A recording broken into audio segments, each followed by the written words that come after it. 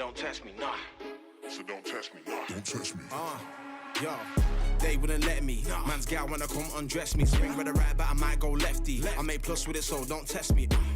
They wouldn't let me. Man's gal wanna come undress me. Swing with a right, but I might go lefty. I make plus with it, so don't test me. Nah, you don't impress me. So don't test me, nah. So don't test me, nah. Don't test me. You don't impress me. So don't test me, nah. So don't test me. Don't test me.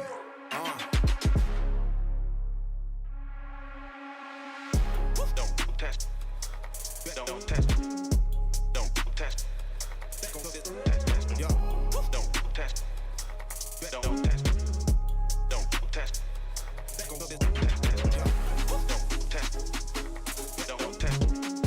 Don't test. Don't test. yo. Don't test. Don't test. They wouldn't let me. Man's gal wanna come undress me. Swing with a right, but I might go lefty. I make plus with it, so don't test me. Don't test me. They wouldn't let me. Man's gal wanna come undress me. Swing with a right, but I might go lefty. I make plus with it, so don't test me. Nah, they wouldn't let me. Man's gal wanna come undress me. Swing with a right, but I might go lefty. I make plus with it, so don't test me. They wouldn't let me. Man's gal wanna come undress me. Swing with a right, but I might go lefty. I make plus with it, so don't test me. Nah. So don't test me, nah. So don't test me. Don't test me. You don't impress me. So don't test me, nah. So don't test me. Don't test me. Don't test. Don't test. Don't test. Don't test me. Yo, Don't test. Don't test. Don't test. Don't test me. Don't test. Don't test me.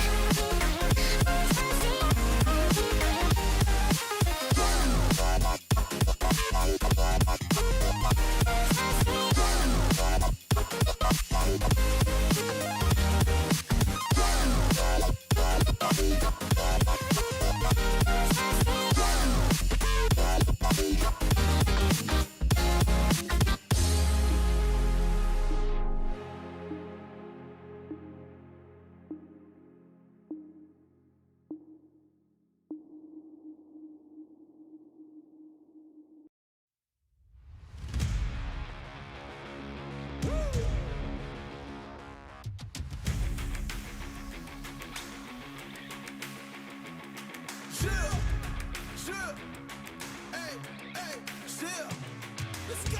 I was born to kill it. I was meant to win. I am down and willing, so I will find a way. It took a minute, and I didn't happen right away. When it get hot in the kitchen, you decide to stay. That's how a winner's made.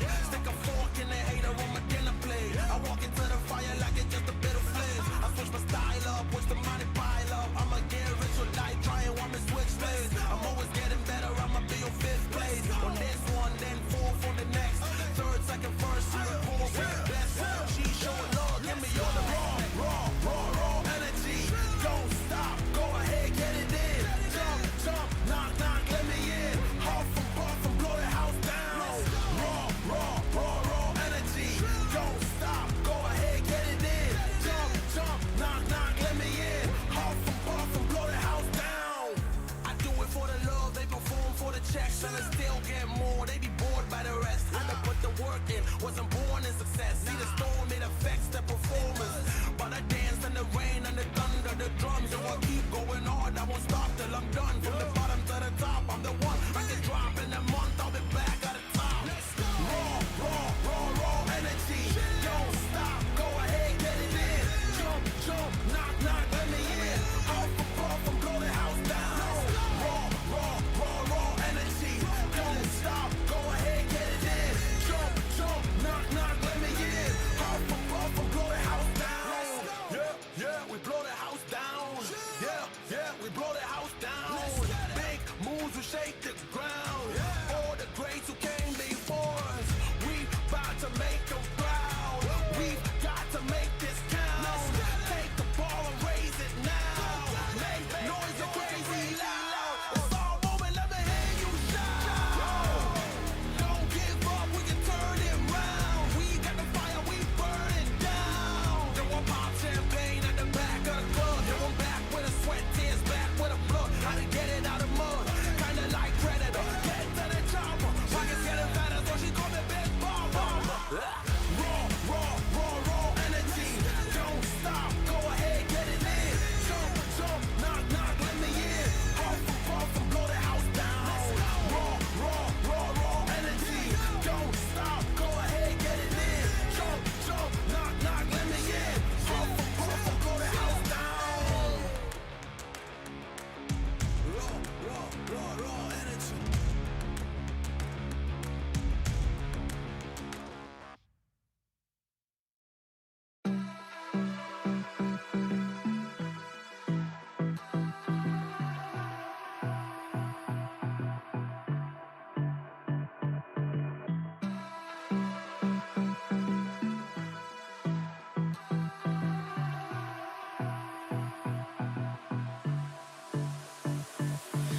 I don't know what you want. Let's have a bit of fun till I downfall. My love, if you feel like I do right now, don't say you're on the run to the other side, my love.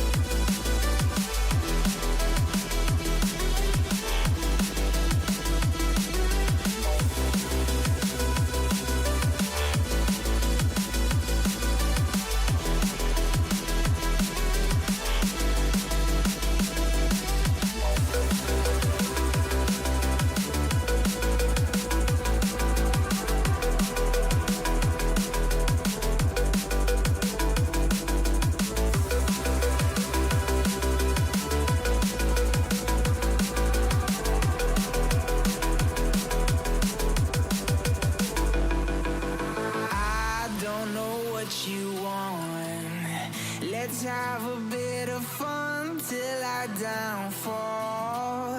My love, if you feel like I do right now, don't say you're on the run to the other side. My love, you say you wanna try, but you never do. Sugar, there's a reason why we lose.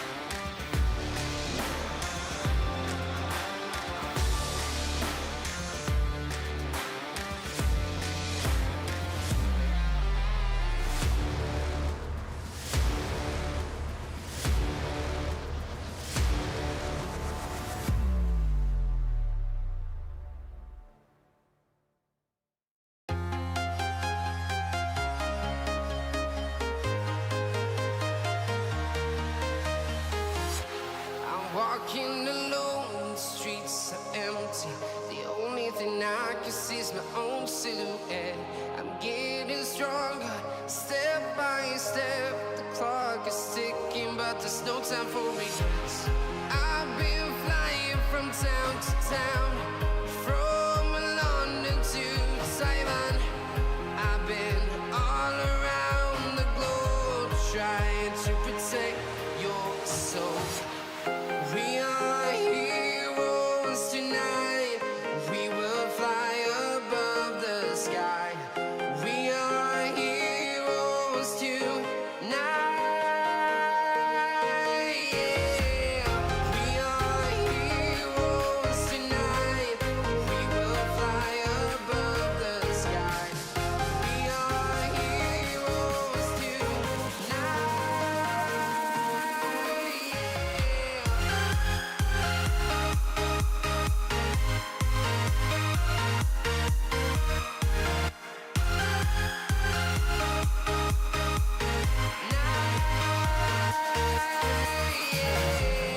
Feel like a dynamite, ready to explode right up in the sky.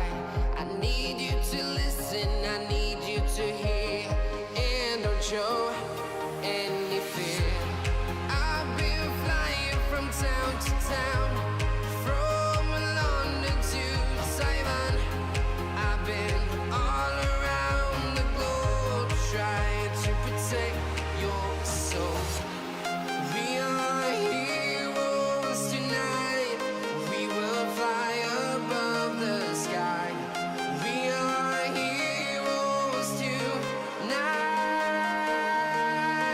Yeah. We are heroes tonight. We will fly above the sky. We are heroes tonight.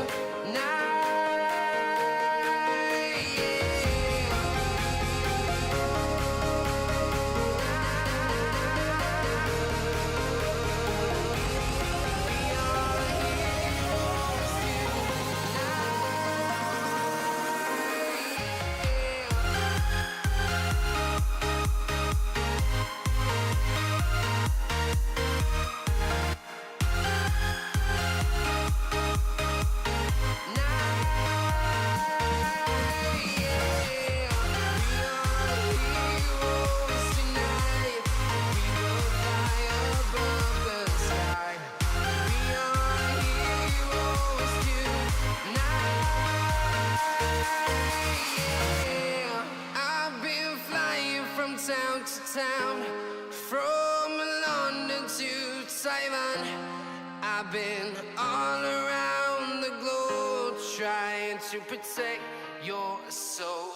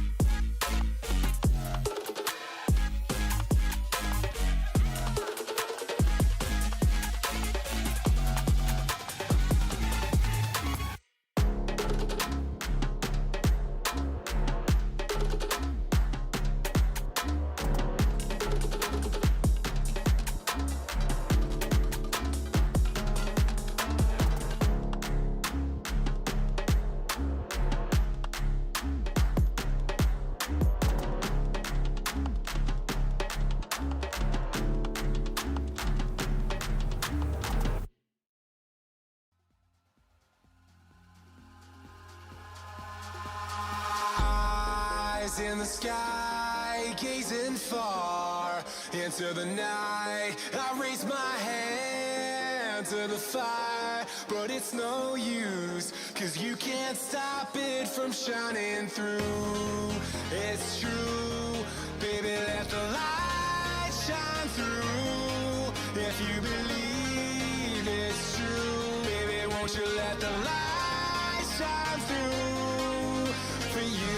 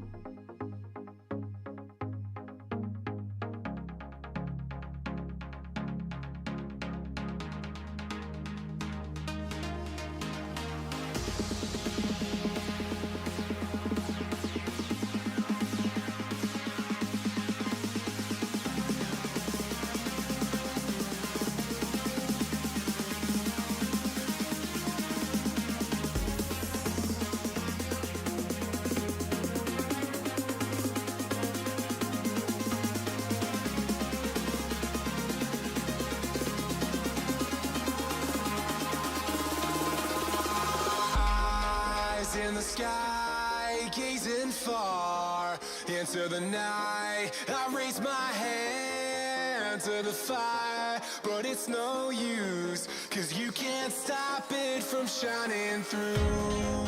It's true, baby, let the light shine through. If you believe it's true, baby, won't you let the light shine through for you.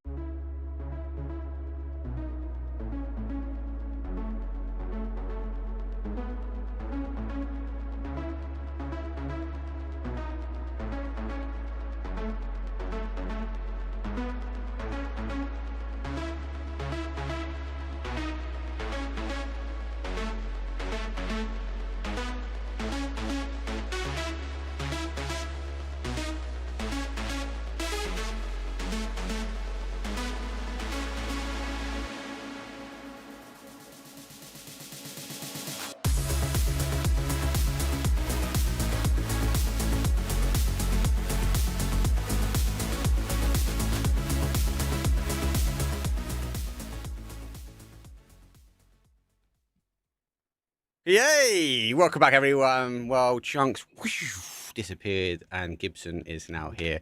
He's been playing golf all day, so I don't think that's a real sport, is it, Gibson? Look, it's walk, it's nice, it's get outside, get rid of some stress, hit something as hard as you can without getting in trouble. Like, what's there not to love? And I rushed to get home to be here alongside you, so, you should be pretty happy about that, Mark.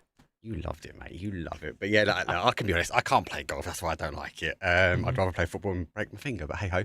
That being said, we've got PUBG action. It is closed qualifiers. The road to EWC, as we say. Group B versus Group C is the final 6-day games where we have to then eventually crown ourselves a top 8 who will get a golden ticket through to the finals. 9 through to 24. Well, they've got to get another opportunity in the last chance qualifiers before we meet everyone in the final next week, Friday, Saturday, Sunday, and we can only take 3 teams. 3 teams be joining Twisted Minds and BB. It's exciting, but before I get into that, I do want to give a massive shout out to a couple of people. Koa, who's going to be a handout today as well. He's really helping me in behind the scenes to get the stream sorted. So big shout out for you. Thank you very much, kind sir. And more importantly, Bing Esports. I had to pay for it, so I've paid for it, guys. But I had a lot of feedback from the community last 2 days, like, hey, can you show the leaderboard during the breaks, or can you show the leaderboard obviously during this piece here, right? And I'll be completely transparent. I don't have the overlay. So if I've got this new guy, which is building me out the overlays, is what you see, all these like stuff moving around here, right? But I haven't quite got ready, or I'm not happy with the leaderboard version of that yet. So I thought I had to go and do something. It cost a bit of money, I'm not going to lie. But we do have a live leaderboard as if it was like a full production PUBG style event. Okay, so, and I think it's really key, Gibson, for today. Why? Because we need to look at that cutoff point, right? Navi popped off on day number 1. They had a rest yesterday. They got to see VP close out the day really, really strong. Expectations for me with extends there. I think Navi are going to pop off again, but if they do, it means we're going to see that cutoff point potentially drop down a little bit lower. Yeah, 100%. I think that there is a potential when you look at the teams in this lobby that a couple of these sides will pick up the vast majority of the points today. All eyes are on FaZe Clan after the changes that were made there. They're already sitting inside the top 8 with 6 games to play. So it would take something horrendous to happen for them not to be inside the top 8 come tomorrow and get that automatic place through to the final qualifiers next weekend. But yeah, I think the big one is continuing to see some of the teams that I recognize from the past stepping up. Stuckers are right on in with a chance of getting qualification. What are they, like 11th, 12th place as things stand? So yeah, they are. I think it's 11th place, so 30th. they can make. Yeah, and you spoke about getting the live leaderboard. All I'm going to say is to the people at home, if you knew how much money Mark was paying Chunks, how much Mark's paying me, and how much he is paying for these leaderboards, you're getting paid, bro. The poor guy is not going to be able to eat for a week. So make sure that if you do have a Twitch sub, give him that prime, give him those primes. Go support the players, but thank you very much, Gibson. So, for those that are new to the format, what me and Gibson are talking about, we have to look for a top 8 again, right? So it's really key that we obviously transition into a point where actually, do you know what? We need to make sure that we have a good day. I'm worried. I am worried, personally worried if I turn the game down, because we've actually started on time today. I am worried that actually some of these teams, if they get caught up in the likes of Navi, if they get caught up, obviously, having to scrabble for points, because they've only got 6 games left to do it. Navi was strong. They got back-to-back wins. They were okay. So we're going to have to wait and see what the other teams do. Stuck, as you say, really good. FaZe looked really good yesterday as well. So interesting to see all of the variations that come through. I think the other side of the story, though, is the guys and girls that are sitting on the sidelines here, Gibson. We've got the likes of Foot Esports. Like, how is 74 points enough? Is Mythoff at 70? Is that realistically enough? And I think it comes back to that question. Does it all go down to Navi? What do Navi do? Are they going to have difficulty trying to get around this lobby? Is it a hard lobby with FaZe? If they pop off, maybe 74 is good enough. Maybe we get mid to high 60s. We have to wait and see that. I'd say it'll be mid to high 60s. I think the Mythoff will be watching, but hey, on the bright side, if you are watching today and you're not taking part, at the bare minimum, you've qualified for the LCQs. So, worst case scenario, you're still going to be playing on Tuesday and Wednesday. But what you want to do is bypass it. But you and I have seen in the past, sometimes not getting through it the first bite, going through the LCQs, gives teams a little bit more of an advantage because they're going into the weekend feeling a little bit better. They get that wave, that wave of confidence that gets them going. All in all, I think it's going to be a lot of fun tonight. But yeah, keep your eyes on Navi, keep your eyes on FaZe Clan. Maybe even we could see some big moves from Slam G, who, where they just about got in the back door.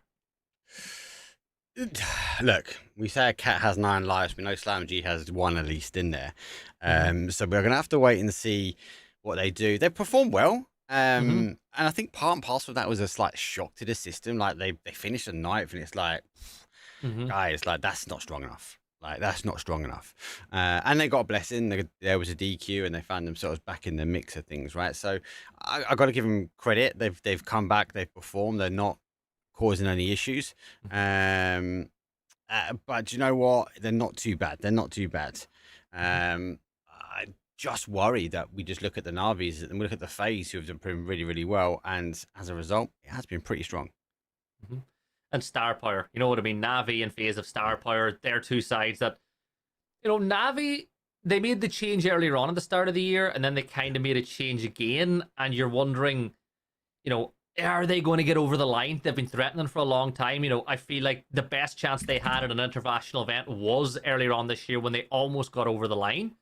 But yeah, I think with the change, this is the EWC event is brilliant timing because they can go to this, you know, they give a chance to qualify for this, make life-changing money, and then really bring some confidence and strength in towards, you know, the next set of PEC to try qualify for the upcoming PGSs.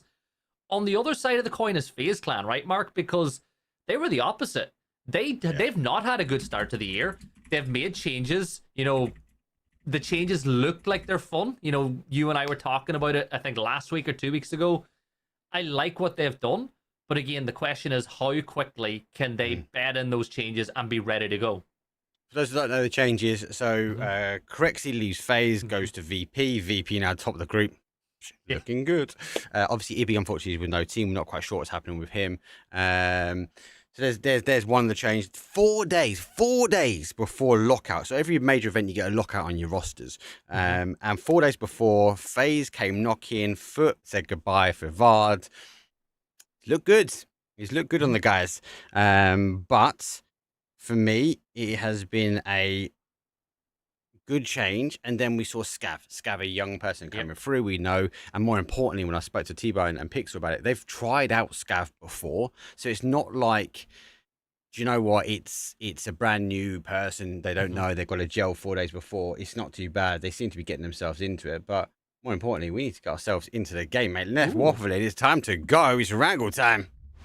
Yeah, for once I don't have access to... So I'm going to have... Yeah, I was thinking. I was thinking. You noticed by my tone, I was like, I'm not sure my mic is. Your mic's hot. I did it. It's a community stream. We can get away with it. I will figure out actually how I can get the map stream. To be fair, about a delay. But for now, you can look at this. It's technically map number 13. As I said, it is the final 6 games, and we are looking at that magical cut-off line. Oh, I can press my magic button now. Kadoosh! Oh no, I won't press it there. I'll press it on this one. 1 second. Come on, Mark. Come on, Mark. Sorry. Get it all right. You pushed the wrong button too early. But Kadoosh! there we go. There's our live leaderboard. As you can see, Navi and FaZe Clan, the only teams taking part tonight that are already in the top 8. So you'd have to say something miraculous would have to occur for them not to get over the line. I'm looking at the likes of Slam G. And I don't know if it's because you made the logo, or if it's just because, you know, you and I have cast them win inside of Europe in the Protality event. I didn't make that logo. I thought you updated the win or die logo.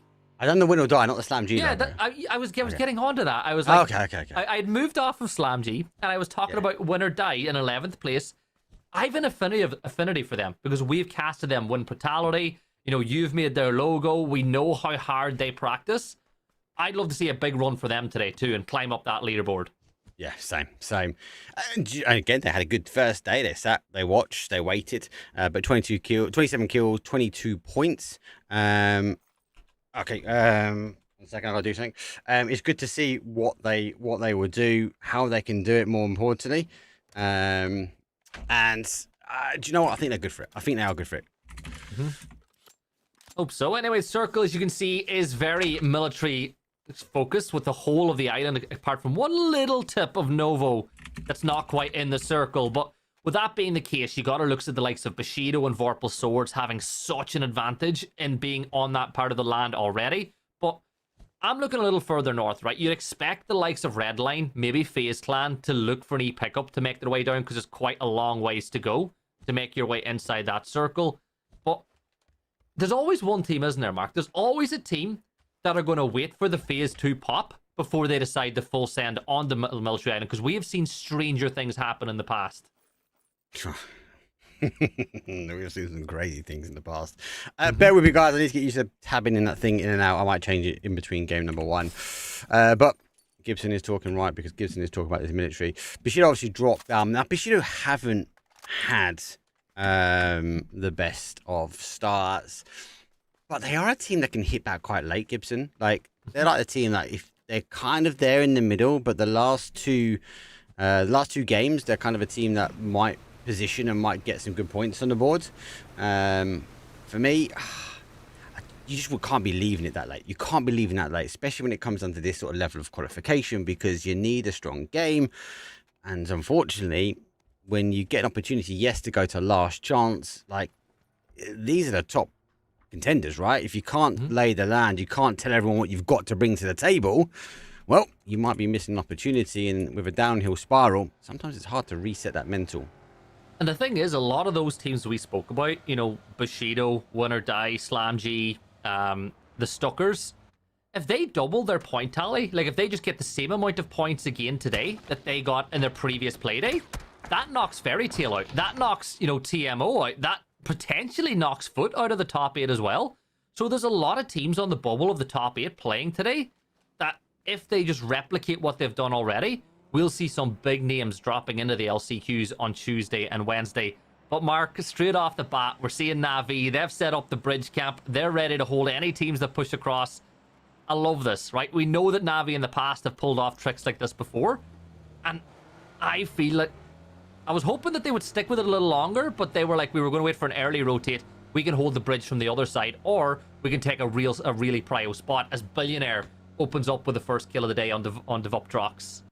Let's open up to the first kill. I've just changed it, guys, so we've basically got it there all the time. Anyway, it's going to be a little bit small in this one, but it means that I don't have to mess around with pressing buttons, so that's all good. Na'Vi, I thought they were positioning them to go take the actual hold out to UST. They moved down to Ferry Pier, realizing that Na'Vi can do whatever Na'Vi wants today. Why? Because they're already over that line. It would take a lot to shift them off, if I'm honest with you. But as I said to our Rain this afternoon, I was like, look, obviously you've made changes and your fix is gone, and for whatever reason don't need to go into it. Then obviously you tried Steed and didn't quite work out, and Lamb, was it too much pressure, etc. But you know what? That aside, Extends, right pick. Feels really, really good in this team. And yes, the performance was great on day number 1. Yes, this is the EMEA, so we've got to see what they do when it comes down to lands. But if this is what we're getting from Na'Vi, the fans are going to be happy. I like the Extends pickup. You know, you and I have casted him extensively over the last couple of years, so I think he'll fit in well. And you're not bringing in an inexperienced player either. Like, you're bringing in a player who's been playing at PUBG for a couple of years now. Yes, we've not seen them at as many international lands as maybe some other players that they could have picked up, but I like it. It brings a little bit more experience, and we all know that Extends has the ability to frag out at any point. And you know, 2 of the teams I spoke about, considering taking pickups, have gone ahead and done it. Like Ascend, they're going from Stalber, FaZe Clan doing the exact same. This is the right thing to do in a circle like this. It is the right thing to do in a circle. They're going to try and hold things out. A lot of pickups coming through. Send on, as mentioned, they're a team which I think should be a little bit higher up on that leaderboard. Not at the best day to start off with, but I just felt like they kept on running to Voptrox. I said it on social media. It's like, can the German teams stop running to the German teams, please? Because there's only 2, right? You just continually crash into each other. So it's kind of that ensured destruction, unfortunately, for the community. A couple of others take risk. Obviously, not a bad start. Struggle with placement. Hype Beast, not the best start. We're expecting to be higher, but then you got to go, is this the right level for them?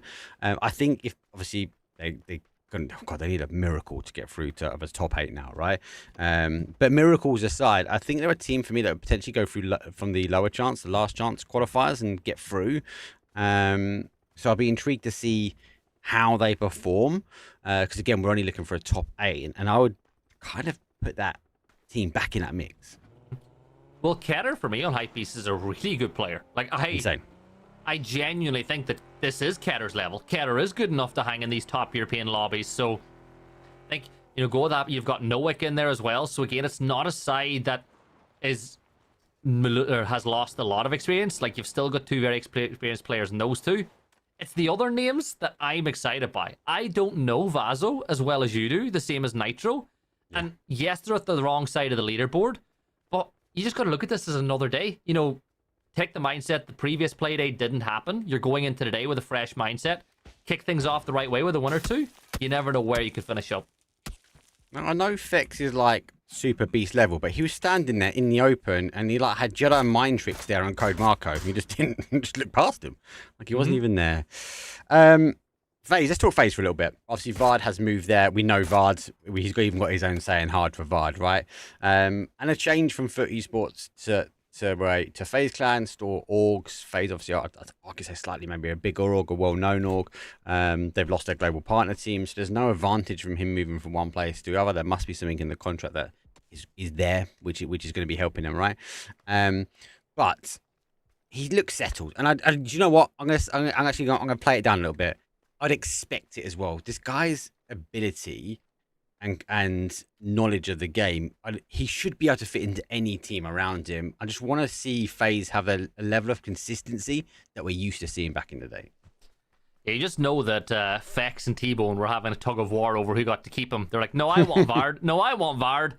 And he's changed the scenery. He's gone over to FaZe Clan. Team UK hasn't been announced yet, but we'd be pretty sure that those two will be... Yeah, we're pretty sure that those two will be out there as well. So this is a chance for them to build more chemistry going into that event as well. If anything, it puts Vard in a wonderful position, having played extensively with T-Bone, now getting all the chances to play alongside FX. But I think, again, I agree with you. Tons of experience, crack player. Vard should be an upgrade for FaZe Clan. And I think the change of scenery will be good for all parties. Yeah, sometimes a change up like that does make a big difference, right? So... yeah, you can't moan. You can't complain. And now, Na'Vi losing one, the new boy, we just bigged him up, and Win or Die have come by to say, Gibson picked this up in chat, so we want to make sure we get in. Hakatori, though. Good couple of shots. Looks for Levantes. He's going to go pop this nade. Nade goes underneath. The bounce is nice. Leosh has to divert and go the other way. And Levante, well, he's still here fighting for another day. Yeah, Levante takes a ton of damage. But Hakatori's the same. The great shot from Hello My Bad, though. He got the off angle and down falls Hakatori. But look at the other side. So sad.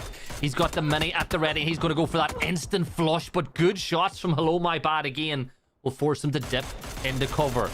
But Vorpal Swords, if you look at the kill feed, they're having a bit of a battle elsewhere alongside a FaZe Clan. But as all these teams try to work their way in, and Chunks, or I would say Chunks. My mind. Right, let's disconnect him. Get him out of here. Every day. I've worked with him every day. Like almost every day for the last you NA boys. Terrible, mate. Absolutely terrible, mate. Chunks is more professional. He doesn't do that to me. Yeah. I know, that's not an offence, mate. Chunks is a legend, let's be honest. Talk about legends. Well, Brex, he's up here. Ascender said need a big game today. Now they're on the move forward. Redline need to try and back away slightly as they do have the aerial battles coming in from Brex. We know Ascend like this and they can see so much more intel, but it's not just Ascend, it's Redline and it's Savage all scrabbling for this East Bridge.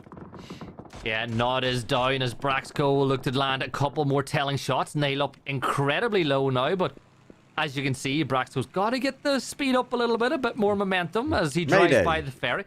Did you see what that ferry did in America, by the way, last week? Your clip was perfect because you were laughing for ages. The ferry base, the guys were swimming across. I will get the clip in chat for you. The guys were swimming across and he, instead of going under the water, he just took a face full of the ferry and died because of it. And Gibson was just laughing uncontrollably, I feel like is the best way to say that. How do you not know the ferry's coming though? Like it's not as if it's a small little thing either. It's pretty big as the Sand will get ready to make their move. The circle pop though, Mark, as you can see, it keeps a little bit of that North Island in. But Na'Vi will be the first team to get eliminated as Pufax from the Stuckers will find that kill. And that helps them climb a little bit closer towards the top spot as well. 40 points now for them as we get ready. And I'm looking, right? Ascend are pretty happy with where they're sat right now. They can wait for the last team to cross I feel like if they try to cross too early, Redline will have a good go at them. So realistically, what do you think, Mark? They'll hold their position for another phase or two and then try crossing a bit later? It's the right play. The question is, do they come back here and try and take one of the boats or take that ferry that we love? Savage, obviously, we're also involved in that fight. Take risk, might be able to catch them scrabbling their way across this north side. Still lots of water in, so we do expect a play back that way. But you've got to be intrigued that Send need to make the right timing call. Otherwise, they're going to suffer the opportunity for Redline to pick up some points. Nail up with the MK, just watching as Ascend continue to do some scouting work with Braxco. Something that I think, I'm going to say they were the early adopters of it inside of the EMEA. They were doing it from the get-go as soon as it became a valuable asset to get information. So they've been using the glider over and over and over again. And the main thing is he can just tell them where's clear, where's not clear as they get ready to move inside the circle. But the big one for me, Mark, is look at the positioning already of Bushido and Vorpal Swords. Now with Vorpal Swords, they moved early to take the hospital and the hills, and they'll be able to get a really good line of sight onto everybody inside Millie Base.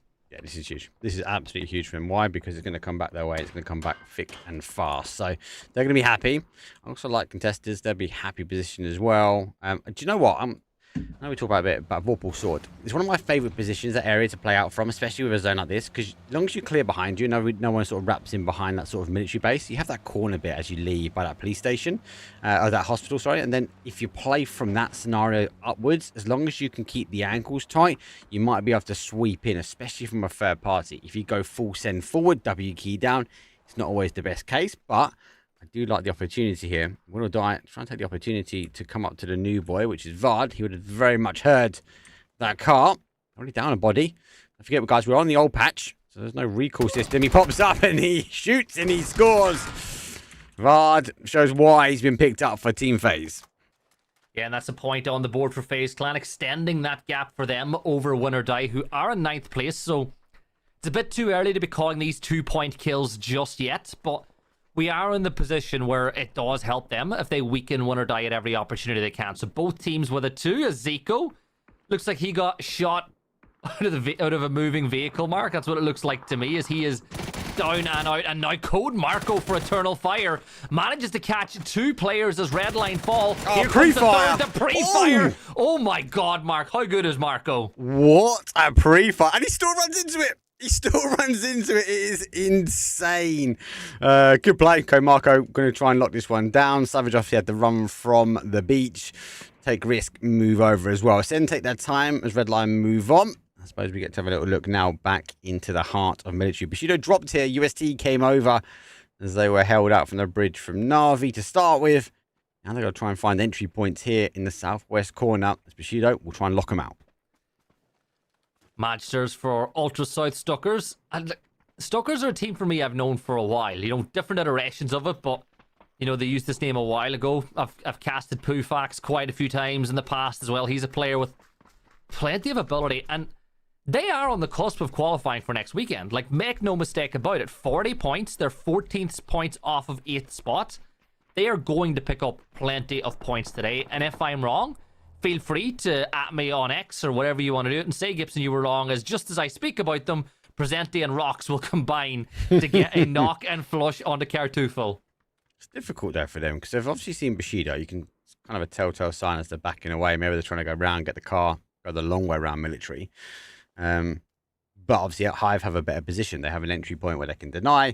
They've done the right thing. They've now pushed them back. Now they push him back towards Bushido. A couple of shots here from Celtic. Gets a couple of misses to start. Next follow will hit and hit hard, but not going to be enough. Phase number 4. It's going to chunk a little bit here. The zone, it has shifted yet again away from these teams and these players because they need to deal with this fight quickly or they need to get moving. Yeah, and look at this. Win or Die getting close with Vard once more, a little bit further towards the north as FaZe will unleash a volley of bullets at Win or Die, but for now, at least it looks like they've gotten past. But, you know, they've not got a lot of safety because straight off the back of that, they're going to run towards CS. So I think for... Hello, my bad. His vehicle's about to blow. Yeah, I said that they got her there. They didn't. Melodic got the kill. And that is another side eliminated. 11 teams left, 40 players up at this point, and it looks like Slam G getting really close to Hive. Yeah, they've moved out. 2-2 split for them. They played the aggressor. There've been a couple of games where, I don't want to say passive, like, it wasn't their style. This team screams to me aggressive, push forward, run over your own teammate like Bushido do, and continue to sort of play forward, take the fight to the people. And a couple of times I saw, like, do you know what? They sort of sat still. They're trying to play the more passive game. They're trying to play the outside edge. And it just didn't work out for them. It's a team that, for me, screams momentum. If they have momentum, if they have that aggressive stance and they get fighting, they are going to win those fights. Yeah, I'm looking now at FaZe Clan as they look to secure that little ridge line over the road for this moment as Metabay is moving towards Mixu, who is holding this angle. And the longer you sit here, the more damage you take, the easier it is for Mixu to get the kill, but he's in the exact same position. He's further out of the blue of the circle than what Metabay is at this moment in time. But I feel like, Mark, they're playing this really slow. Like, every single point matters for these teams. And at this point, I think Metabay is just trying to pick up a couple of kills, because for him to get into the zone after this fight, it's going to be a tough ask. Yeah, non-existent. This is the right play. This is the right play. You're not going with his team. The other guys need to try and work in. They've already lost one, so they're going to play this out as a duo. But they need points. They are low down the leaderboard. They need to kind of drive up as much as they can, ensure they get above that kind of threshold or as close as they can. Metabay does reposition. Now we can hear the footsteps on the outside, but those meds, every time he pops a med, it's a sound cue. Pre-fire comes through. It's not quite a code Moko. It's not going to be the case this time. He has to back away. But again, the blue zone is ticking away. Yeah, and Mixu's now got himself in a better position, but I think he's got to pop a first aid now as Shilla elsewhere gets the knock onto Frag. Metabay steps on out, but the door wasn't open yet. It was still half closed. Metabay will be dealt with, and now it'll be a very difficult race for Stuckers to make their way inside the circle. And look at this. Krem from Vorpal Swords, he's holding them out, so I don't think they'll be able to make this one. And one shot from this Mini 14 will be enough. And there you go. Pufax will get taken down, but it is, of course, by Razor instead. Mark's circle shifts, and as it stands, if Slam G can deal with Voptrox, they're in a really good position now. Yeah, great position. Don't forget, yes, they phase one from here as well. So, actually, I'll say they won from here. They won from the outside. They're on a 2-2 split. We had Hive in the compound. So, a little bit of a mix around as Hive take the outside edge this time. Sends now what they need to start making their way through. It's down to the fight that's going to come from the guys from Take Risk. Billionaire, the final player left. I'll be interested because the contestants surely want to get involved in a third party here. Yeah, Billionaire, though, got the mechanical ability to win this fight, but he's being held by CS as well, so this is a tough push to make as Melodic will land a bit of damage. Now, the benefit is he does have a little bit of time here, about 10 seconds before that circle pops to think about what his next move is, and he throws the nade towards Kiliakai, who's going for the res, and the nade, it's the first one's not great. They're in the bathroom. He gets a great spray. Kiliakai peaks 1 HP, and Billionaire gets it done. Now, he's still got a little bit of work here to do, Mark, but what a spray from Billionaire. It was just a consistency. He knew he had to peak, and Kiliakai got tempted in. His Chris moves on the outside. There's the confirmation 1-2. Brex still not. The shots are coming through, but he's actually coming the other way. Contestants coming for the third party here. It's a hard nade for him. He has to step out. He has to try and get through the window, and it hits the bars. Unfortunately for Chris, doesn't get the nade posted through the post box. Yeah, and Phase 5's getting very close now as well, as Braxco will be dealt with by Melman. So no point there for Billionaire, but he's still got a lot of work to do in this blue zone. Phase 5, it's going to cause a lot of problems, and that's a really badly timed nade for him as well, so it forces him to pop the first aid. Yeah, he's done. Great molly. That's the player killed. Melman secures it, and now Chris, well, he's got to run the exact same gauntlet. Yeah, taking no gauntlets at the moment. Is Chris needs to get moving. So they try and work their way up. That's Chris. He's got a couple of meds. Problem is, like, surely the contestants don't just give up on this one. They actually do turn and take flight the other way. That's mainly because Eternal Fire played in behind. Cricket does get the first one. Melman launches out the nade, though. Can't quite get there. Scrap that. They do get it, but the reinforcements have come. Eternal Fire trying to take the fight back and hold this position. Yeah, the gunfight here doesn't really suit Shilla at all. He's more in the open. He's more exposed, but it doesn't matter. He gets the kills. Contesters eliminated in the 8th spot.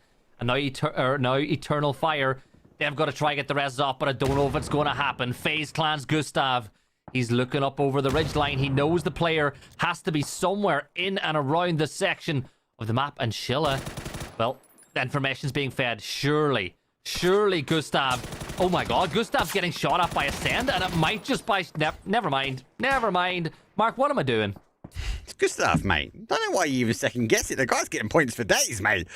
Well, they're on 6. They're a duo now. Vard and Gustav are going to have to try and hold this one out. And this is the position they won from yesterday. So keep an eye on that. Last chance, guys, is on Tuesday and Wednesday next week.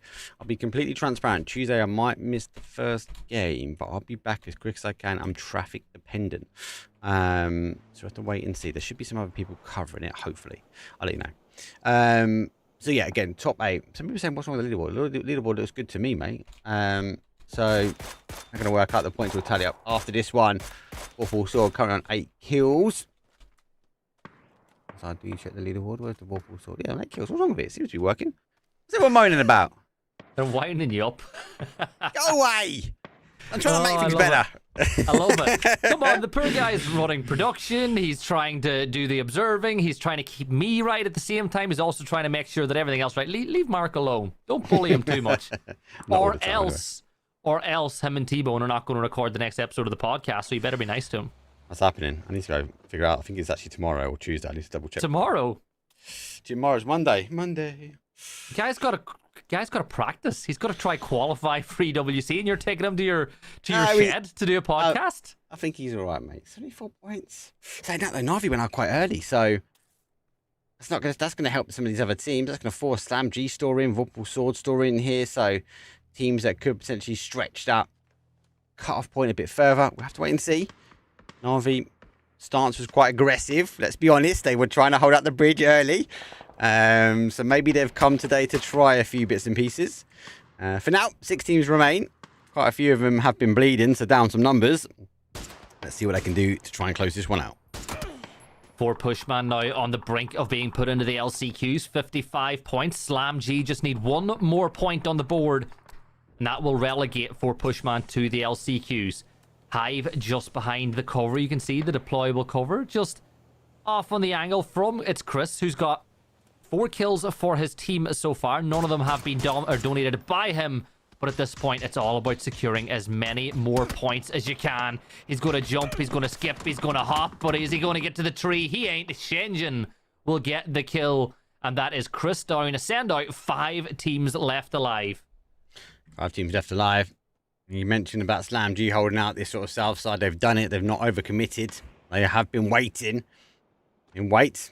One of the few teams that have full bodies left. Them and Vorpal Swords remain with a full body count. Zone's going to shift away. Faye's going to try and hold the outside edge. Bob Trox will find it slightly difficult on the inside here, but they have to get moving eventually. Hive in an also very difficult position. As long as Slam G and Vorpal Sword continue to fight, there's an argument to say Hive will survive, but at some point, if they release a little bit of pressure, like now, Vorpal Sword have to push in, and where else can they go?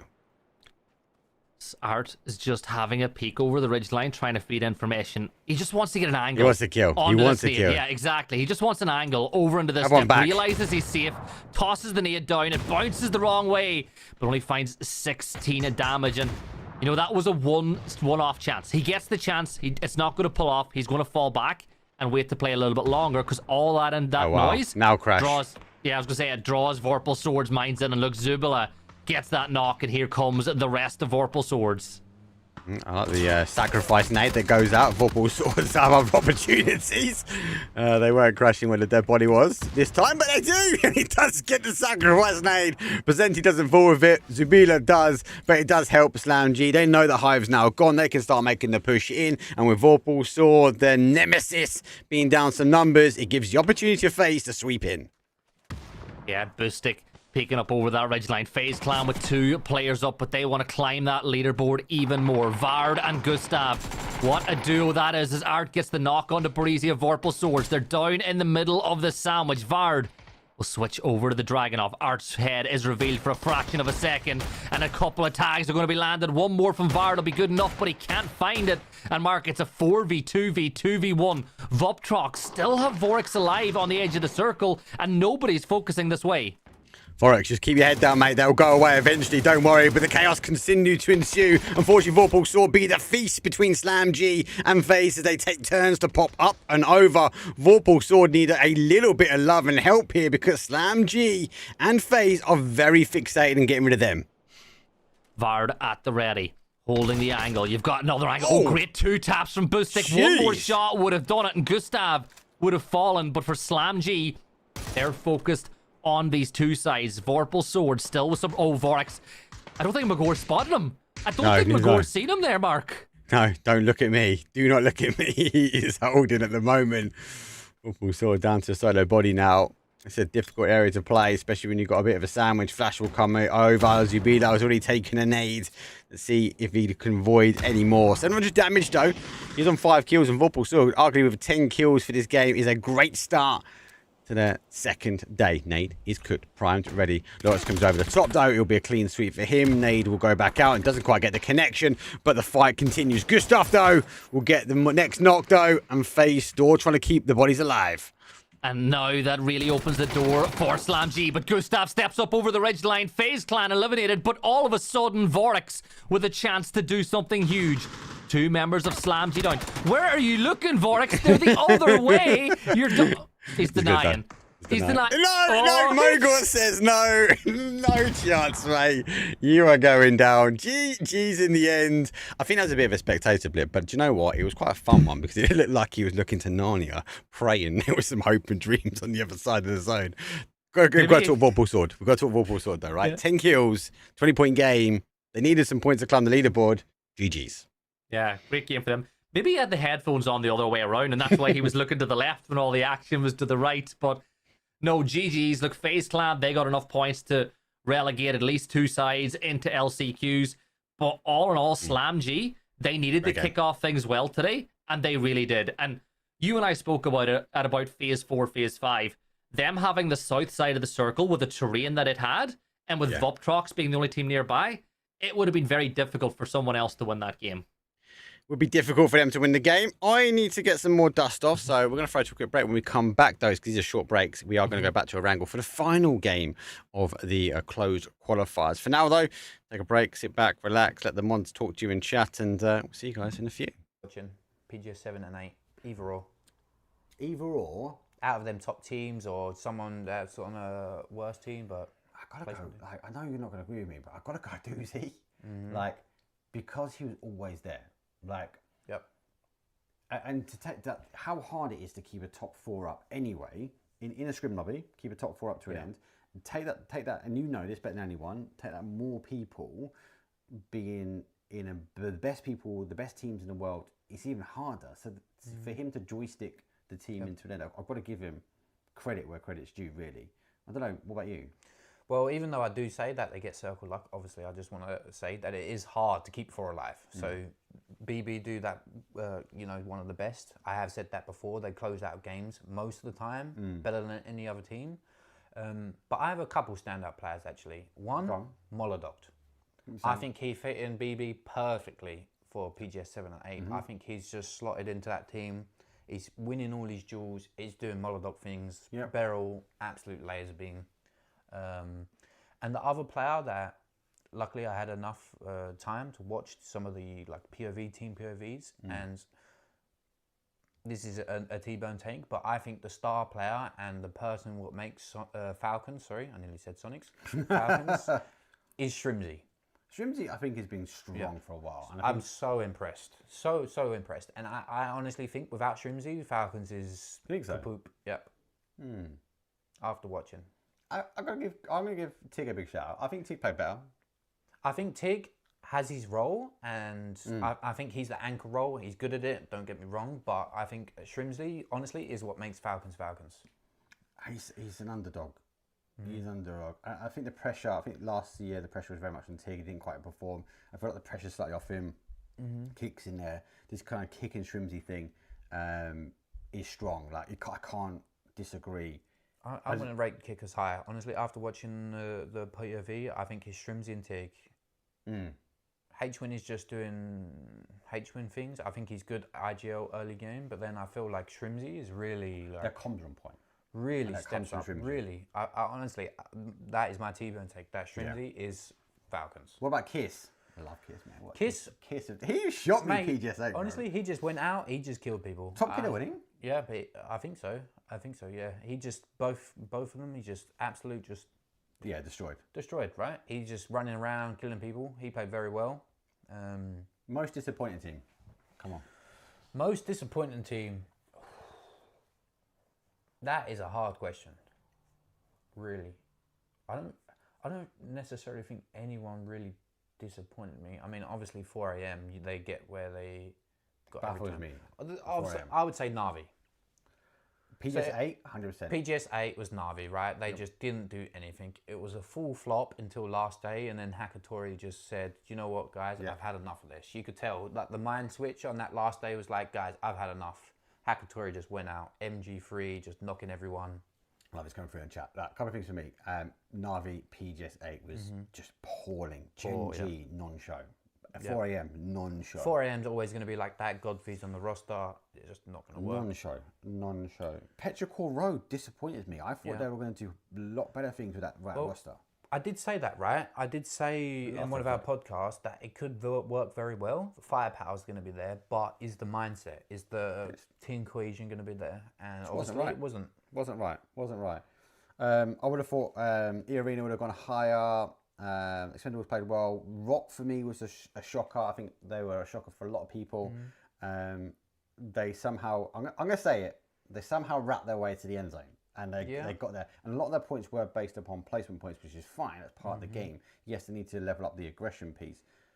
But when you took a rock and you kind of took that, was it 3 versus 1, 3 versus 2, and then went to a 1 versus 1, and then a doozy just pushing over blind. And I think that was the moment where Rock went, actually, we're here to fight and we're here to stay. And I felt like a doozy, and I could be wrong, I felt like a doozy pushed him thinking it's just Rock. I'm better than this. I can close. I think it was just poor play by BB. Honestly, it was just 1 by 1 poor play. They should never have won that, but is what it is. Happens to the best of us. That res came into clutch, right? That res came into clutch. Okay, PGS7. Let's go PGS8. Because we actually have a lot to go through, guys. We've been given big shout. Pixel is helping us out, right? Pixel is helping us out, and he'll be videoing this. And a big shout. You can clip that and live the dream. He's given us a huge topic of things to go through, right? So Pixel's the GOAT. We're trying to level up again. So he's trying to take some really 2 disorganized people. With only 1 camera now, bless him, Pixel. Sorry for the video editing. That's my bad. And now we're going to try and level up. So he's given us a list of huge things to do. And Emotionally he's not in here because he's getting ready for the Balkan Cup, which is kicking off shortly. PGS8. Obviously, BB1, great play, good to see them. And I think that's well deserved. I'm not going to take anything away from that. Kiss for me was the standout player. Like, I think he was farming. The other one I want to give a shout out, which I didn't do well, is Nixie. Nixie's damage was huge. Nixie produced high, but they're unable to convert. And I want to deep dive again back into VP because we know they're not a momentum. We know they're a momentum-based team. We know they've got a little bit better momentum at 8 compared to 7, but it still wasn't to be. You can take Nixie's damage 2 ways. 1 is that he's owning people, or 2, he's not doing what he should be doing and farming ADR. Yeah. So there's 2 ways to look at it. I'm not in the team. I don't know for sure. I'm leaning more towards he's just farming ADR and not doing things. A lot of the time he's getting a knock, now we're behind the ridge, we couldn't get the confirm, which I kind of get, right? And that's part and parcel, but every team's going to have that. But it's an interesting take. It is an interesting take. Now, VP, we're going to see what happens. I still suspect, as I've said before, that maybe we're going to see Ibby removed soon. So we've heard this rumor, and you've mentioned this a few times. And let's, for those people that haven't seen the other episodes, don't forget to subscribe now. Not to this channel, but you can. Not to this channel, like at Game Day Esports on YouTube. I think it was last episode you talked about this, and maybe it's the one before because we had wind. Mixie joined FaZe, right? Number 1, right? So that there for me is a big shift that the FaZe could be replaced. And then the rumour started coming out, correctly, he's going to shift over and Ibby might not be anymore with VP. Nothing's been confirmed. Did Ibby perform well? He was okay, but the whole team didn't perform. So at some point, back to VP, they're going to have to do something, right? So I think it's going to change for sure. You still think that they're going to shift? 100%, yeah. The only thing I know about PGS is if you qualify, you have to play with the same roster, so they couldn't change it. Impossible. Yeah, I get that. And with FaZe not qualifying, it makes sense to me. It makes sense to me. At least I think that's going to happen. I think it's most likely going to happen. We will have to wait and see. I don't know for sure. Yeah. But I do think the rumors are that Ibby's going to be changing over. Ibby's going, Crex is going in, and Mixie is stepping up with FaZe. So FaZe need to change something. And I know we're talking about PGS7 and PGS8, but the qualifying they just didn't perform, right? And it's the first time we saw FaZe not get there. We know they can get kills, right? But they're just not converting the placement points, and as a result, they're not getting the balance. And it was the first time we've not seen FaZe at a LAN. Well, there was GPT, so yeah. With the trust me, when But they're okay at LAN. They're not, obviously, they're not, yeah, but when you converting. don't have that pressure, it's so much easier to play. When you're a GPT, it's so much easier to play online. You know you're in the event, you're chilling. You can just go push any team, and yeah, you're chilling. Now, if Mexi joins, well, Mexi has joined as coach. But T-bone take. Coach, as I said before. I think he could work pretty well, honestly. I think FaZe could work pretty well with Mexi.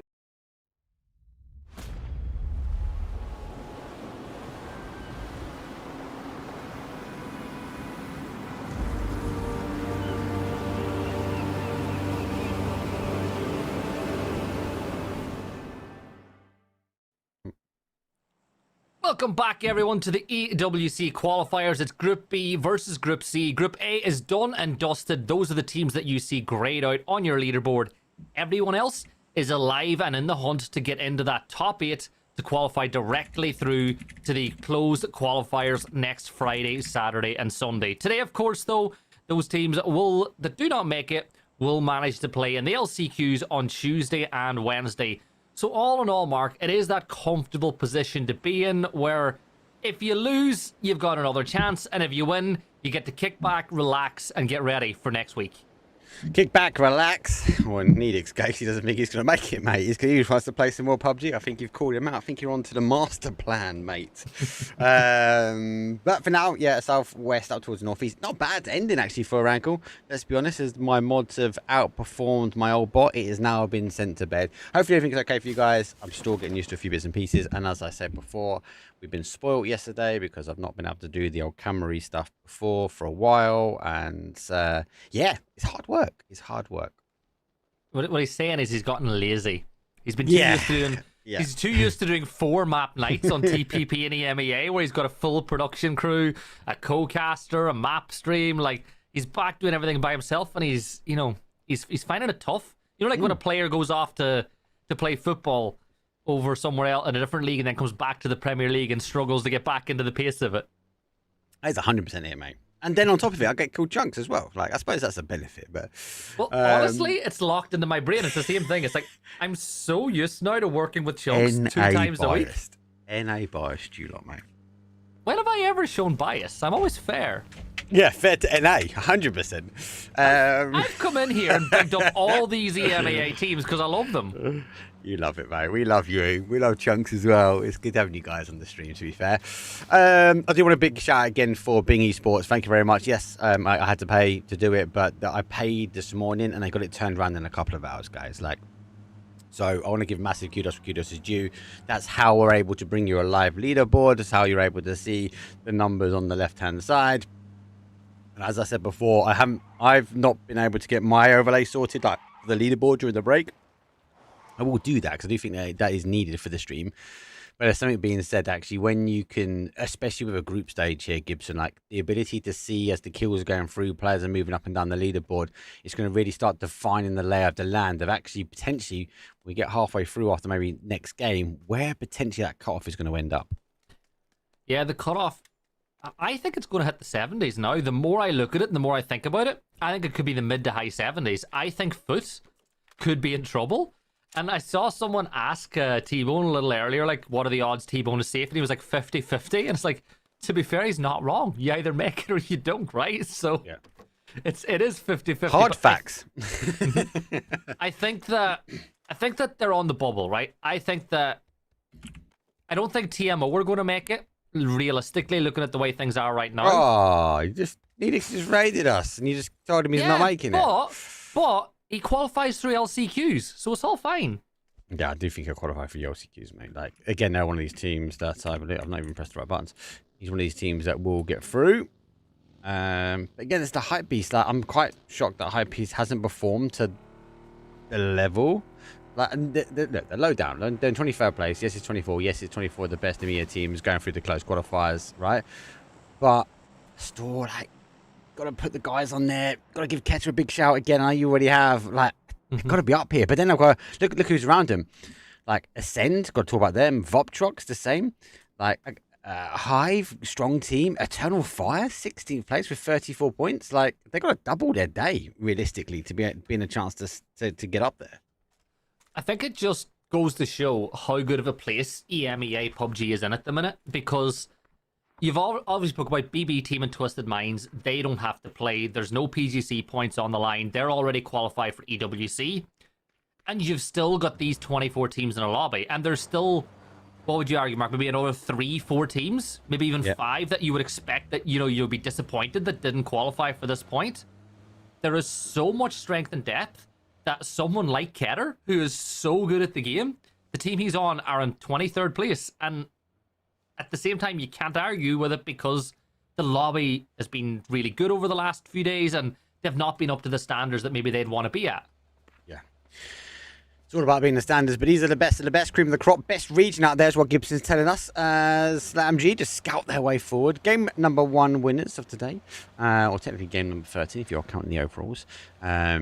It's a good game for them. Actually, they did hold off. The story definitely was for me Vorpal Sword. Yes, they didn't quite get in. Yes, they got caught on the rotational between that sort of sandwich between SlamG and FaZe, but a team which could be just around the bottom side of the table, but they're a little bit of a sleeper agent. They've been working their way up, and a good start to today, that might give them the sort of oomph they need to continue on.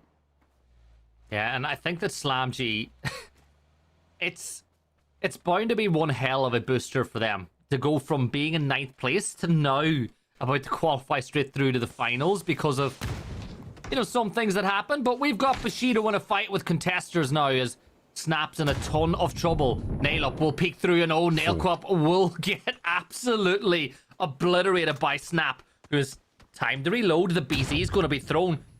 But I think that Snap, that BZ here's another might one, actually... though. Why is that but he's the fine. second? He's fine. Bamboozles me there, Gibson. I thought he should have thrown the second, if not the molly, to stack that U2 one you can med through, mate. Bushido, again, applying pressure, but not being able to dig out, though. They have got one, but they have played now for the res. Shield in action. The contestants will try and wait, watch. Snade will get swallowed up by the bookcase, and he has to now find a way to try and defend this breach. And look, FaZe are getting involved now as well as James gets the knock on to Crossberg. So here comes the full push. Snap finds another one. And Melman is on his way. Right, Melman turns tail. Yeah, it's gone. I'm a little disappointed that contesters, with all the good work that Snap was doing, he had gotten the knock on to Nail Cup, he had managed to alive. I'm disappointed that they weren't there as quickly to help out. Yeah. Yeah, they were sort of lurking on the edge, weren't they, as well? So I think part and parcel, maybe FaZe getting involved. Maybe that was... where are they? Just try and work that out before they sort of move their way in. But yeah, not to be this time. Redline moving for a bit more of a passive. Ascend and Vopstrox on a breach on the east side. They're going to end up fighting. Hype Beast, they jump for Stauber. They will have to move their way down. Everyone else is in. Everyone else has got a position. Will die take a huge amount of space and praying that it comes back to a northwest.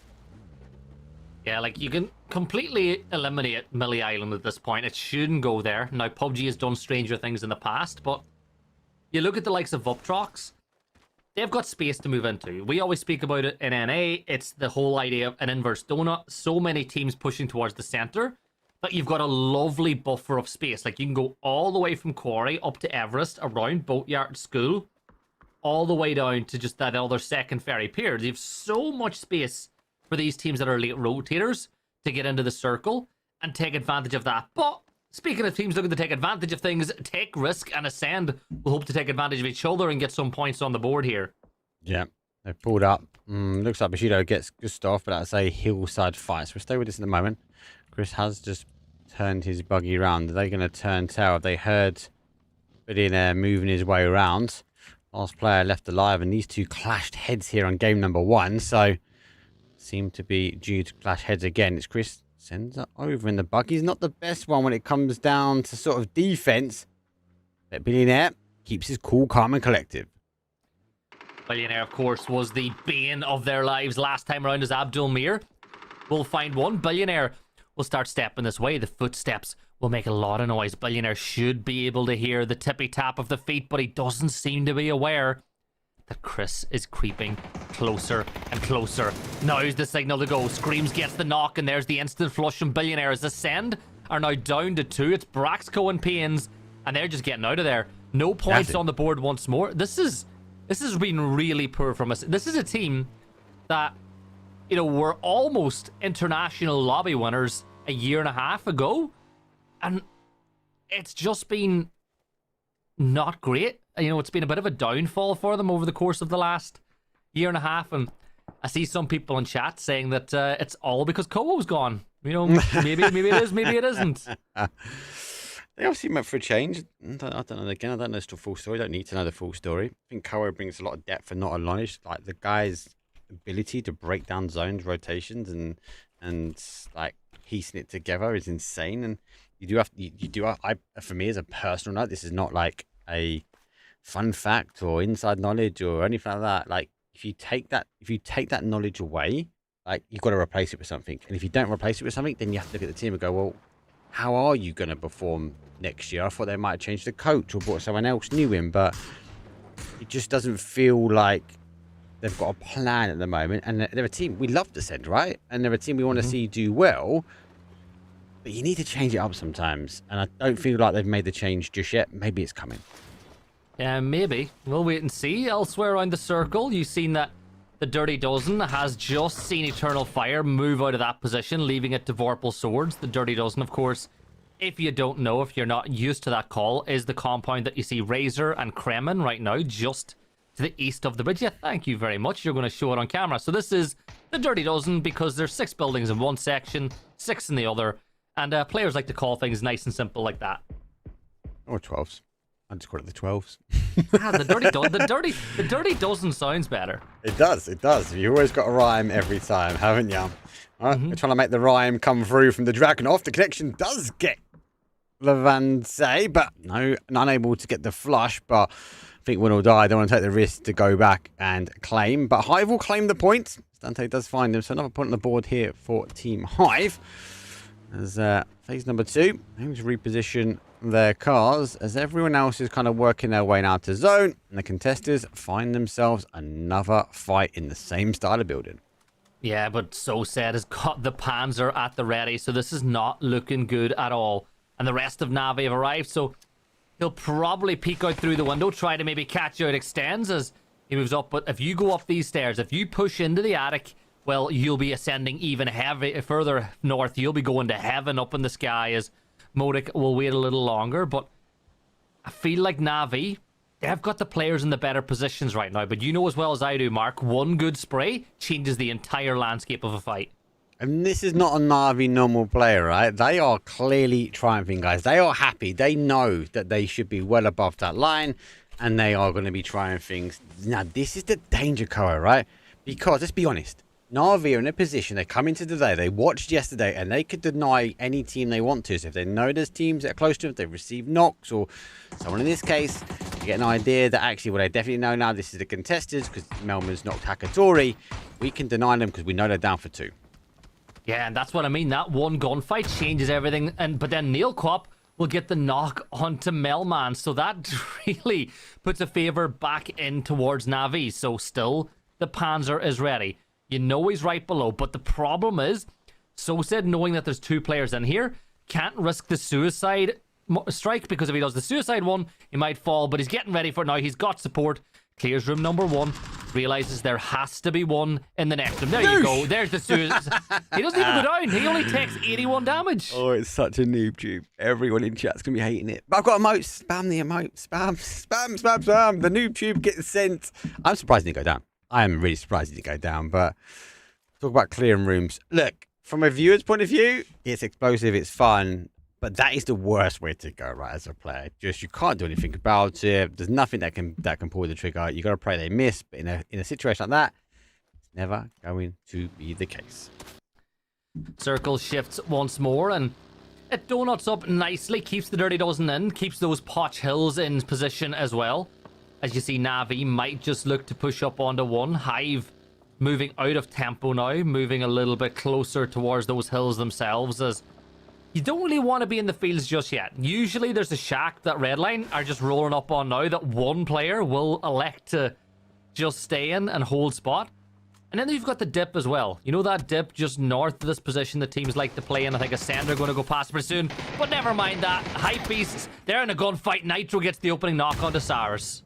There's the opening knock as we see there, but shots will come through. M249. Phoenix. Oh, there's two of them as well. Noek's got one. Clear, sweep. S4, and now in a bit of a sandwich, but it's a punished sandwich though. Fully exposed here. Keta gets knocked. Savage trying to make what they can do. 2 minutes left on the clock. Zone will stop causing the damage as Noek will try and hold out. They're going to just get one knock either side and they should be good to go. Nade will go out. Savage be happy. But for now, they've got to get shift in. And they're a team again that needs to get a point on the board. Keep 4 up alive, but you've got to get rotating ahead of this zone. Yeah, Noek pre-firing both exits that he thinks that pairs might push through. And I think Hypebeasts are in the position where most of them can wait out pairs because he's the one closer to the blue. He's the one that can take more damage. The nade will get thrown, but pairs is way too far back. He's going to check to see if there's anything inside the UAS that he can utilize. Yeah, couple of smokes and a panzer. Couple of smokes and a panzer. Get yourself close enough and let the boom go. Grenex, he's going to be lit up by the blue zone. Keter finds that one, but Chunks, here we go. Pairs with the panzer, reloaded, ripped and ready. Did I say Chunks again? He chunked me off again. No, you were no. so locked in on Chunks. Just the two of us. I'm going to have to get like a needle. Like one of those, or like a sewing needle and like a little poke every time I say Chunks' name by mistake. Someone's got Chunks in the brain. Well, Chunks was here yesterday, so it doesn't matter. Negative reinforcement. That's what I need. Negative reinforcement. Absolutely love it. It just rolls off as well. Do you know what? I'm just happy Chunks is back, mate. I am just happy the man's back and doing some casting. So yeah, it won't be long before we see a Chunk League. That's what I'm saying. Hopefully not. FaZe Clan, though, they'll be hoping to get a couple of more points to chunk up their position inside the lobby. See what I did there? Oh, you're trying to get out of the system? Like it. I like it. 64 points on the board for them inside the top 8, and James with a kill on the board already. You can see that Risk are not too far away. You want to get the first knock. Nice shot onto Iraq. Needs a couple more of those to find the knock, but that'll force them up towards Gustav now, who's got the nade ripped and ready. And that's another shot landed. Surely FaZe Clan are going to be able to find a knock or two now. Risk will leapfrog them into the zone mark, but let's just see what James is able to do. Nade's coming back. We'll die on the other side. Then we're really on the South Pachinki Hill, so they've got the ability to sort of play back. Zone has shifted back that way. South Pachinki Hill is in that northwest corner. FaZe going to get the barrier. They need to get running forward. A tunnel fire to the left. Nade's launching over the top. That won't be not too bad. It will bounce, but it's not going to get eaten up by Risk just yet. But with Billionaire driving around, he does catapult one back to the boys. And fortunately now for them, it's not just one, it's two. It's FaZe breaching out the trenches, taking on Take Risk. That's another knock. That should be a kill confirmed in a few seconds' time as well, as you can see a couple of teams now looking to feast upon the bones of Risk. Teams, he'll pop the first aid. They want to get themselves back up to as much HP as possible before they re-engage. And there we go. Vard and James combine a couple of kills each, and down go Risk. That's another team gone. 44 players left alive now, Mark, and that also opens up the door for FaZe Clan to rotate in, to play that deployable cover and wait for that next shift. Yeah, we'll wait for the next shift to happen. Phase number 4, I said that shift does go back towards that Navi way. Hypebeast take the high ground after clearing out Savage. On the final run themselves. But like, well, I was hoping maybe to be a bit more centre. We don't know what happens with 4-man in the shack eventually, but for now they get a bit of a bypass because Vorpal Sword, they get sucked into a fight here with Voptrox. Neeks closes the door and reopens it, hoping that maybe it'll bait someone to make the move, but Zubila will get knocked by and flushed by Nod 1. So Voptrox getting a favour from Redline inside the circle. Now both of these teams going to be inside the blue very soon. Neeks keeps an eye on the other side as he still is waiting for this push to come through the building. Now Vorpal Swords had a pretty good game number 1 of the night. They need a few more games like that if they want to force themselves inside the top positions in the lobby and not have to play. But look at this. Art takes a little bit more damage for Slam G. This fight happening a little further away. But a win in game number 1. Surely you can see someone like Art pick up a kill or more in this 1v1. It is technically a 1v1 because the other guys are on the hill. I'll go back to the other fight because they have lost the zone, so they need to breach and get clear. First, Vorballsword looking to try and get the high ground, with Redline taking a couple of shots. He knows he can't get away with it as clean as he'd like. Votrox in the better position, the more the defensive line. And we can see it on that mini-map. Redline leaving the shack, leaving the safety of the burrow to try and get some kills. And looks like Vorballsword, they sense danger, and it's actually going to come from Pains. So he picks up Ivis. Vorballsword will claim the point. Breezy managing to find that kill. Peeks over towards the shack, but Nod hits 69 damage. Nice. As he goes down to 19 HP, but the jammer pack was doing him some favors until Nod 1 sprayed through the smoke and managed to land a shot with that headshot. So Razor, last sword standing. Is he going to be able to take anyone down with him? Or is it a case of you wait it out, you try to pick up a couple of points, and hopefully they forget about you, because there's still Redline and still Vuptrox all in these positions. But look at that shot from Aniko. The movement caught out Razor, and Vorpal are eliminated. Yeah, good play. Like the Redline have moved out, but they've moved out and lost 2. Gained 2 points. Vuptrox now on the hold. Zico without the helmet. Needs to be careful. He's got a couple of smokes. So he has the opportunity to sort of smoke his way out. I'm surprised he's not sort of flung that door to the outside. Just give him a little bit more protection and not get caught up. But he's very aware that there is still one of Voptrox remaining in. Might be part and parcel with Nod. He can't provide any assistance, can't provide any help. And more importantly, the zone has left him. Yeah, and it's phase 5. This is not a good spot to be in. 5 damage every single second that you sit inside the zone. As looks like Win or Die doing some real damage onto FaZe Clan, and Vuptrox, it's just Bjorn. Bjorn might be able to get the knock onto Z as he looks across the zone. Maybe Zeko is... Yeah, Zeko's done as well. There should be no way that Bjorn takes down his own teammate, because why not? And Zeko does manage to cross a little bit, but you can see gunfire coming in from across the zone as Pains will get that knock for Ascend. Pains does get the knock for Ascend, and Vuptrox get driving, but the wrong way. Needs to be cautious. Now going to go open field. These teams need to get the run forward, but it's going to be Eternal Fire that's here first in the position, taking the shots. Now a spray through. Vuptrox going for that spin out, but it's not going to be a connection they need. But he finds himself a little bit of cover for 2 seconds before he gets finished up. Done and dusted. Vorpal taken out in 11th place. 10 teams left alive. We're almost in the placement points now as Hype Beasts. They've got a couple of kills on the board in this map. 6 for them. As it might be a case of too little, too late for them and their push to get into the top 8, but momentum can be carried to the LCQs. They've got control here on the northwest side of the circle. Hive, a little bit further south of their position. Navi, a little further north. So at this moment in time, they're just waiting to make the push. That little valley that you can see Keter moving into, that's a position that as long as Navi don't push out this way, it'll give them a bit of control in this potential battle against the 2-man of Hive. Yeah, and it will stop Hive playing this way as well, force them back down to that kind of field location, right? We do have people at the bottom, so Redline still need to work their way in. So for them, they've got a little bit of a run forwards. But Arctic, he's still chunking out in the blue. Hive have completely dropped the ball on him. So interesting play. Back towards FaZe though. Bouncing north and south. Receiving damage. Now final smoke. As he's going to lose any cover he has from there. I'm still surprised we don't see anyone sitting on the top of South Pachinki Hill. But for now, Gustav repositions. He's trying to get Eternal Fire as they are looking to move because the zone shifted away. Yeah, Eternal Fire on 38 points now, so they're not a million miles away from it as Slam G will go down to the blue.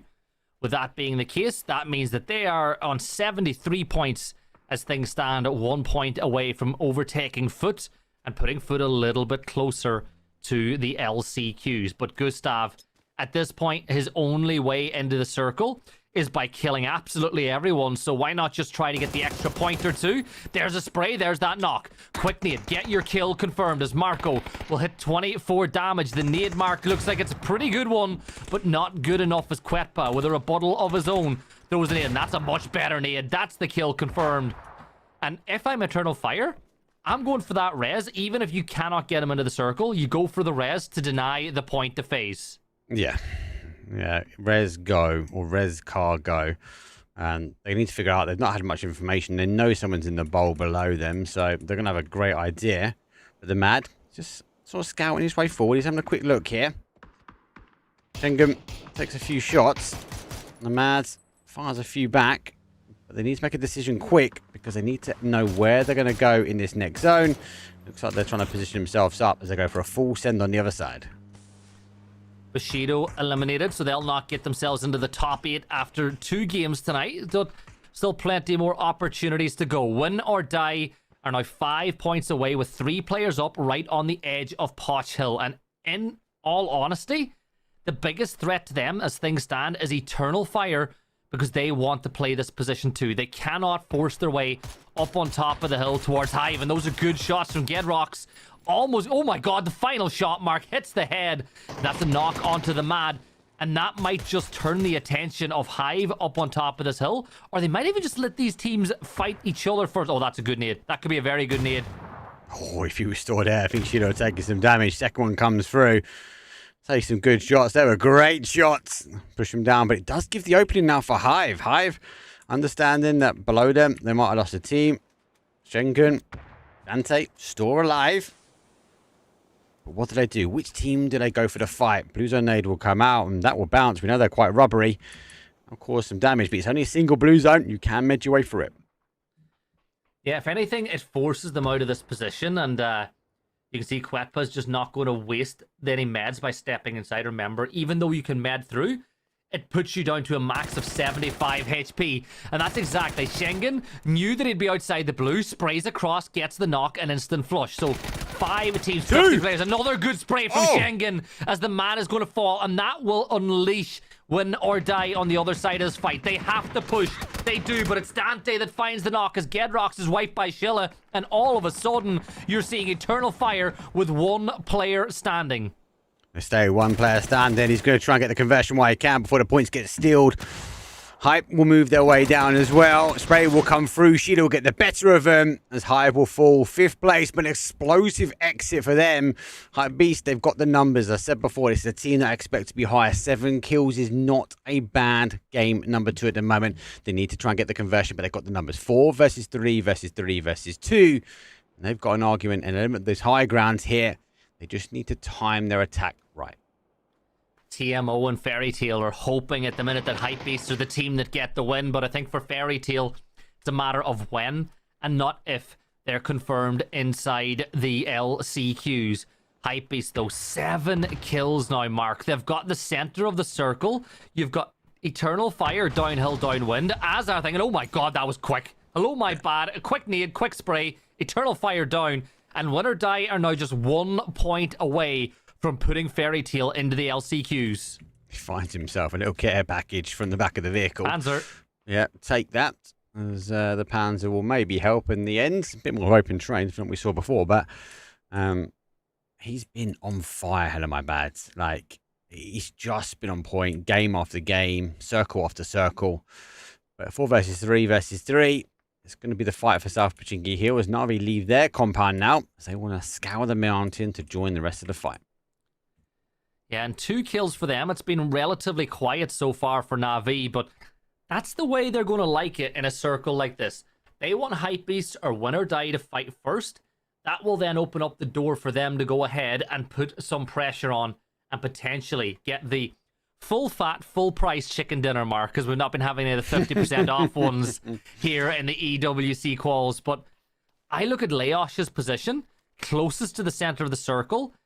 If Na'Vi push out, Laosh could be in a ton of trouble, but at this moment in time, he needs Hello My Bad to just keep an eye on their movements. It's difficult, isn't it? Because you're to go, hey, the higher you go, the better it's going to be, right? But actually, sometimes you really need some of these players around the base of the mountain. You're going to have the zone. If he stands up, if he leans back the right way, does he get caught? He starts taking some fire from one team. How long until a Na'Vi activates? How long until they start getting aggressive? Because at the moment, yeah, I know Na'Vi are down kills. They've not been as explosive as day number 1, right? But I feel like, again, for me, it feels like they're trying something. It feels like they're trying to make things work. And again, they get away, have the opportunity to do it, sit, wait, and maybe they're trying to practice a third party, but they need Hypebeast and Win or Die to take the fight. Yeah, and Hypebeasts are in the same position as Na'Vi. They want the other fight to kick off first. This is one of those situations where the first two teams that engage, usually it's the third team that wins the game. It's simple because the other two are distracted. The third team waits. They pounce whenever the iron is hot. Now, sometimes it doesn't work that way whenever the two teams fight and the one that wins does not sustain a knock of any kind. But I'm looking at the players involved. There's no way that in a fight with names like these, that at least they don't get knocks the other way before they're wiped. It's a difficult one. I have to wait and see. It is going to be a bloodbath. I'll be surprised if anyone stays up clean as full bodies as they are. I said it is a 4 versus 3 versus 3 as they are waiting. There's a reposition here, as we can see. If I quickly bring this back up before I go to the player view, you can see Win or Die taking that more northern approach. They are looking to maybe engage with Na'Vi. You still got to be careful because Hypebeast can sweep their way around. Leosh, though, down ammo. Look, he's not reloading his secondary. He's only got 48 in his back pocket.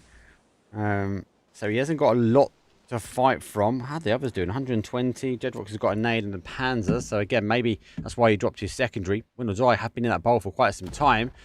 Now, with the Doritos falling from the sky, that might give Jedrox an idea of roughly where this team's going to be. Yeah, that's a big audio cue for every single team as to Navi's exact position. And there you go. The throngs of war begin. Fairest will get the first knock onto Vaso, and that's huge for Na'Vi. But they've got to be ready because Win or Die are pushing this way. Leosh gets the knock. Is that knock going to be the point that pushes Fairy Tail out of the finals and into the LCQ? As Fairest will smoke wall his way forward. They want to focus on Hypebeasts now. That's why they're completely smoking off this side of the circle. And I think that's the right decision. But oh no, Nitro deployable cover. He's going to take down Keter. Leosh gets extends. It's a 3v3 of standing players. And I wonder, are Win or Die going to be fast enough to take advantage? Oh, yes, they are. They know. They've done the chunks. He launches the Panzer, doesn't quite get the connection. More dirt in the face of Noah, but he fires back. The bullets hurt more. Win or Die have to disengage and unable to get involved, but it is a 4 versus 3. Rez come back up. Nate comes over the top. It goes right into the face, and Keter reminds everyone why he needs to be launching them. He was down, but he's not out just yet. Win or Die inside the top 8 as things stand, but Hypebeasts a few kills away from a massive game for them. 9 for Win or Die. 4-man strong, and it's all down to Gedrox to hold the line, hold the fort. Nitro with another nade takes down Leosh for the second time. And here we go. Stun grenade gets one, trade it back instantly. Hello, my bad, denies. And it's Hypebeasts with the win mark. And that's a big one for them. And does that just give them a sliver of hope going into the last 4 maps? Yes. They're not supposed to. I can look at the leaderboard. I can't. I've turned it off. That does, right? You've got to give Hypebeast big kudos, right? Yes, and it comes back to the past. Like in that situation, you're right. We want to wait for the other team. You want to wait the third party activate and go, right? When they're sort of working their way around, we saw obviously Na'Vi take the first punishment down towards kind of Hypebeast. They're able to defend. They got the reses back in. Yes, we threw some Doritos from the sky. Yes, we might have flattened our own player. But actually, they reacted to it really quickly, and more importantly, they applied the pressure forward. That stopped the teams coming in. They got re-knock after re-knock, and it stopped Win or Die making the push through. And I love that we're seeing deny at the moment, because when it comes down to it, if you're not above that line, it's going to come down to the wire. So every point counts. But you're right. This is a good start for them. 10 kills, a 20-point game. Yeah, they're still a long ways off, but if they can replicate what they've just done, there is always a chance. But as we also said, Mark, Fairy Tail are now confirmed inside the LCQs. So the next team up is TMO. Are they too far away, or is enough done? We will find out in about 4 maps from now. But Mark, I think we should jump into a very quick break, and when we come back, it will be Tego. Wrong. Rondo. See you in a second. Rondo first? We had the combo before with Mexi and James, so we'll see what happens with that. Okay, this is an outside conversation. But if they do change, right, Mixie steps in, do you think the rest of the phase will fall apart? Do you think the likes of Fex are going to go somewhere else? Not straight away, but maybe if they do really bad. Okay. That's my personal take. And that's no intake, because I know you know Fex, right? But my logic is once you change one person in a roster, you tend to find the whole roster changes eventually. Yeah, it starts knock-on effect, right? It starts becoming a thing. Right, but to finish with PGS 7 and 8, the one thing that stood out to me is they need to change the blue zone. I think it was so boring. It's so boring to see someone, you know, sitting outside blues in circle 3, circle 4, and they just come behind a team was probably going to win. They played really good, and then they just knock 2 guys, and then it's GG. And then they go to zone. And then they dash to zone again. And then one thing, you know, we did see someone in, I think it was PGS 8 with 54 first aids. Yeah. So there's 2 ways to tackle this, right? You just alluded to that there. You either increase the weight of first aids, No, right? Wrong. Or you increase the level of blue zone damage. Now, blue zone damage should be unhealable after circle 4. Yeah. Simple as that. Simple fix. Easy to go. I've always said about punishing people. If it was possible, for me, I think the best scenario is to increase the blue zone damage, but it's increase the blue zone damage per person. If you spend more time out in the blue, your damage is increasing. So the total game time, if you don't really get into the blue until the late game, okay, there's a problem there because you'd have less damage, right, compared to someone else. But if you're a beanie, king of the blue zone, he's in blue zone from phase 3. His damage should be ramping up times 2 compared to someone else a bit later on. I think there's multiple ways you can slice it. Yeah, there's multiple ways they can deal with it, but it needs to be changed, and hopefully soon, because I think it takes a lot of competitiveness outside the game right now. There's what other competitive stuff. Panzers. How many Panzers are there? Ridiculous. Do you like them? No, I think it sucks. I think it really sucks. I think it really takes out of the gunfights and people clutch in certain situations where someone could just drive up to you, Panzer. This is why we're doing this, because he's a player. I quite like him. They're aggressive. They might be fun for you to watch. Same as the mortar, right? A lot of people that watch like to see the mortars and stuff, but there's a lot more skill in a mortar than there is a Panzer. I agree. Panzers are pretty I shit. don't mind the mortars. I'm one of the players that actually don't mind the mortar. I think it's fine to add in the game. Foldable shields, great. Smoke launchers, great. Just the Panzerfaust, I think, should be removed. One big thing as well for me is that we saw a lot more util being carried into the late game. And I think that comes part and parcel with the trunks, right? Yeah. A lot more people taking stuff through, people getting used to that change, people get adapted to that change, right? Huge amounts of nades, like, it's just how it is. It's just how it is. I think we'll see more of that. I'd like to see the blue zone change 100%. It needs a buff, it needs to be increased, the damage needs to be fix it. up. Yeah. Will they do it this year? Most probably not. I hope so, because it's busted. It's busted. And the last thing we got to say about PGS 7 and 8, with these results from BB, they are qualified to EWC. Yeah. They're qualified to PGC. And that gives us perfect transition.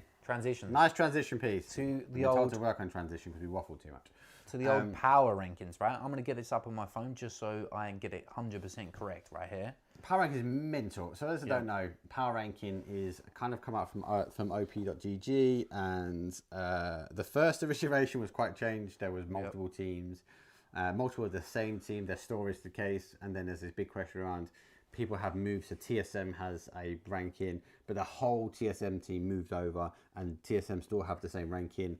Yeah, it's new. I think they should change it. And they are changing it. Yeah, how much they change it is crazy, but obviously we need to talk about a lot of the facts, because yes, BB team, rightfully so, due to the power rankings, are going to be qualifying through, but there are some teams there that are in question of their ranking. Yeah. So I'll start off like straight away, and I think OPGG's power rankings suck. They need some serious hashtag work. T-bone take. They need some serious work. You know, there's problems with how they calculate the score. You know, it's not really based on placement, I would say. You know, we've seen teams get more points than others based on a worse placement. How that makes sense, I don't know. Just the overall system needs to be balanced again, and it needs to be transparent, I think, personally. So let's break this down. So you like the system thought process. Forget about how it's measured at the moment. Do you like the idea that we've got a power ranking system? I don't mind the power ranking for EWC and stuff like that. I think it's okay. What about for PGC? Nah, I think PGC should always be qualifying through regionals. Okay. And that's the only thing that should matter. So apart from EWC, really, that's the only real major effect on power rankings. But EWC is the biggest event apart from PGC, right? So it is a massive thingy for a player. What are you trying to tie them together We're taking all the inputs from the other regionals. We're taking the PGS 7s, the PGS 8s, and they're changing their power rankings. The thing is, it's still heavily biased against GPTs because they're always at PGS. Yeah, I agree. Right, so it needs to be transparent. It needs to be. I think PGC should just be top regional teams, and it shouldn't incorporate the global stuff. I personally think, but obviously that's not how it works. I wouldn't mind seeing a player rank.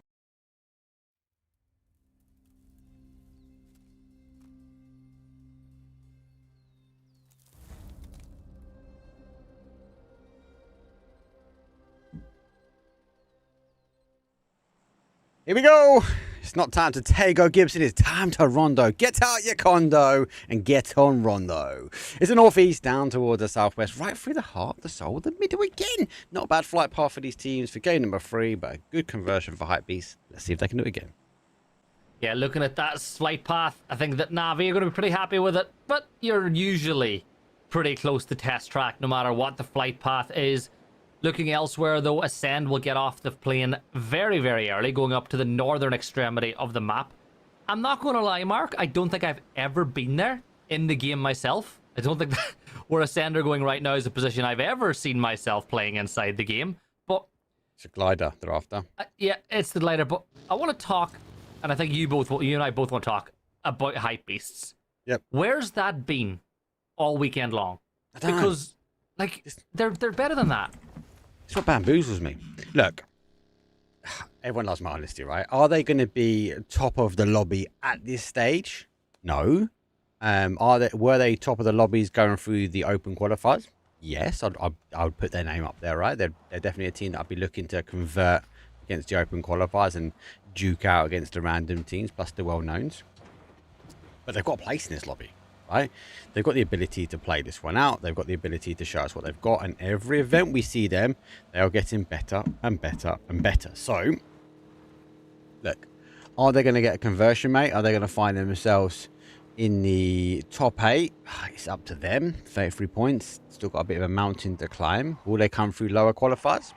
Potentially. I would put them in a top 8 qualifying spot for lower qualifiers. Yeah, and remember, it's always easier in LCQs and grand finals lobbies because of the fact that there's stability. You know, it's the thing is you play one play day, and it's 8 different teams, 8 different ways of playing from drop spots, plus all the RNG of the way the circle pops.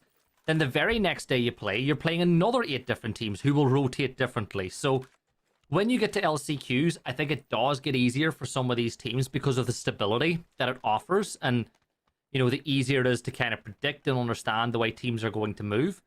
Do I think Hypebeasts are definitely good enough to get inside the top 8 of those? 100%. Yeah. But you could make that justification for every single team in the lobby. Like, there's no team in this that I would look at and say, I don't know if they would qualify if they got into the LCQs.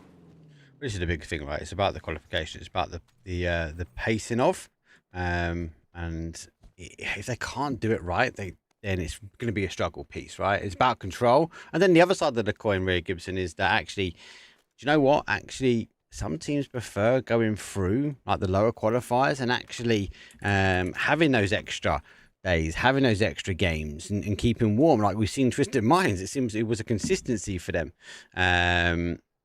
Until obviously we forgot to EWC and there wasn't a case and they had to perform, and it was the first time we saw them go out, but they did come back and win 3 events after that, right? But some teams prefer it. Some teams just want the extra games, mate, and you can't take it away from them. Yeah, and some teams just want the security of being through already. Like VP, GK, Navi, SlamG, FaZe, and Win or Die, in my opinion, they're already in. TMO, I don't think so. Like, I as much as we love Nedex, I just think the cutoff is going to be higher than 70 points. And I think at the end of this map, Foot will be down in 5th, maybe 6th place as well, depending on how the likes of SlamG and FaZe do. Yeah. And T-Bone and Biggs actually openly said that they don't think they're going to qualify through. They think they're going through low quals. If they don't think they've done enough. And I can't disagree. Like, out the 2 days, I watched them qualify. And don't get me wrong, it's nothing to do with Scav and the newcomer. Realistically, out the 6 games, they only performed 1 each day, right? The Tego game was good for them on the first day. That was kind of a saviour grace. And done the same, I think it was in the Miramar. But you'd expect more from that team. You'd expect more from the fans. Would be expecting them to get at least 2-3 games qualified because they had the capability to do it. We know they're creative. And then, I know it's a swear word, okay? But we look at the TPP circuit and they are breezing it. I think that if I am one of the teams now that are more than likely going to be in LCQs, I don't want Foot to be there, right? It's as simple as that. I don't want Foot in my LCQ lobby because A, they're good enough to get in, even if they're only playing at like 60% of their ability. And B, do you really want to be up against Pixel in an LCQ lobby? Like, do you really want to have to deal with that when you're trying your best to qualify for a multi-million-dollar tournament? Yeah. No shot. None at all. Yeah, you want to try and find the cleanest route, right? And that sometimes is not going to be going against Foot Esports. We'll have to wait and see what they can do at the moment. But obviously, leaderboard again, thank you very much to the guys from Bing Esports to be able to turn it around in less than a day. I should have really thought about it the first couple of days, but I didn't. But they're able to turn it around in a day, which is great. It gives us the opportunity to keep an eye on that cutoff point, keep an eye on who's going in and who's going out. And yeah, like, you ideally really want to get kind of that 74-point mark. I don't disagree with you. I'd want Foot to be going through in that 8th spot, right? And them taking through their chances. But you might look at the likes of Vorpal Sword. Let's be honest, Eternal Fire, they always seem to make a comeback, right? 43 points at the moment. Like, a good couple of games, puts them in a conversation, potentially knocking a team out.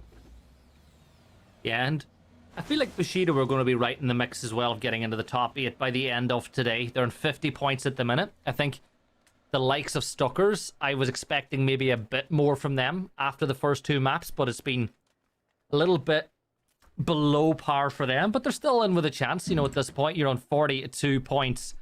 But we're looking at Navi, right? So said, he's going up onto this position. We see a lot of players play earlier because you got that lovely line of sight way off to the distance. You've got some cover.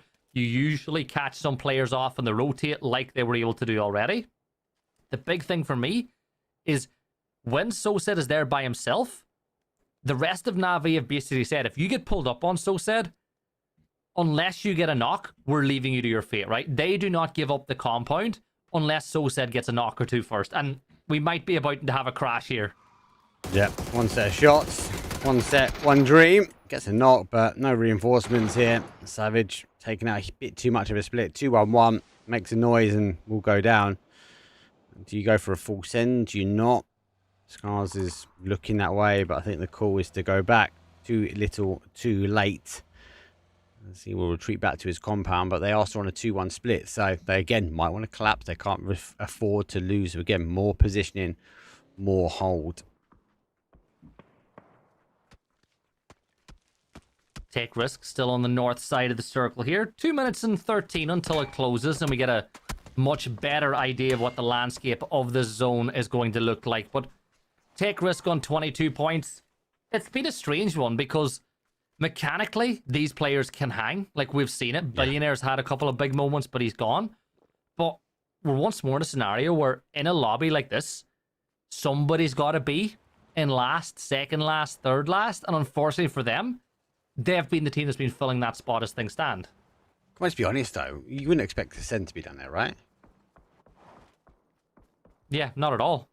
Like, 27 points? Like, they've got to climb. They've got to climb. Even at this point, they're going, right, we're going lower claws.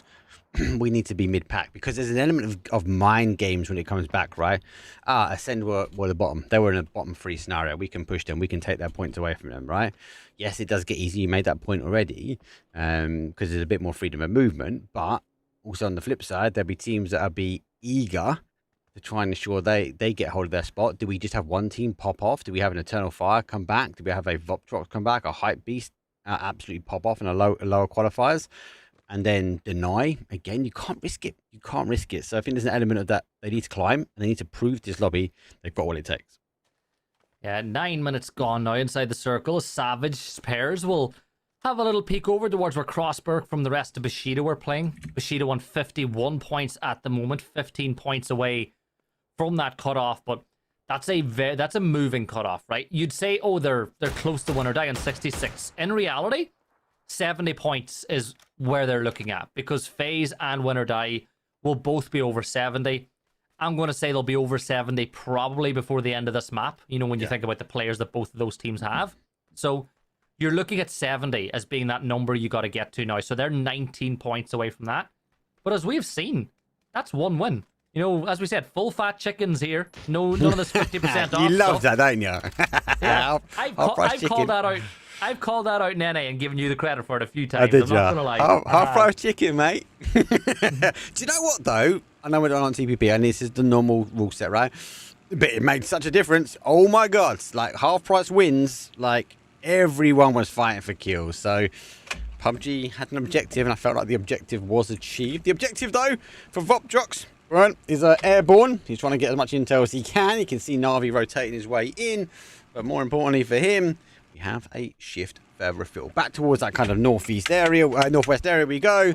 And it does mean some teams are going to be caught on that rotation as I get the opportunity now to go over to it, because SlamG and Hypebeast get caught. Yeah, SlamG, of course, sitting in 5th spot right now, fighting with Hypebeast. Oh my God! Boostic. You don't even need the headshot, but why not go for the overkill as he tosses out that smoke to give himself an angle here onto Nitro.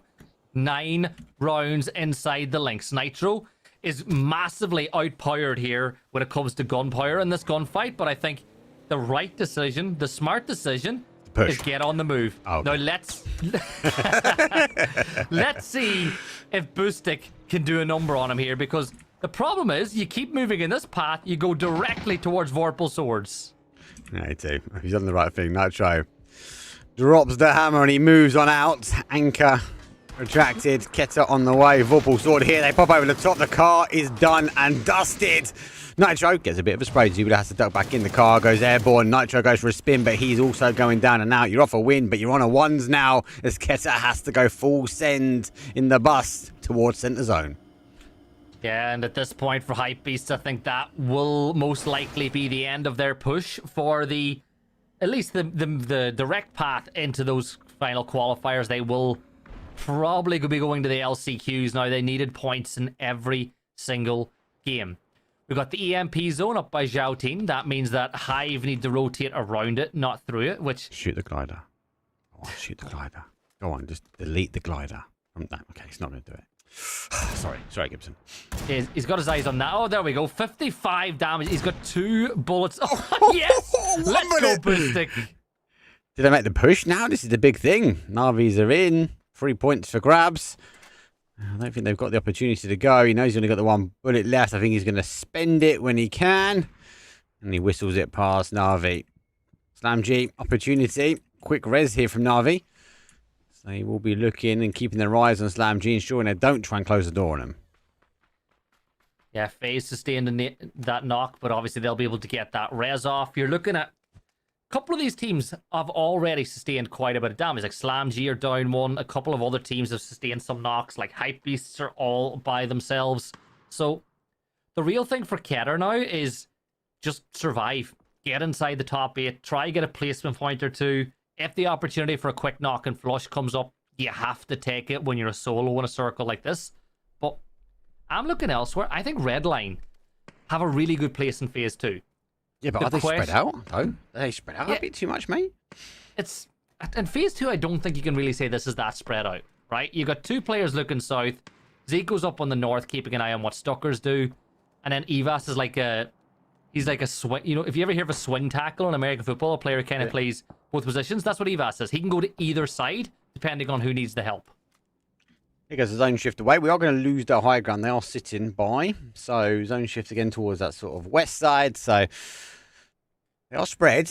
I suppose they can springboard off this high ground, though, and move into another position. More importantly, they're going to be able to gain so much information. Keter, though, refusing to go down without a fight.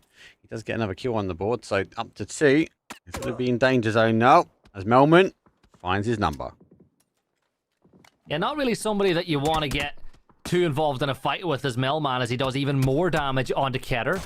keeping his position stuck. You've got Stuckers looking from the other side. I think for Keter, this is a bad spot to be in, as if you see a player knocking someone on their own team, usually there's a reason for it, right? It's not just accidentally wiped his teammate off the mark now, as Stuckers will fire towards Vuptrox.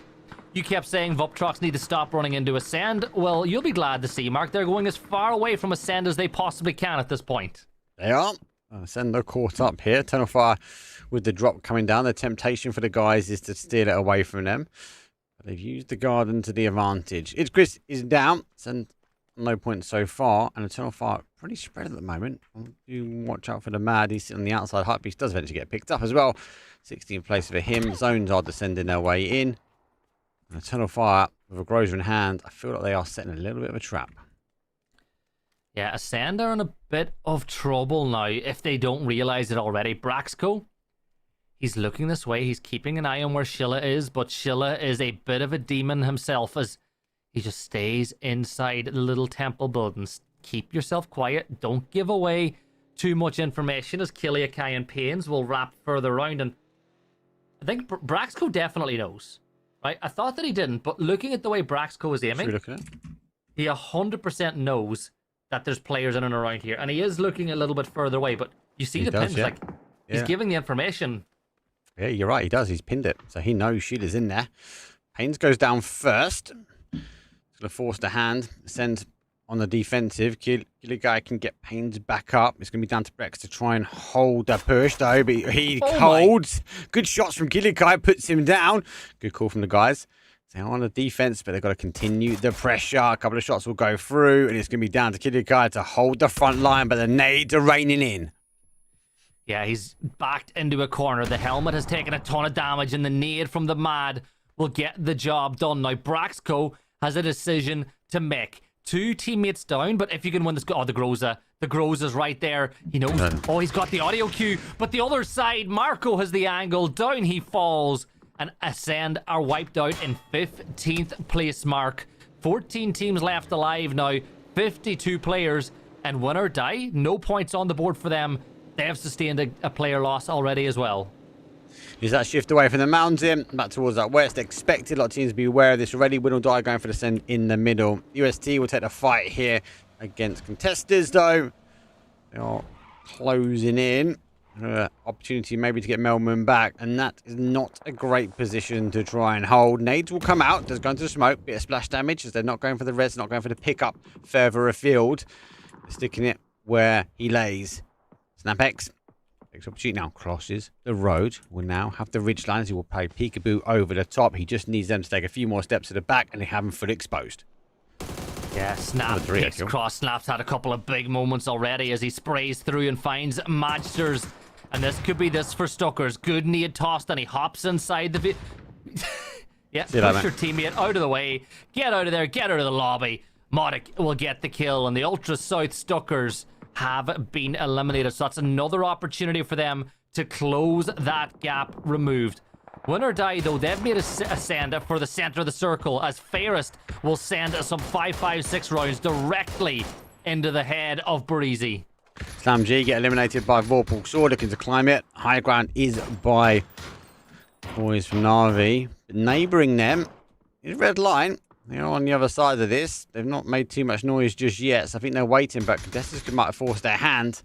And further down to the south, well, take a risk. It's open field, open terrain. It's a little bit of tree cover, as they do try and stick the res now. Frag. Rock should get away with it. I was worried about that nade rolling down their hill, but Navi are also rolling down their hill. Screams is here to try and deny entry, but great nade from Extends. Yeah, and now Iraq and Screams are the last 2 players standing, trying to pre-shoot the peak around the corner, as Iraq will go for the raise onto Abdulmir, but every single time Navi think they can step on out, Screams just puts enough pressure on. He doesn't really need to hit... Okay, he didn't need to hit the shots, just keep the players in cover, but instead Extends will just put a round right through the center of a skull, and here comes Shilla to deal with Hive. They've been eliminated as well, as Eternal Fire do some damage, and then there was 11. At what point does Red Line activate? Surely Nailip can have the swing, but he needs the noise to come from the other side. Here the cars. starting to make the move. He's got the jammer pack. He's got a little bit of time, but with phase number 4, we're going to start taking that opportunity away from him. Na'Vi look to try and get the move forward. Take risks haven't been annihilated, so they need to continue moving their way forward. As Hakatori gets another re-knock, those bleeds are going to be coming thick and fast. And Redline starting to make the move as they see the smokes from Na'Vi, but they've already left. Yeah, Na'Vi are on the move. They're sending it straight down into that fight. Extends will confirm out his kill onto Razor as Redline rotate on by. Good nade thrown. Gotta get out of the way, but he's not going to. Zubila will get some revenge there as another nade's thrown and Hakatori is wiped. And Vorpal Swords will follow Hakatori out the lobby. 5 kills for Na'Vi now, but Redline pushing this way. But I think that the big problem for Redline is contesters are holding them at the north side of the circle, but Melman will take a knock onto Extends. The nade is good. It puts a great timer on, and I think Na'Vi might be about to leave the lobby. Surely, what time? This is organised chaos. Ivis has got so many people to shoot at, but he needs to pick wisely as he tries to pick the confirmations. That should be a point on the board. He does get one. That's going to put Redline on another one. Now he can turn his attention back towards phase. We're looking to try and get the res. There's a little bit of angle. 10, 9, 8, 7. No, not going to be there. 6 shots remain. Goes for the reload. Contesters, they have swept underneath and the zone has swept away. They need to get moving. They need to put the pedal to the metal as the red line has to activate. Yeah, and Redline, opportunity to take shots early, but instead they're going to focus on the flank and let contenders, fight with Na'Vi instead, which is not the worst decision in the world.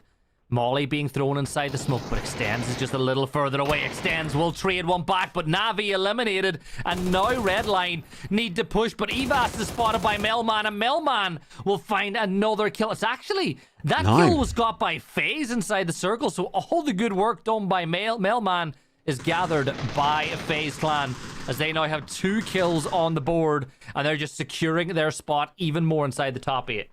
It is going to be secured. 9, nearly 10, but Fex with the steal away. He's on the move, though. FaZe now on the fight here. Contesters will try to make their move forward here. FaZe understanding that they are getting backfilled or they need to go in the defensive action. Melman does get Jeems. Fex going to be there waiting and watching, but excuse me, Gustav will get the first knock. They will hold the line here on the east. FaZe juggling multiple fights, and so far only 2 kills to be able to claim against their name.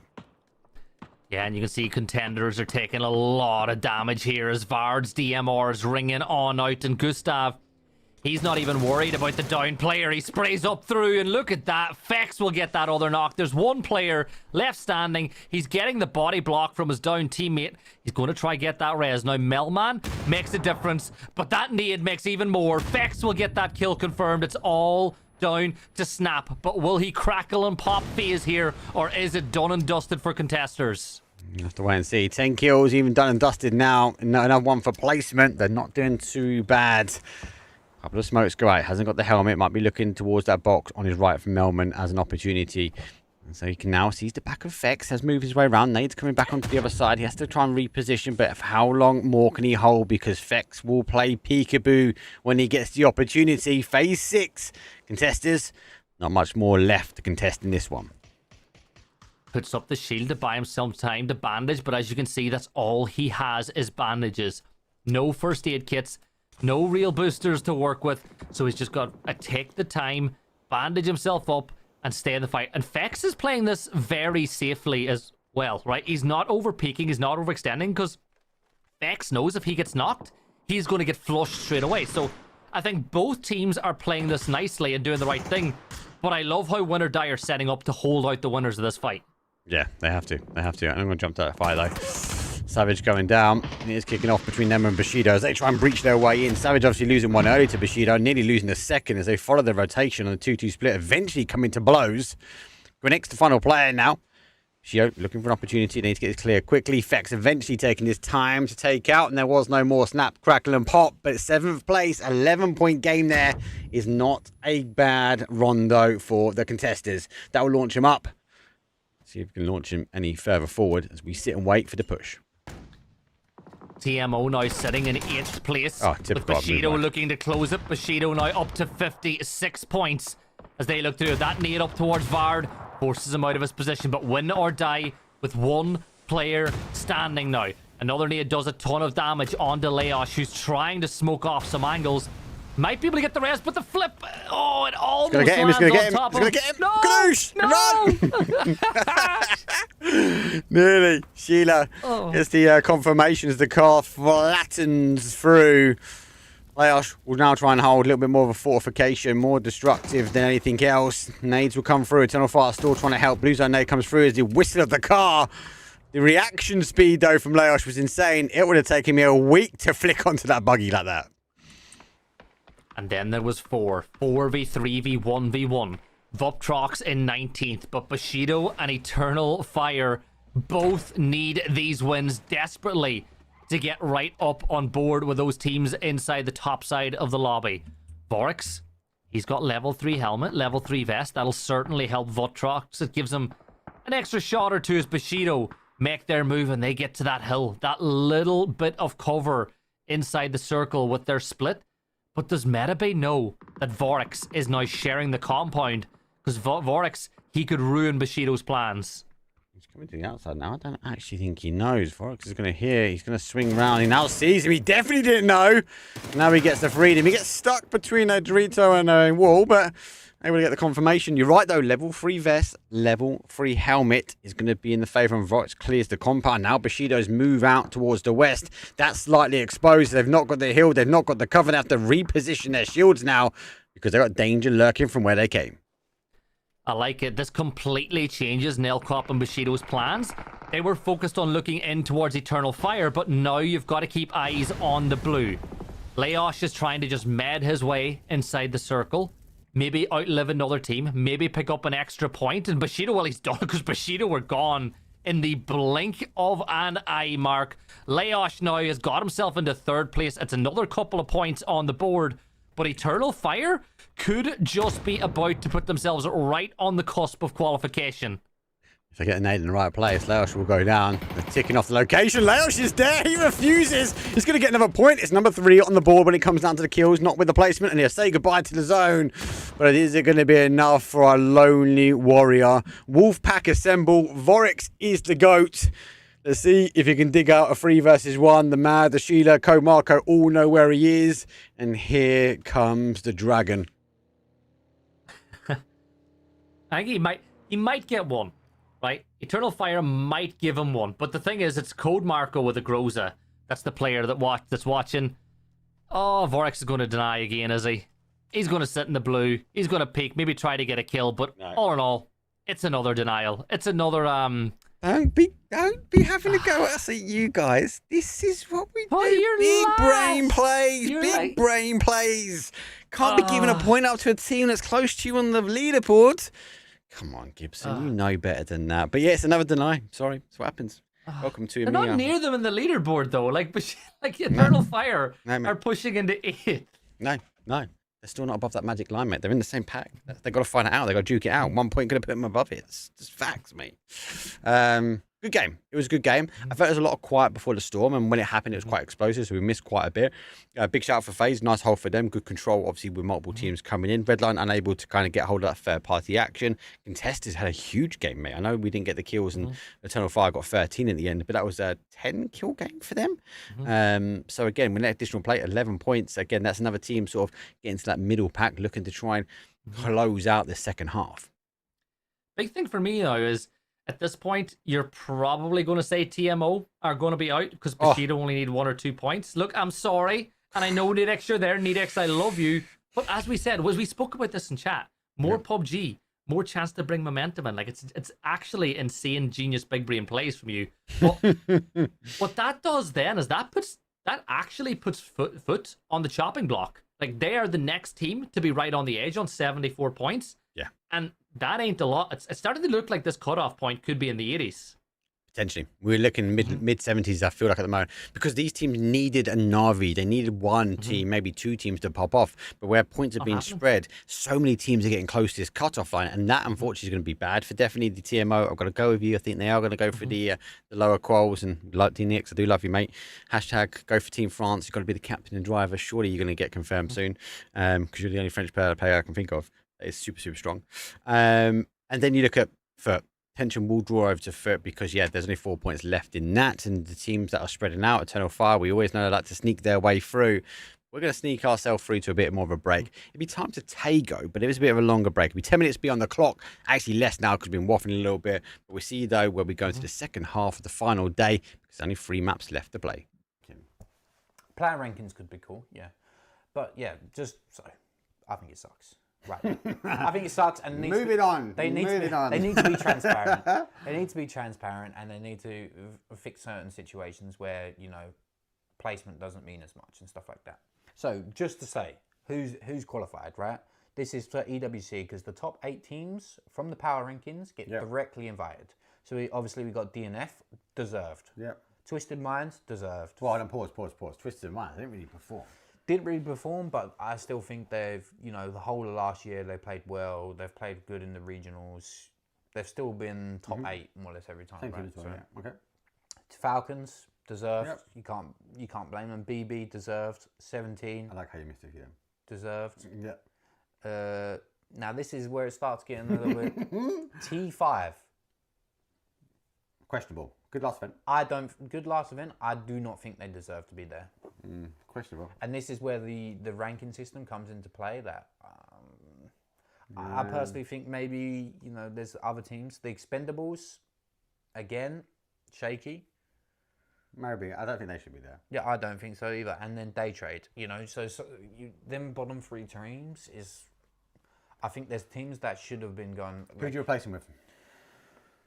Ooh, it's a hard one. I love asking you last questions like that. It's a hard one. You know, I still think that maybe Liquid should be over one of them. Yeah, but they didn't qualify though. They didn't qualify, but I think 12 rankings are good. Yeah, I honestly, it's a hard thingy because I don't know the formula they're using to calculate this stuff.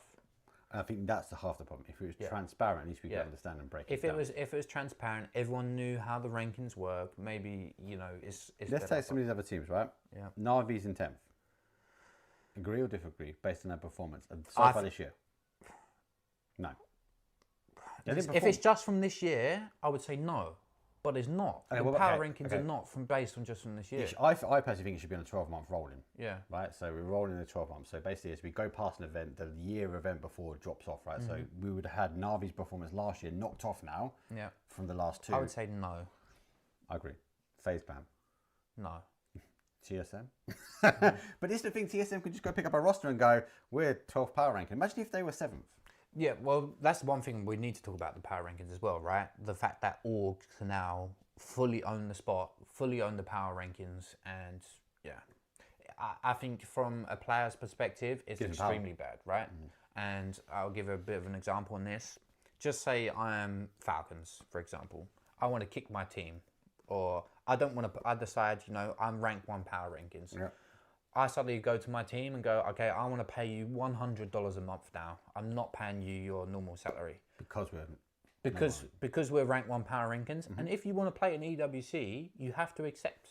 Because as soon as that team goes, okay, no, this is unfair. I don't Anyone's going to jump. Anyone's going boom, they lose it. And then they can just hire another team. Now, I'm not saying that is going to happen. Obviously, that was just... It's going to happen, mate. That was just a purely made up situation with Falcons, and I'm not saying that's so. Let's just get that out of the way. But that's just an example of what orgs can do now. You can do all the work as a player, and then suddenly your org can say, "All right, we're not paying you anymore. If you want to keep your spot, you're just gonna pay under us for free." My thumb's hurt. I've been scrolling so far down to find you. Yeah. For Esports, 34th place. Not good. Not good. I would say we deserve that. We haven't qualified to any online global. But again, you've got Ascend that's harder than you, like Luna maybe, arguably GNL, like... But I think there's teams ahead of you that shouldn't be there. But Sonics is ahead of you. But they don't exist. But obviously these teams, like, they've made it to global events, and it's obviously heavily biased for globals. I get that. Okay, so we like there is a power ranking. We don't like that, we're in agreement, we don't like that we don't know how the power ranking is done, and also more importantly that we don't know how the power ranking is done. Because exactly, yeah, that's the biggest problem. Okay, so I'd love to see a power ranking for players. I'm not gonna lie, I think a power ranking for players would be so cool, and it would help so much for things like fantasy, like points and understanding why some people cost more and some less. But that's just a bit more. I kind of think there is a power ranking for players, but that isn't released, right? Yeah. Exactly, and I think that's a good idea. That'd be cool. I think they should add that. I think that's pretty cool. Wait and see. We'll wait and see. Right, moving on. We've already spoken about the next bit. So PNC. PNC. Now, you can't talk about a lot of stuff for obvious reasons. For training and quality purposes, you can ask away, but he cannot answer you in chat. Yep. But I can ask tricky questions for him as well. So PNC. I'll be honest, I am looking to go. I'm not picked up on a talent. I can tell you guys, I'm not on a talent. So thank you for all the messages that I've had recently. But no, I am not going PNC as a working person. But for those that do know and have been watching my social media, I have been looking to go. Now, I really want to go to South Korea, one, because I think it's great. But I also want to go for this event. Why? Because there are more teams playing. The 2014 PNC. I look at PNC, and I know I like it because it's a really big event, number one. But two, I see it as like the all-star event of PUBG. Right, and I don't know why it's mid-year. I don't know why it's in this middle part. I'd love to see it at the end. I'd love to see it part and parcel. Maybe it's the PGC at the end of the year. But this is an all-star event. The best players from the best countries are all competing, and I really like that they're also obviously zone dependent and area dependent. That they can only pick up now 2 players per team. So yes, we're not going to have a full Germany Ascend team because arguably Koa could have gone as the coach. They could have picked up 3 plus 1 more. The coach has to say, and he could have gone, sorry, player number 4, you're not good enough, and we're now playing as a 4-man. They seem to have balanced it across all regions like that, actually. So even Korea, the last only 2 Team times, India, right? It's only India. It's only Team India, which has a separate qualifier, but that's fine. And big shout, India Gaming, you're in chat. GG's, bro. I know you've been a part, you've been messaging me, so keep up the good work for India. But good job from PUBG. This is a good job. Finally, PNC, I've always said, best event, my favourite event. I love taking part of it. Yeah. You know, it's amazing. Everyone knows now it's in Seoul again this year. Sick. With 24 teams. And the city's sponsoring it. Yep. So that's going to be obviously crazy. It's just an awesome event. Anyone that, you know, watches, I think that everyone could say, you know, PNC is the best. Now, there has been a little bit of kickback on the teams they've chosen. Yeah, but again, I don't fully understand how they're picking the teams. Okay, I don't know how to understand it either, but I think it's based on regional player base, viewership and stuff like that. So just to add, we got Spain chosen. Okay, 4 processes in Spain. Let's go for them. I didn't even know any players from Spain. Oh, it's exactly the same. I was like, the first thing I was like, who lives in Spain? So that's the first thought process. Like, who's going to go? I have no clue. So that choice was very weird for me. Yeah. I think there's definitely, you got Czech Republic, Pixel, stuff like that. You got, you know, loads of Baltic states. So that one's going to be... The Baltic region is huge for PUBG EMEA. That one's going to be crazy. I don't know who's going to play for that. Don't expect them to do well. Moving on to France, again, all the good French players are gone. Needix. We've only got Needix. Needix is a good player. He's a legend. He is a good guy. He's a good player. Other than that, no clue. I don't know who they're going to pick. Needix is 100%. I don't even know any French players. There's a few out there, but of all of them, the best one I know of is Needix. Needix is the best by far. I would say he's the only one up to standard. Yeah, I agree. Obviously, we've got Germany. We talk about them a bit later. Who do you think is going to be in Germany? So we definitely have 2 from Germany. Ascend. We can go from Germany. We've got 2 from Ascend, right? Yeah. And stats-wise, I think it's got to be It's Chris. Yep. Kilika don't count. Pains? I think Braxco outperformed Pains. And we need to check this. I haven't checked this. I haven't checked, but I think he did. Okay. So there's your 2 locked in from... There's 2 from Ascend. I think that's a missing from Pains. Pains could be Pains is a good shout. He done well last PNC.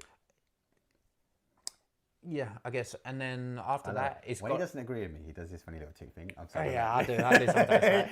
Right. I'm not sure, right? I think Pains is decent. Pains is the man, bro. Yeah, Pains is the man.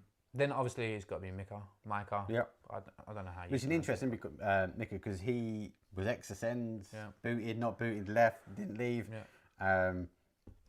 Playing back with his old boys, don't know if he still talks to them. Yeah. Interesting. Now the 4th is if the rule's still in that you can only have 2. Yep, the rules are.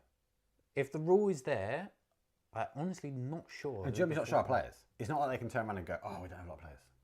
Germany does have a lot of players. So Justice, right? Yep. Justice, that's got to be the 4th. Coach? Only one question, right? There's only one really, Koa.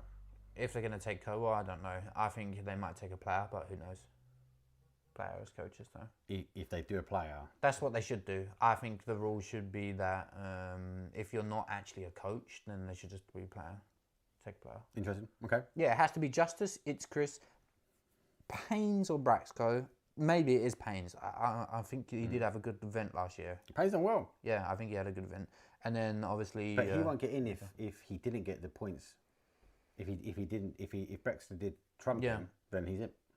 Yeah, that's true. Interesting. I think it's I don't know that for the stats for sure, right there. Moving on. Go on. Who's on your list? I can go on my list if you want. I've got it here as well. Yeah. Then obviously we got Indonesia. I don't really know too much about that region, so I'm going to pass on that. India, we got our man here. India game. Obviously, it's a full thing. It's a full team. I don't think you guys are doing really well, but I love that you're there. You just got to play your PUBG and don't try and adapt to the other players.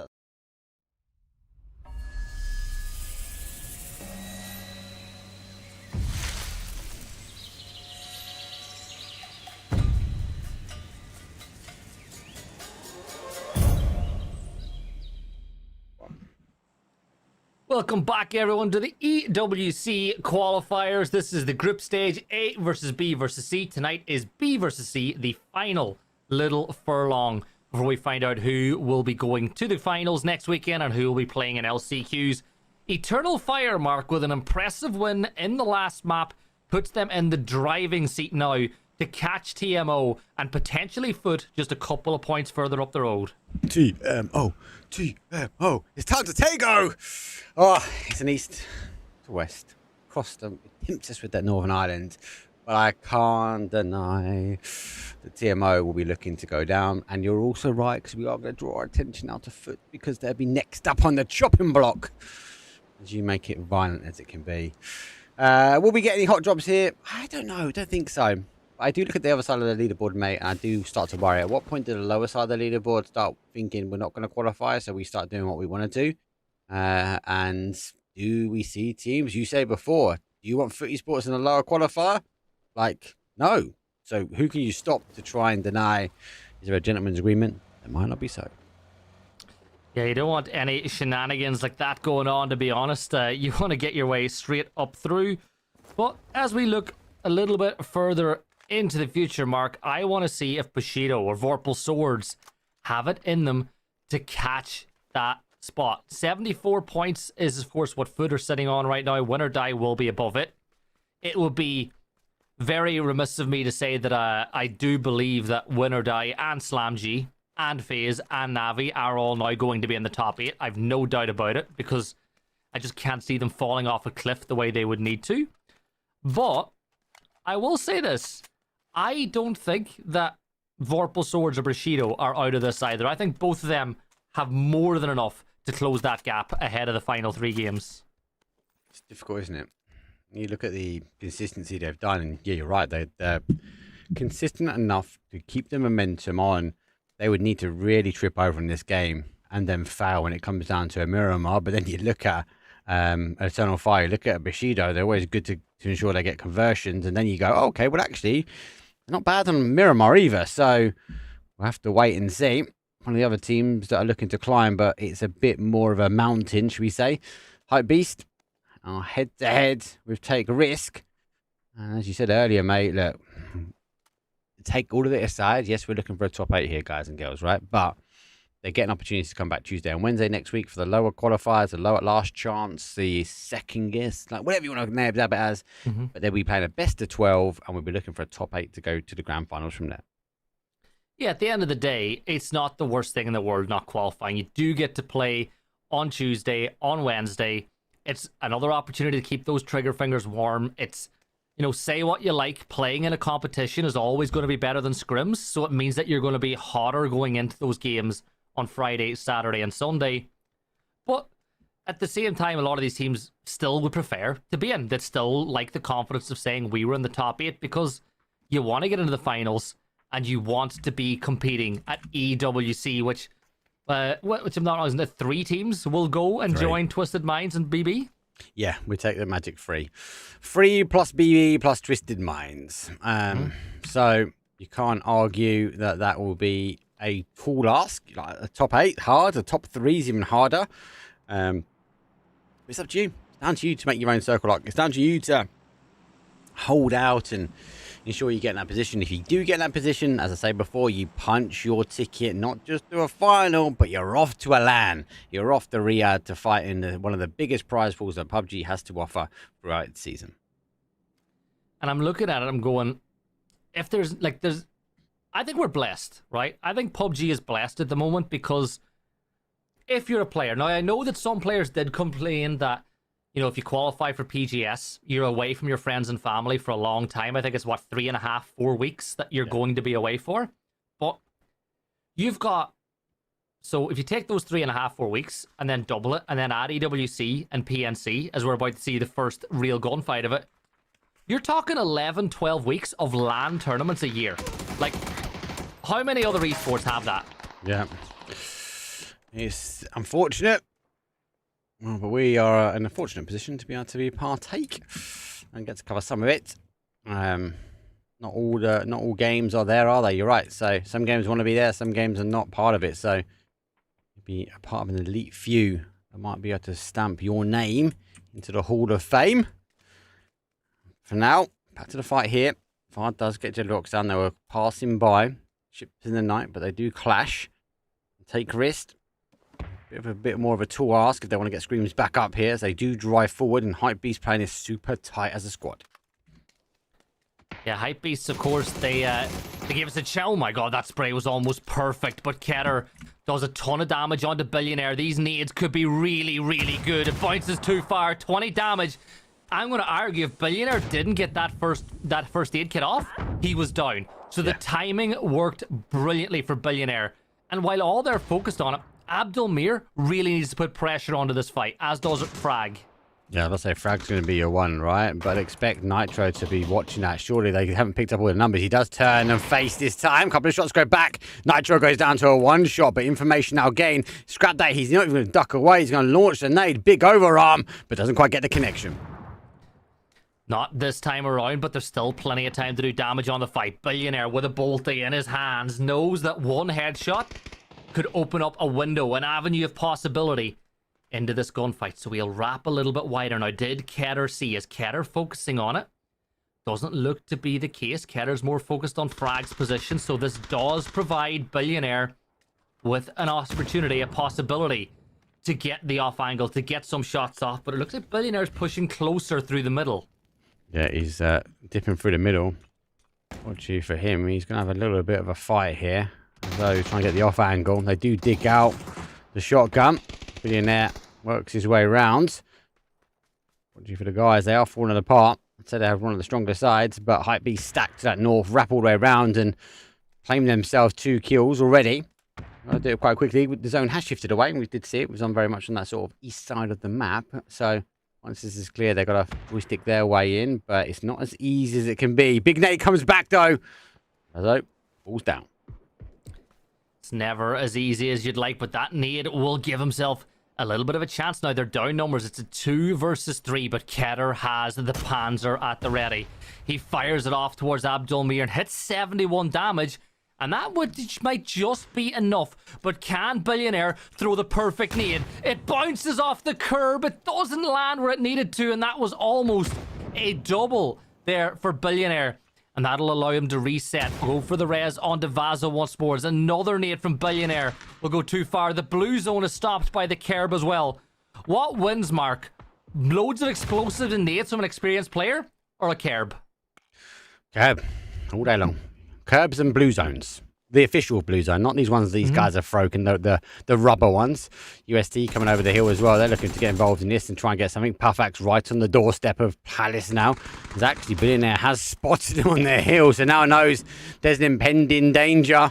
Does lose his body, and now the duo goes to a solo. I don't think he's going to be able to get the res. He restacks some of the util as he repositions, using the building as cover to try and block out the high ground as he tries to take the fight now towards Keter. Yeah, this gunfight, Billionaire, we've bigged him up. We've said how good he can be. I think if anybody watches any of his streams, they will know how good mechanically he is. But Keter is in that same ilk. He's cut from the same cloth. Right. But Billionaire will find the knock, and now Vaso in a 1 versus 1 up against the Billionaire. But Pufax from the Stuckers, they're getting involved. They want to make their climb. And this is a big decision from the Stuckers. And for Vaso, I don't think there's any way Vaso gets out of this alive at this point, unless, Mark, he finds a way to sneak through Palace as far south as he can. This is a bad spot to be in. It's a very bad spot. Take risks. Have got the cover to be able to get at least one of the res back on. It's phase number 1 to be able to med. Puffex has been able to claim a point. So for UST, it's a little bit of a win so far. Might see some more. Billionaire goes down. Make that win a victory.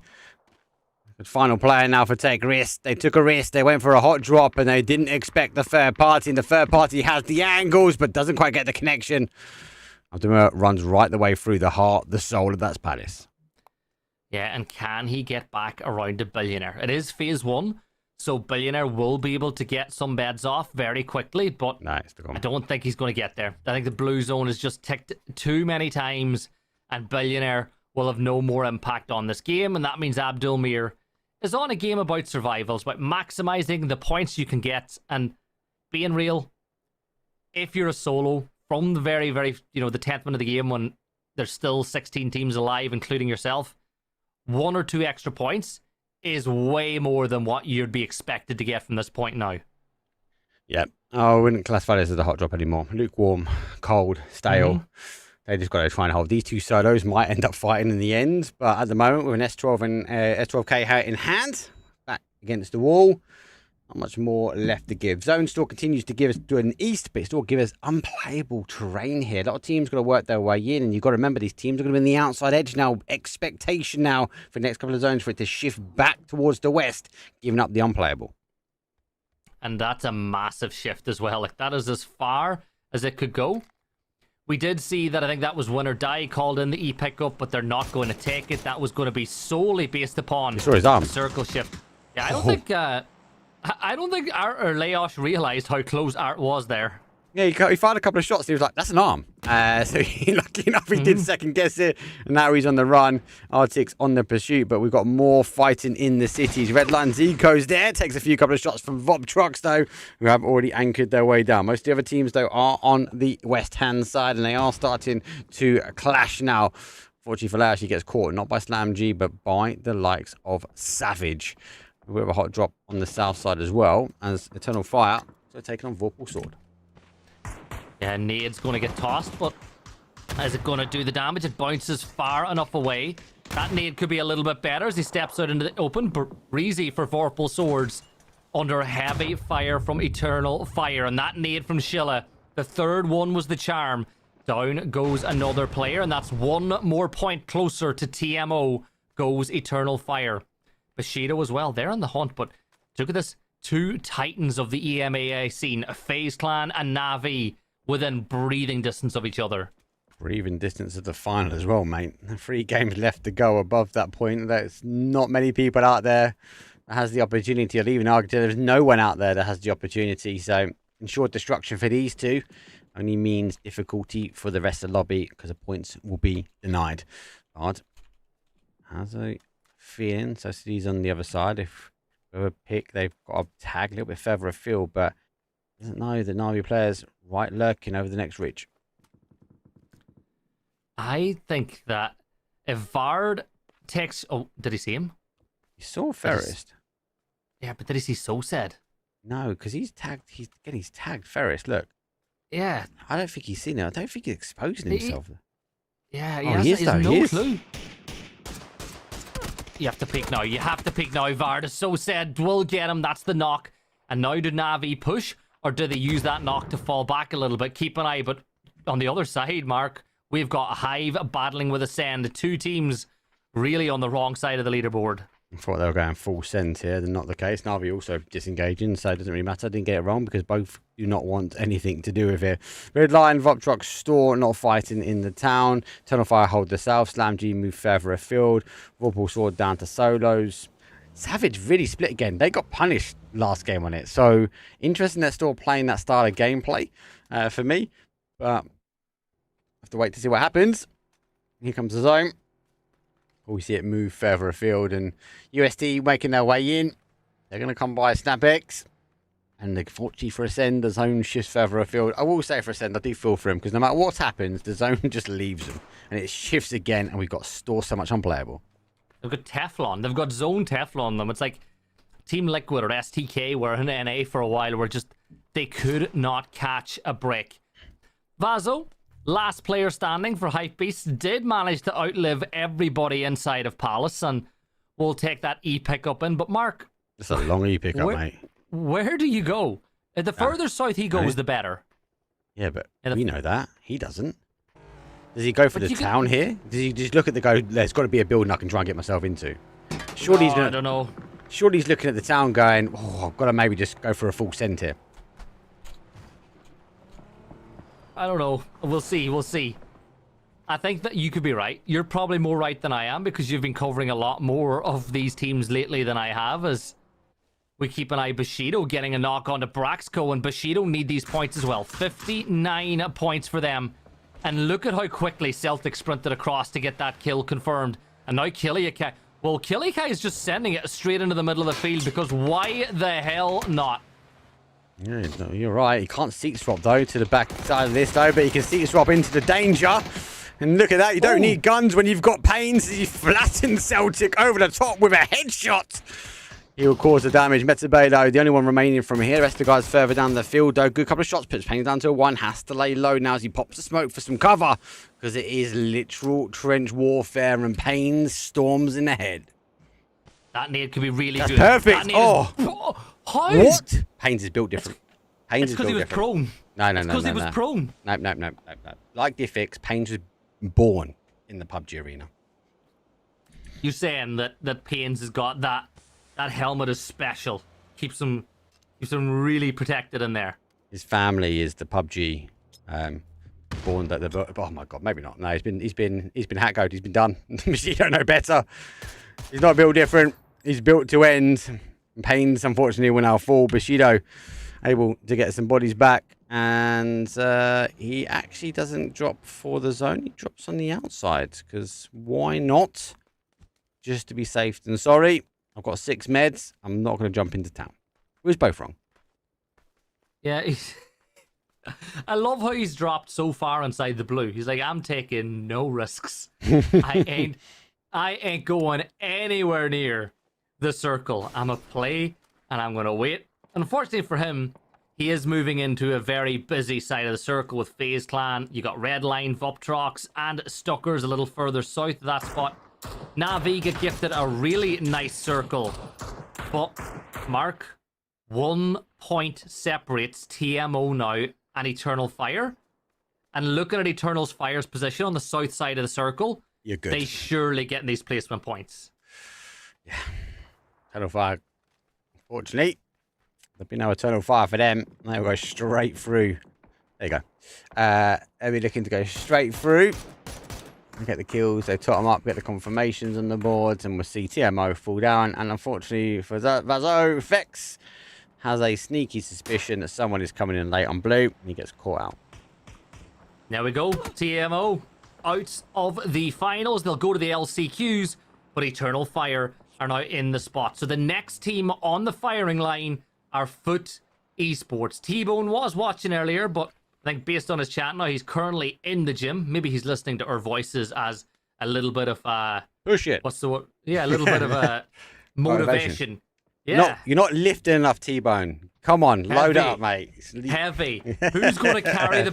Who's going to carry the boats, T-Bone? Who's going to carry the boats? What do you mean carry the boats, mate? Who's going to carry UK to victory? It has to be you, mate. Get lifting, bench more. As bench, unfortunately, is only the option for Ascend. They're going to take the option to step out, and it's Chris will turn over, and he's got the bench behind his camera. Hopefully, he gets a little bit of a break here. Unable to breach their way in. FaZe will still now hold. And just on the outside, he's going to work in from Hive. Hard. 3 kills. The new boy, as I said, just settles in right, and puts points against his name. Schengen, as you said, in the blue. Vard's going to try to pick up these points. 3 kills for him as the blue gets closer and closer. But Schengen is probably just going to sit in there and med. And look at Nod 1. Make way for Noddy. Noddy, because here he goes again. Mark picks up a kill on the Vard. Yeah, there's a reference that very few people are going to get. Schengen, though, has looked round. What sort of commotion outside? He has to try and work his way in. James looking back that way. Vard might have died, but he didn't die with information. He's shared the love. Bushido 3 kills. They find their way in. Open terrain seems to be the case as Savage are playing also open terrain. I think he's got a glimmer of the player. He's just not quite fully committed. Use the tree now to block out. Here comes the car. Here comes the sound cues. And let's see if we can get the defense drive-by. We'll go. Laying down quite low. Oh my god. The fence goes flying over his head. But Metabay with the M4 will finish things off. Fortunately for Savage, they play so wide. They're unable to provide instant cover. Yeah, that's another point on the board for Bushido as they close that gap. Hakatori actually stealing that kill away as Na'Vi have got the angle on it. Grinex from Savage looking to get some revenge, but good shots from Nailcop will force him back into cover. Remember, Bushido are not inside the circle yet. They've still got a lot of work to do to get themselves in position, because if they go further south, you've really opened up the opportunity for Slam G to get points on the board, as Naughty will get a kill on the Dante, and that's the end of Hive. I'm really surprised that where Hive are sitting on the table when you consider the roster that they have. Yep, just haven't had the start, Gibson. Really haven't had the start, mate. Again, it's the same. You look at the bottom side leaderboard, there's an argument for a lot of those teams down there to say, why did they slow down? They could have had a much better start, and therefore they would have been in conversations. Bushido, though, give them the dues. They have dug their way out of the pit, potentially looking for glory, but not just yet. They need a good game. They need to close this one out at the moment, and that might be another team tipping their way into a top 8. Boostic, the cracked Ukrainian player. He's just trying to piece the puzzle together. How does he get Na'Vi? How does he get that first knock? But for now, he's CCS. He's just waiting. He's giving information now for the guys. Magor should be able to get an angle here in a few seconds. Bushido will leapfrog the position of Savage, and Bushido, with 3 players strong, they've got to be careful, because I see that FAMAS in the hands of Grinex, and that thing will shred through players as quick as any gun in the game. You can just see Grinex wrapping more and more around the edge of this angle as Shilla and the rest of Empire of Eternal Fire. I'll get it right eventually. I'll get it right eventually as Eternal Fire pick up a few more points, and all of a sudden I think Eternal Fire are about to pass out Slam G. I think they're good. Just looking at the leaderboard at the moment, they are levitating themselves up higher. Navi on the hold. They're trying to hold the bunker at the moment. Open terrain. They work back. You can hear the famous raining through. Now Bushido, who needs a good game, has Savage trying to backstab him as they have walked past, but they have wrapped their way behind. Going to be losing one to a little bit further afield, and they've got to be careful because obviously the likes of FaZe try and get line of sight if they can clear their kills as quickly as possible. At the moment, they are in the commotion in the town. Bushido eager to keep bodies up, and they're going to launch some nades out and stop the Savage push. Another point on the board for Bushido as another team falls. So now they're in with, they're even closer and closer to that foot mark of 74 points. Metabay will find the knock onto Bakau, and that gives them the upper hand in this battle on the north side. But FaZe Clan, they're pushing over the ridgeline. They've got knock onto Stuckers. Mixu not too far away. As here comes the drive-by attempt from James. He gets the off angle. He gets a nice spray over. And now for Mixu, this is not where you want to be. Even more damage dealt onto him. Mark, last player standing, 10 HP, no HP. Gustav cleans him up. Bushido get the res back in. 3 kills at the moment, and says they need a big game. 63 points as it stands. They're trying to smoke their way forward as the next contender is going to be that Slam G down the road, but they do have a bit of space to work with if they can clean Savage at the moment. But it is down to that FAMAS. That FAMAS, if they can get it zeroed in, it will be a very strong fight. And look at that. Na'Vi trying to get out of their bunker. They go for a full send here into the compound that Mogor's holding, and Boostic, he's been knocked.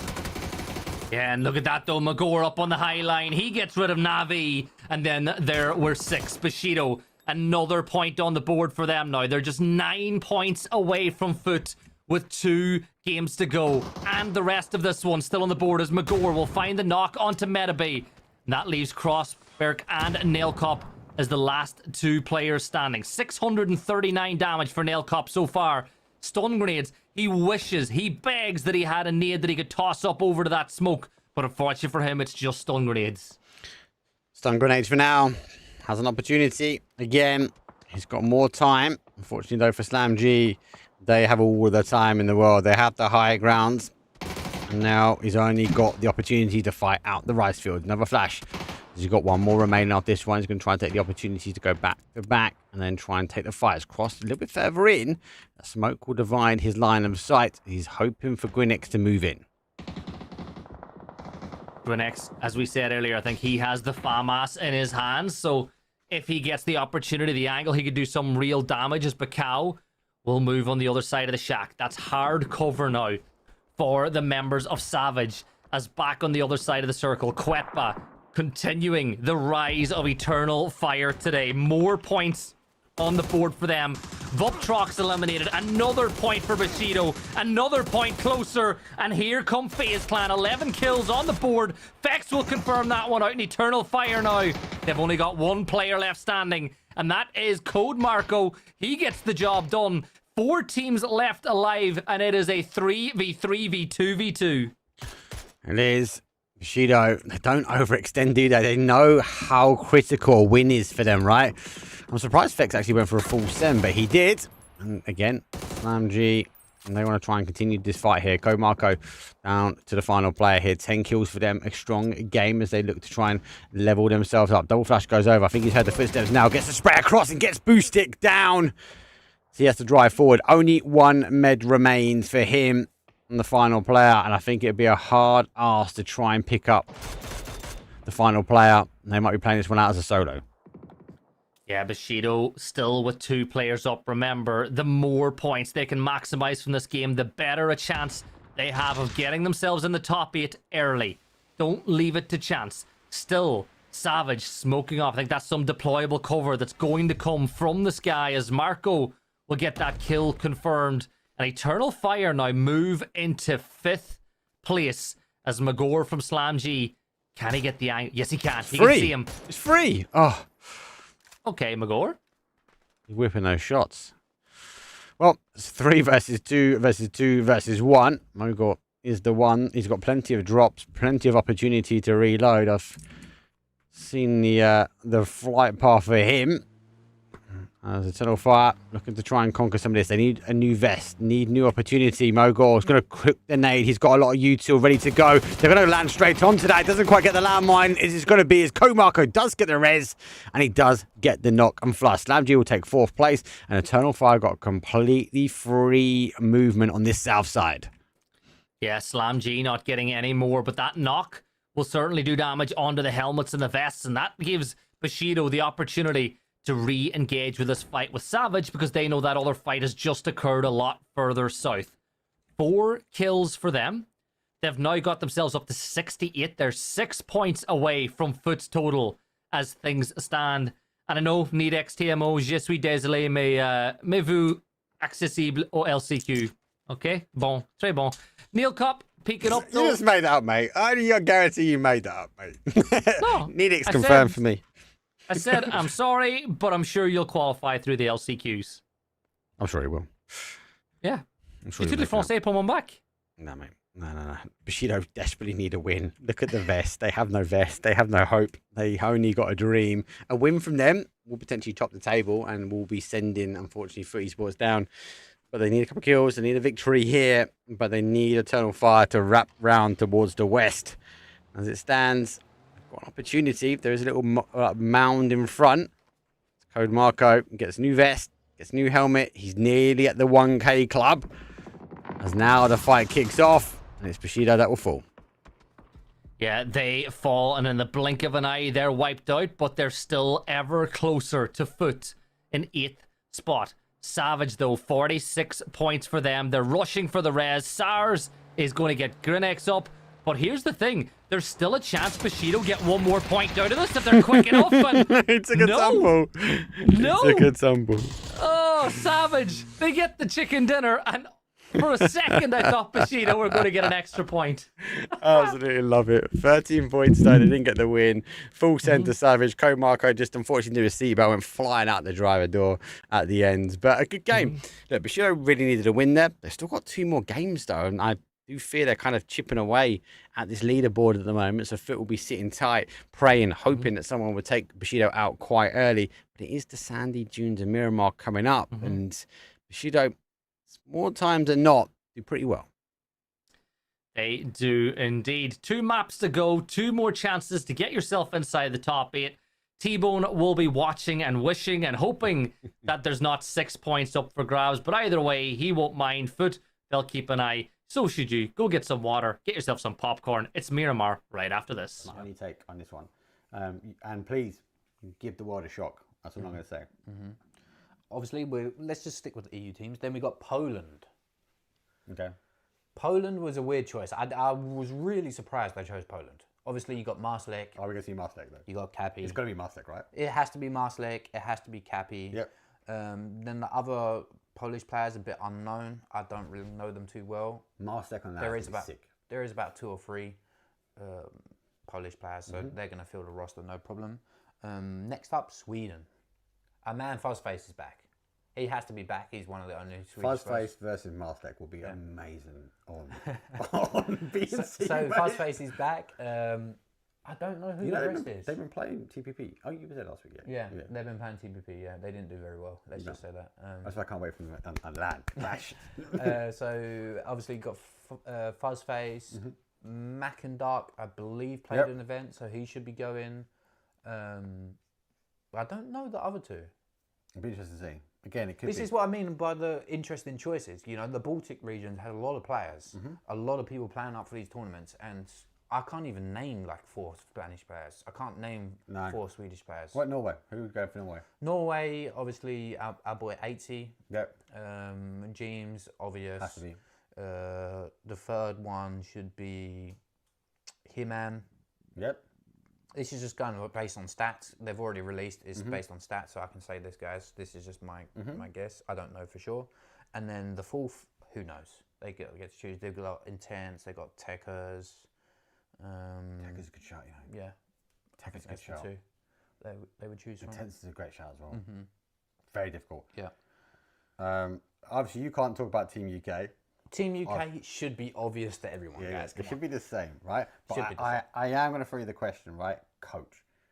I think you should take Scoom. Scoom is a legend, and arguably, and I only base this, and this is not against any individual, but I base it on performance. And yes, VP has done as well, but he's coaching teams at global events. Yeah. So I think there's a lot he can put in, and there's a lot I think he could bring to the table. And as a UK fan, especially that I'm going, and hashtag the best be UK shirts in the shop because I needed one. I'd like to see you guys do well, and I think you need to change things up from last year. Not the player base, but I think your play style last year compared to the year before wasn't great. We'll have to see, honestly. Last year PNC, was a shambles. I didn't sleep, properly. We had some things going on in the team, personal stuff, not like T-Bone was grouchy. He was not. I was honestly, I'm an absolute. Everyone wants to punch me if I'm tired. Let's just say that. But yeah, I'll be shouting in the crowd. T-Bone takes. But T-Bone takes. Yeah. We'll see. I honestly. I don't know the rules yet on how the coach is picked. Maybe it is going to be Scoon. Maybe they're going to do it based on performance of team. I don't know yet. The coach is not coaching; it's a player. Yeah, I think it'd be a better pick again. But that's my only thing. Again, I've got no issue with the We'll see. coaching of us before, but I just feel like it needs to change. And we're not going to change the players because we haven't got a huge amount, right? So that's the only. I'll take your word. We'll discuss it with the boys. That's all I'll say. I'm going to be there. I'm going to be there with a massive Union Jack. We've got the biggest one. I'm going to be shouting T-Bone takes. Sounds good. Hopefully we do good this time. There'll be no change, obviously, Australia, no change of America, South Korea. All the other teams is going to be hit and miss. This across the region, obviously. Tiggleton's going to be going and stuff like that. America's, I don't know. So the Americas, anyone can look up this, by the way. If you want to know who's going to be on a team, it's the top 3 players. They've already released this from PEC Fall or NA's version, PASS, and PEC Spring 2025.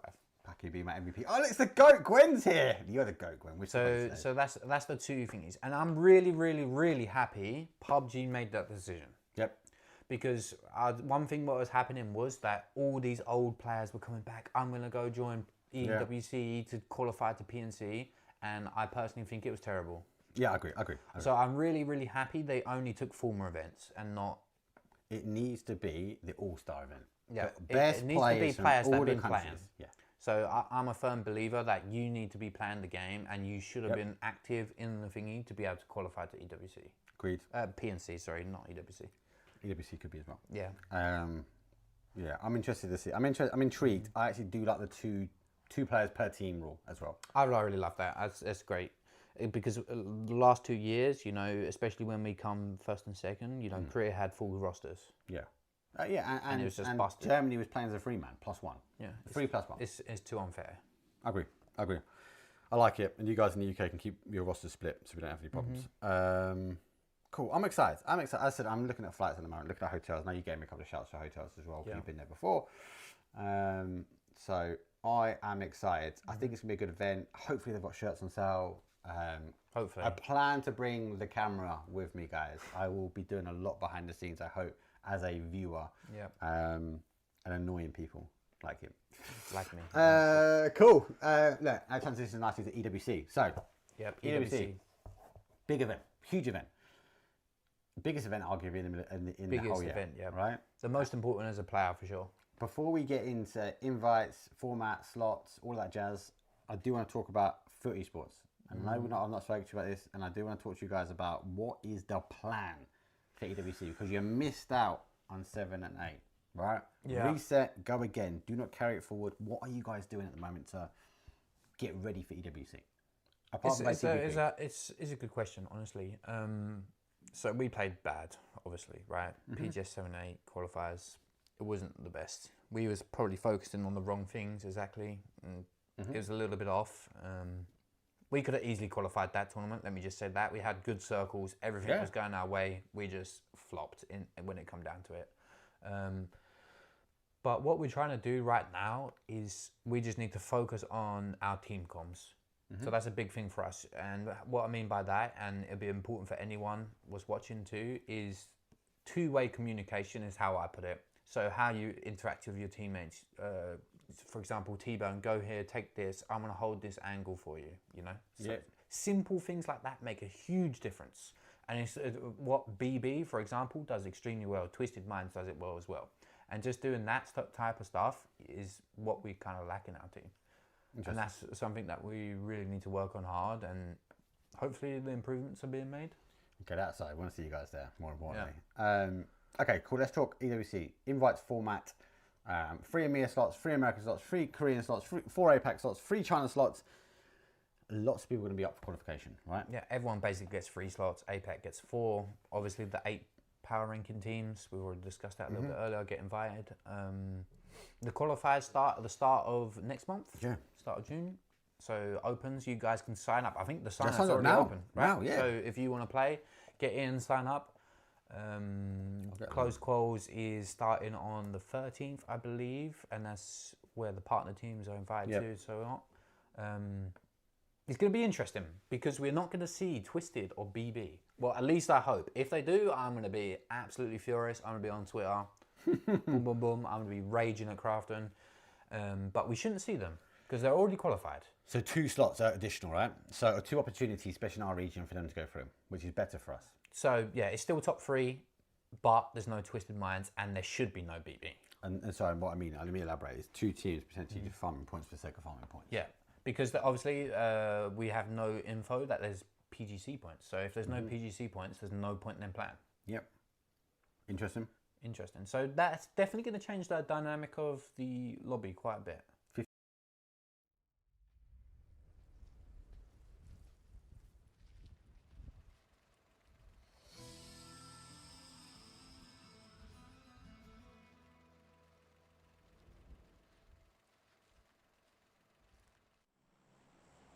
Here we go. It's the penultimate game of the road to EWC. Match number 17. It is a southeast up towards the northwest. Chunks was excited to try and get an island. Gibson, surely not today. There's always a chance. I'm not gonna lie. When you and I cast together on any form of official qualifier, it seems to up the odds of an island finish. We've had about 3 together at this point, haven't we? Yeah, remember that question mark one? Oh my god. Yep. Or BB team is known as a question mark. They played that so well. FaZe played that well as well. We had the last one before the e-pickups became a thing. Yeah. Remember when Marsalek and Polish Power just went on the rampage on the coastline by Impala, just killing everybody? God, long live Marsalek. He's got to be in Polish, but he's got to be in Team Poland, right? I can't wait for that. Fuzzface is going to be there as well. Surely it's going to be a good PNC. For now, though, obviously, what does this mean? In the grand scheme of things, guys, I have a spider run over my hand. It means there are only 2 more games left for these teams to get into a top 8 position. But it'll be okay. If you have just jumped in, you don't know the format, you can type !format or team. That kind of gives you links to the Liquipedia page. That's really good to go look at. We're looking for a top 8 here. They go through to the grand finals. That's an instant pass. And then for everyone else, that is from 9th all the way down to 24. They get an upper opportunity in a best of 12 format next week, Tuesday and Wednesday, where they have to try and duke it out to find another top 8 position to go to the finals. And when we reset everything, we find our top 16 teams, guys and girls. We are looking for only, check this one out. It's a big number, 3 people. We're looking for 3 teams to go through to the LAN event. They will be taking part and on the flight with BB and Twisted Minds, who have already deserved the right to qualify in. But 3 out of this. So everything is to play for, but we've got to get through this stage first. Yeah, it's a better chance than some teams had to qualify for PGSs last year. Yeah, true. EMEA given more spots this year, which is well deserved based on the performances of those teams globally. I will say this. While you were talking through that whole thing, did I hear you say a spider had ran over your hand? Yeah. Yeah, you also said Tuesday, and for those of you at home, yes, when Mark says it, it is spelled CHEWSDAY. Tuesday, innit? From an Irish person, you can pipe down, mate. Tuesday, innit, bruv? Tuesday. This is my stream. I can say my Englishisms all I want, right? This is not an official broadcast. I don't have to have the Queen's English or the King's English, so to speak now. I can say Little do they know, you're massively Irish as well. No. Just Mark lives there. There is some Irishisms that do come out of me so often. Isn't Powers a famous Irish whiskey? Yeah. It is a very good whiskey as well, and actually it's my favourite whiskey in the world. I will, and that's not biased because of the surname. That is actually arguably my favourite whiskey. It's out there. There you go. So yeah, Mark Irish confirmed. Anyway, moving on. As the circle goes, FaZe Clan's James is getting very close to ascend. 29 points for them. James will hop on his bicycle. He likes to ride his bicycles. He gets out of there, and I love that this is this edition, because if he wasn't on the bike, he would have been spotted out a lot quicker than this if he was on a motorbike, and he probably would have died. Oh, you just jinxed him. Anyway. He's behind cover. Don't move. I was begging.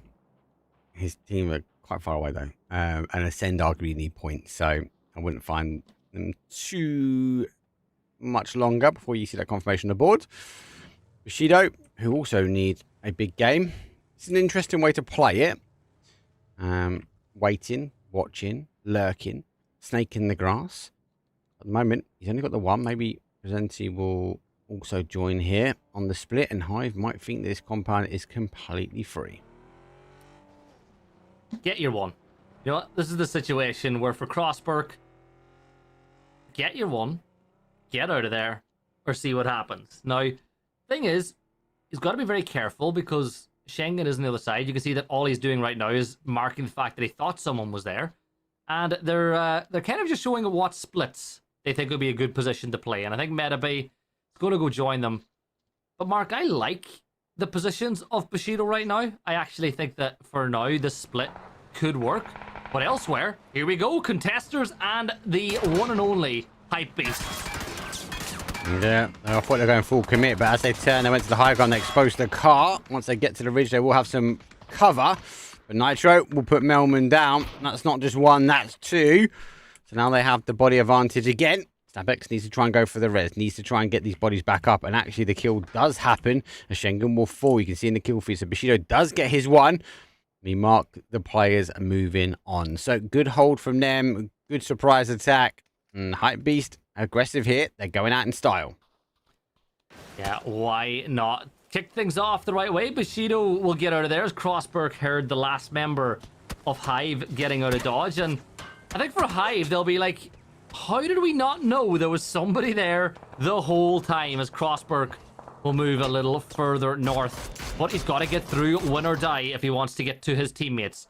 Hype Beasts up on high. They've lost Keter, but they can still see contesters down in the distance. Is Nitro able to hit the shots? It's... You know what we see a lot more of in TPP that we don't see as much of in FPP? What's that? The decision to pop tires on vehicles as they move by. Or maybe it's just an NA thing I've seen a lot more of lately. No, we hit our shots here. It's just an illusion. It's really hitting. On the screen, did get another one actually, to be fair. And Hypebeast up down to 2. I think the leaderboard is the one that you need to keep an eye on. As Bushido on 69 points now, they wanting to close that gap. And Footy Sports are next, as Gibson says, on the chopping block. Oh, he runs back. Perfect timing. We'll wait and see. For now, Hypebeast have seemed to have got some hype about them. They continue to drive forward. Unfortunately for Hive, they continue to fall. Yeah, Cartufel will get the first 8 off, but that's 2 points on the board for Stuckers, who... I keep saying it. They're the team that's disappointed me most tonight. I looked at the team that they had. I looked at where they were in the leaderboard, and I thought, this team has got a real chance of closing that gap. And they've just never got going tonight at all. And I suppose you have to remember that every single time in lobbies like this, where it's A versus B versus C, every play day is completely different. This one. It's different every time. The style, the pacing completely changes. I said day number 1 was all about Na'Vi. Day 2 was all about VP/FaZe. There's really, really strong contenders. Sen trying to make it all about them at the moment. Gustav's now down. FaZe down to 2. But again, a team which is well above that kind of qualification. Sending themselves, and FaZe, I'd argue to say, back in the position that we expect them to be. I'm building a narrative here. I said earlier. No, he's not. He's all lies. All lies. He's wishing you down. Timo knows a lot of... Like, honestly, it's like I want... Whoever is on Team UK for PNC, I want them to do well just because... I know the players. Even like as an Irish person, you should be glad to hear me say that. Like that's risky. I'm going to get called out for that later. Not going to mention it. My passport's going to get torn. I wouldn't say take one of ours, mate. I think ours doesn't have as much advantage. Well, you know, whenever Team UK won PNC, their coach was Miraku, who's got the Irish flag on his bio on Wikipedia. So there's always that. Yep, take it. Take it. And at the moment, SnapX is trying to ensure that he confirms. Oh, great angle. Great angle. I think he's dropped the nade. He's done. What a save. That Panzer could have been destructive. Yeah, Snap. Crackle. Oh, yeah. Snap's been he's been in all action tonight, right? We'll give him that. Like we've caught nearly all of Snap's gunfights this game so far, but as we look elsewhere, Vuptrox, they're moving in by Oasis. Bushido, 1 kill on the board. Crossberg took a little more damage again. I think Bushido, like, I'm confident they'll get in the top 8. But I feel like it's not been pretty this last 2 maps. They're constantly in gunfights where they're not getting rewarded with kills for them. I can't argue, mate. Like, it is going to be... Okay, this is the problem.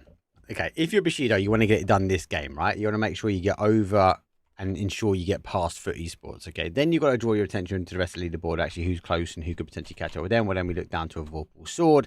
That's just not going to happen, right? That's a big game they need. If on the other side, if Vorpal Sword pop off really well and Bushido go out with only the 1 kill, again, it looks at maybe not so much of a foot esports, but ensured destruction between these 2 teams. And do they fight it out? Because there's only one thing happening next, Gibson, and that is game 18. We have no more games in the closed qualifiers after that, and we will have to draw our top 8. I was saying to you earlier, it's fun being back on FPP because we get more maps. It's more night. It's more action. That's rough. Look at how many teams had gone the other way. Look how many teams now need to move back that way. And if you ascend, you drop in water treatment. You're thinking, really? Like, what have we done to the zone to affect it? I don't know. You tell me, mate. Look at this. I told you, the German teams versus the German teams. It's always the case. Or they just pass by in the night. They might do. They sense danger. And they take the high road away from Oasis. down to the south. Take risk here. Bushido will be happy where they are, but they are pretty laying low. Eternal Fire and a bigger wrap as well, but they've got a 2-2 split as they come off the high ground. Hive with Dante on the high ground as well. Final player for them. And you're right, everybody else went over towards that west-hand side, and now everyone else has to go running back. Yeah, and I think that Bushido are in a good spot, right? I think Navi will probably rotate back towards the San Martin direction, but again, how many of these teams are going to assume that there's a lot of traffic over on the east, as Lurex will take out Magisters? Like, to me, a lot of players are going to make the assumption that a lot of that space is taken, not realizing that everybody had moved west. This is a danger. Everyone, again, second-guessing their rotation, second-guessing how their path and go. Sometimes the danger is closer than you think. Sometimes you drive yourself into more danger than what it's worth. For here, for Ascend, they crash full force into take risk. Get the guys down. It's Chris will launch a nade. Payne's going to be a little bit further back. The guy's about to get flushed out. He does get flushed out. On the other side, as take risk, they reinforce. Yeah, the Murado there providing enough cover, and Chris will step up, overtakes down the head, but Billionaire with a big boom nade drops right on top of him. So it's all down to Braxco, the final player standing now for side. He moves the Bronco out of the way so he can step on up. He spots Billionaire in the back, but Billionaire will hear the footsteps. Billionaire will get shut down though as Braxco confirms out the knock, confirms out the other flush at this point, and that means there's only one player standing, and it's Abdul Mir, and he's not going to get over the ground because Magor will pick up the kill, and Take Risk are eliminated. Unfortunately now for Ascend, they're down to one as well, so caution B. Ferris has spotted red line as they rotate their way up, so information will be gained. I feel like Navi might be setting up their trap as Ferris doesn't give away his position just yet. Have to wait and see if they're able to unleash the trap. But with red line going so close between this when you've only a matter of time. He sees the car, he jumps out. Hakatori's got to go bam. It's not going to be him. It's going to be Soseed in the end. Gets the first one. Now they're going to piece together the rest of the puzzle. That's red line. Yeah, red line down and out. Ascend down and out. Naughty might be in a bad spot as well. Ivas, Naughty, and Zico. They've got Navi closing them down, and Fairest on the other side. Maybe the Murado. Well, now remember, that Murado couldn't reverse quicker, Mark. It might just get him out of trouble. Not, you know, all the reverse crashes we've seen tonight's crazy because we're back on the old patch. We are. There's no recall systems, no second chances opportunity here. Full send saloon. Dante still has the high ground, still has an escape vehicle of himself as the Sandstorm will whisk past him. But Bushido still running on one kill, still laying low. But they have a 2-2 split in the heart of the zone. And I wonder if anyone's going to push that position, right? You got to look at it and go, is somebody going to risk taking one of those compounds away? Because at this point in time, the circle's getting a lot smaller now. And there's 14 teams alive. And just look at how many teams are coming in from the south, Mark. You've got Hype Beasts, Navi, Vorpal Swords, Redline. And Contesters still have a player alive, way off in the blue by El Pozo. Is well off in the blue with El Pozo. As the guys went out to try and work their way in. I do question though. I think they know that Dante's there. Have to wait and see.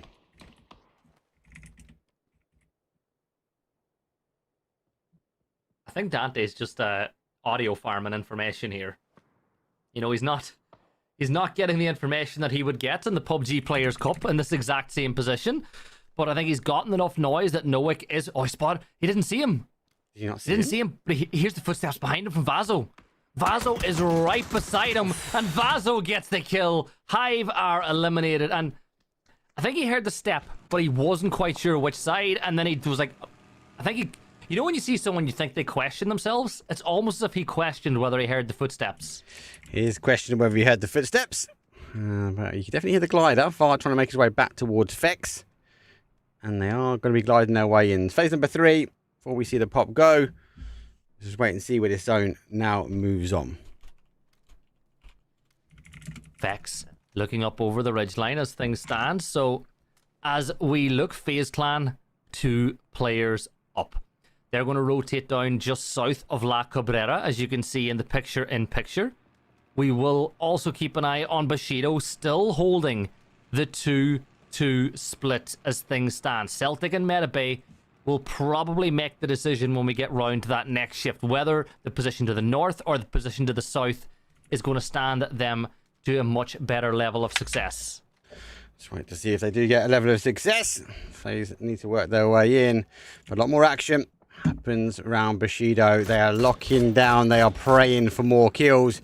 They get a connection on Vard as he will go full Mayday. Does he just crash onto the roof? Does he get the opportunity? He jumps out. He bails. Has he got a parachute? He has, but it's going to fall down. And it's going to be another kill to Bushido. That's number 2 on the board. 70 points. 4 remain now for them to take on Foot Esports. And you know what? That is gettable in this game. Yep. 70 points now. TMO go a little bit further down, but at this point, Foot in trouble. And Win or Die have the tiebreaker, so, you know, there's no chance of Foot getting in ahead of them. Like, the only other team that's at real risk at this point is... Right, I'm not even going to say. I was going to say, like, GK become the next team at risk, but the cutoff's going to be well before 95 points. I'd say you're looking at, with this map and one left mark, maybe 80 points, 82 points. I think we'll go high 70s. I reckon it'd be quite. The points been quite average across the board for me. Whether it stays that way is obviously a question. You got to look at the next teams coming up. This Vorpal Sword, like, can they do enough to get 70? They're on 57 at the moment. They need more kills. They're going for it. They're on 3 already, but they've got to go full send. I just can't see it happening. I might see it for me, a Bushido in and Foot Esports out, but I think that will be the lay of the land. Oh, I think that's what'll happen. Like, I don't think Vorpal Swords now are going to cap or close that gap unless they win this game. So as things stand, you would assume all the teams in the top 7 will make it, and then it's a question mark over if Bushido can get the 4 points they need over the next 2 maps. But with 12 teams left alive, 4 players up, and center circle, they are well on their way to crossing that mark. Here's a big fight, though. I said that Vorpal Swords need a win if they want to qualify. They're battling with Navi on the south, and they've got the high ground, but So Said gets the first knock. Yeah, the anchor position holds, and they've gone off aggro. It didn't work to their effect. Big nades come back. Nades go forward here. Vorpal Sword needs to get out of here. He needs to get back into the fight because at the moment he's isolated. Navi are happy to keep him at bay. And oh, scrap that code. Marco says, I'm happy to take a kill. Big knock again. That's 2 players for Vorpal Swords down. Barizi will get rezzed by Zubila inside the circle or inside the smoke. But I think Navi have the momentum they need to push on up. The nade finds 33 damage onto Razor, who will step inside the smoke and pop another first aid. But Metabay, he's sneaking up this way. Code Marco is as well. Bushido and Eternal Fire can sense the possibility of points on the board. And Bushido know if they can wipe out Eternal Fire, that they are, or sorry, Vorpal Swords, that they are all but secured in that top 8 as well. As the first car will go past here, Mark. Patience being shown by Celtic. Very, very patient. They're now hearing more commotion on the outside edge. They've just got points to gain and loads of opportunities to do it. Celtic making it explosive more, and there goes one. Metabay goes for the second, though. He swings back, but he's going to fall as Navi's now getting involved. They've got to be cautious. 2 kills on the board. Ferris will fall to zone, so will Extend. So they're getting fallen apart, which means less kills on the board here for Bushido. And the hold is not helping out. They lose another body, and it's going to zone. But look at that. They're able to get the points on the board. 5 kills at the moment for the guys. 1 point away. 1 more kill will put them in the talking spot. Yeah, and the reason he went for Metabay first was because Metabay, I think, had a jammer. Actually, there was a jammer pack on Celtic. Yeah, so that's why you go for Metabay first. Now you raise Celtic. Neil Kopp's got to keep the angle on, but don't forget about Hakatori, who is still alive inside the blue. And Neil Kopp, well, he's running directly towards Win or Die, who are sending it further north. So I think Bushido, now on 73 points, have just about gotten away with one there. Oh, but I think they made the perfect... There we go. Stole. There we go. They're on 74. Is 74. That the tiebreaker? It's done. They've got the tiebreaker. It's done. It's done. So that means Foot Esports will be out, unfortunately, for them. And that's what they needed. But as I said before, the pre-show, Bushido, Eternal Fire, these are the teams that... Like, if you give them an inch, they're going to take a mile. And that was an inch of a shot. And he was able to get the knock. Unable to get the flush. But Bushido, they strike hard with the Samurai Sword in firm grasp. Yeah, Crossberg's been knocked by Code Marco, though, as Eternal Fire push on up, and Hypebeast eliminated in the blink of an eye. 3 players for Bushido as Celtic crashes in with Nailcop now, but they have 6 kills. They're 1 point away from being in the placements and just extending that gap over everybody else. But as it stands, I think the top 8, yes, the positions might move about, but I'm going to say with a lot of confidence, that is your 8 teams that will be playing in the finals next week, and everybody else will put on a hell of a show on LCQs on Tuesday and Wednesday. Yep, be the case. It will be the case. Bushido, I think they've done their objective. They've chipped away at the leaderboard and they've chipped their way up towards the top. Is there an argument for Vorpal's sword? I think it's just too much. There isn't going to be enough points on the board. It has to be massive, explosive. I think the next topic of conversation is going to come down to who's going to top the table. Makes no difference. VP, I think they had a point to prove as well. They've had a shake-up in their teams. Navi's had a shake-up in their teams. FaZe have had a shake-up in their teams. And they are our top 3 contenders in the closed qualifiers. Yeah, I think Navi have a great chance of winning the actual lobby. You know, getting top spot, getting those bragging rights away from VP. It means they'll need a 17-point game. And the next one is Eternal Fire are eliminated. And that means that we've just got 7 teams left alive at this point. 19 players, but I think 7 is going to become 6 very, very soon, because here come SlamG. SlamG come to fight over the top, and it's not going to be long. Again, good contenders. They're extending their lead further and further at the moment. 8 kills on the board. They're down to 3 bodies. Zartix is down. Looks like they are desperate for some more U2 or more ammo. Swaps over towards the Org. Don't forget, we're on the patch before, so Org is king. That's why we see Mogor swap it out. Yeah, and I think SlamG, a win here for them puts them in the conversation of getting top spot in the lobby as well. And what a rags to riches story that would be for them. Remember, they were in 9th spot, and due to a disqualification, they got in, and they have looked so good. Like, it would have been a disservice to EMEA PUBG if SlamG wasn't in this lobby. This is the thing, right? You say you learn your lessons. There's comments out there. They shouldn't have been in that position. They shouldn't have gone 9th. But sometimes teams need a blow, right? They need a blow. They need a check of reality. This is a stacked team. Expectations are high, and they look good when they come out swinging. But going out, having that sacrifice, having to deal with that internal, and then getting the opportunity and a bit of a lifeline of a disqualification, they haven't taken it lightly. They have come back swinging, Gibson, and they are looking strong to take over as best they can.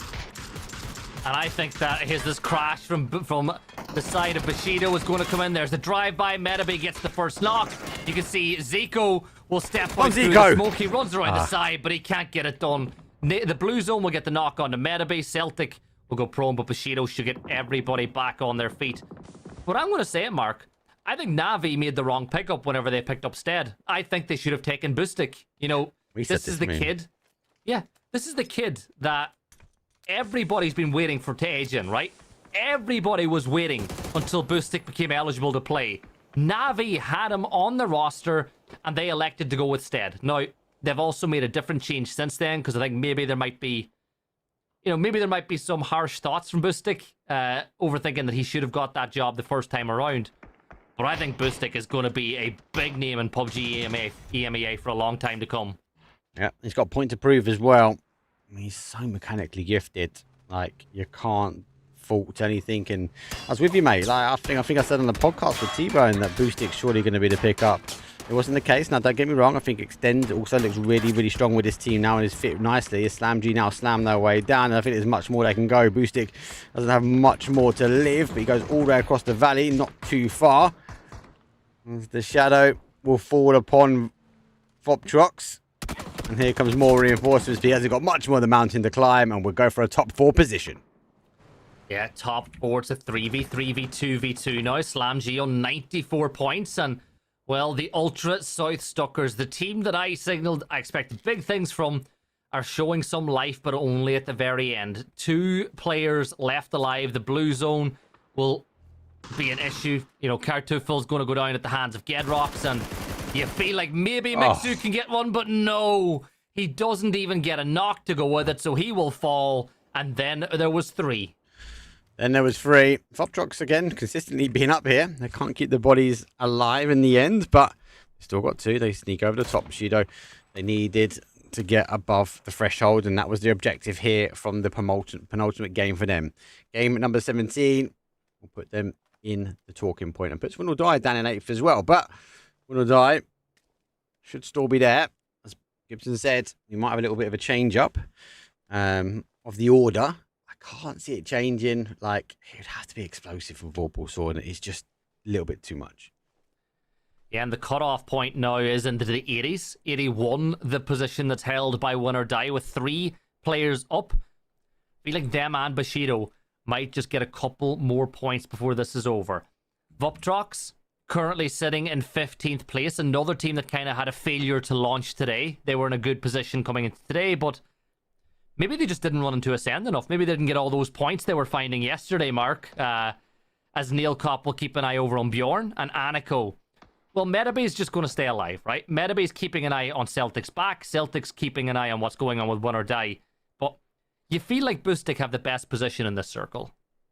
Did I say Boostic? I meant to say Bushido. Yeah. I was looking if Boostic's alive, and I was like, where's Boostic? Yeah, where is he? He's not even here. Celtic needs some reinforcements, though, but it's not going to be coming from Boostic. It would come from Metabay, but it's going to come from a full back at the moment as Win or Die. Unfortunately, W key down. Nades go forward. Not much more left. I think they wanted an opportunity to convert, but they're going to smoke the path forward. They get in the car, use it to rotate round, and I think they'll be looking to try and take Celtic's position away. Still plenty of points to be had inside this lobby. Laosh and Gedrox and Hello My Bad are all going to clown car their move. Actually, no, there's a buggy there as well. As Laosh will sit in the passenger seat and they drive towards Voptrox. Aniko gets the first knock. Aniko gets the second, but he's going to get them all. And that's opened the door now Suicide for Bushido nade. in a 3 versus 1. Suicide nade. Winner, chicken dinner. Bushido get it done with 20 points. He had no faith that his teammate was going to get it done. He didn't just put 1 down, he put 2 and he put the 3rd down. And Brian just said, I don't believe you're going to do it, mate. Catch this one. He eventually ends his opportunity, his chances to go out as a 2. Good game, Bushido. 10 kills on the board. They needed, 6 was it? 5 or 6? Coming into this game, that securely puts them spot in that top 8 position. As Gibson said before, I feel like we're a lockout now, mate. And the top 8 line might be drawn. I think so. The question now is how high can that line get? So it's 81 at the minute. There's no reason why it couldn't end up like 87, 88. And I think that would just be funny because, you looked at some of the posts from, I think it was GK's players were posting like, yep, job done, we've qualified. Wouldn't it be funny to see them sitting like an 8th spot after that there? And you're like, that line was a little higher than you expected. You need a lot more teams to get involved. The only other team which in question could be Vorpal Sword, but they would need an outstanding storming game. But for now, we'll take a quick break. When we come back, though, it is the final game, though, of the closed qualifiers before we shift and decide or reconfirm our top 8 teams for the grand finals, and we will send all the rest of them to last chance. For now, take a quick break for the last time. See you guys in a 50k for MVP. I love it. Okay, let's take that away from it. Who do you think top at the moment, as it stands, who's going to win EWC? Who's going to win EWC? Or the qualifiers, you mean? No, EWC. We're going straight to that one. We'll work our way back. Oh, who's going to win EWC? Honestly, DNF is looking super good. I think DNF, if they played like they did PGS 7 and 8, they have a good chance to win. All they need is that, I don't know if I'm pronouncing this right, DL, something like that, right? He needs to stop trolling, right? He was running people down, his teammates. I love it. Nah, I'm just messing. But they played really, really good. And I think with a little bit more circle luck, they would have won both of them events. Interesting. I think this year BB. But honestly, BB, as I said, PGS 7 they played really good. PGS 8, I think they didn't even deserve, top 6. They didn't deserve it, but they won it. Love it. I think if they can be consistent again, I'll put them up there. I think Twisted Minds don't know what's going on. They're doing well, this Twisted Minds, you got to remember that they had to hot drop Pero like every game, more or less. Is that the right call? I think so. They need to fight for their spots. I think it's... Will they fight for their spot for EWC and bomb out? I guess so. Mental, innit? It's a sacrifice, but if they're their spots and they think they're going to do the best from, look, it's a long game for But them. it doesn't Twisted Mind all turn around and go, what's going on, guys? That win is huge, mate. I think it's long game for them. Future. I think Twisted Minds is going to do good no matter what. So if they can grief Pero for a tournament or two, then it's worth it. Interesting. And I'm gutted they're not going to PNC, I'll be honest. But, okay, cool. That's interesting. Yeah, something tells me BB. Something tells me BB. BB's been playing well. I can't fault them. They've been playing really consistent. As I said, PGS 8 did not look good, personally. Really, I'm being serious. Like, I'm sure if you asked a Doozy, he would say the same. Yeah. They got really great circles, and they should have been 30, 40, 50 points ahead. Yeah, they just couldn't convert the top four. But obviously, they won. They played good enough, got good circles, so yeah. Take it. I'm going to talk. Anything else about EWC? Other than... I'm looking forward to it. I think we'll talk more about it. Foot needs to qualify, please. Yeah. Well, the thing is, we do another podcast before. Yeah. So we'll talk more about EWC, a lot more detail. Yeah. We'll mostly see a lot more about teams that are qualified getting through. I think we'll try and pitch one in between. So at least we'll get an idea of who's going through to the regional finals. And we can talk more about the teams. Yeah, exactly. Cool. Who loves TPP? T-Bone loves TPP. Yeah, so I love TPP, guys. Absolutely love it. How are you doing so good at it? Honestly, TPP is a weird one, right? I don't like it, but Pixel, you know, he's been hyping me up. He's been like messaging me, you know, making me play TPP, and I started to, you know, like it a little bit more, and people hate me for that. So I don't actually mind it. Okay, I don't actually mind it too much. I think it's okay. You love it. T-Bone loves I don't love it, right? Bro. No, I'm gonna get so There's much. a clip online about you saying it. I'm gonna get so much shit for that, but it's honestly not that bad. Okay. You know, Pixel's editing this. He's gonna dub you, mate. Yeah, I know. I'm gonna. You are gonna get dubbed, mate. No, but honestly, it's not competitive game mode, right? I want to start with that. TPP, you traitor, T-Bone. It's not a competitive game mode, all right? I'll say that, right? But for me to play it, oh sorry, I accidentally touched the mic. For me to play it, it doesn't feel too bad. I don't think it should be the competitive game mode of PUBG. I would say that outright, but yeah. Okay, let's break it down. Let's break it down a bit. So, a couple of things. PUBG had been in contact with me while I was in Greece, and it was very nice to talk to PUBG while I was on the beach. And there's a couple of things like, we spoke a lot, it was all about TPP.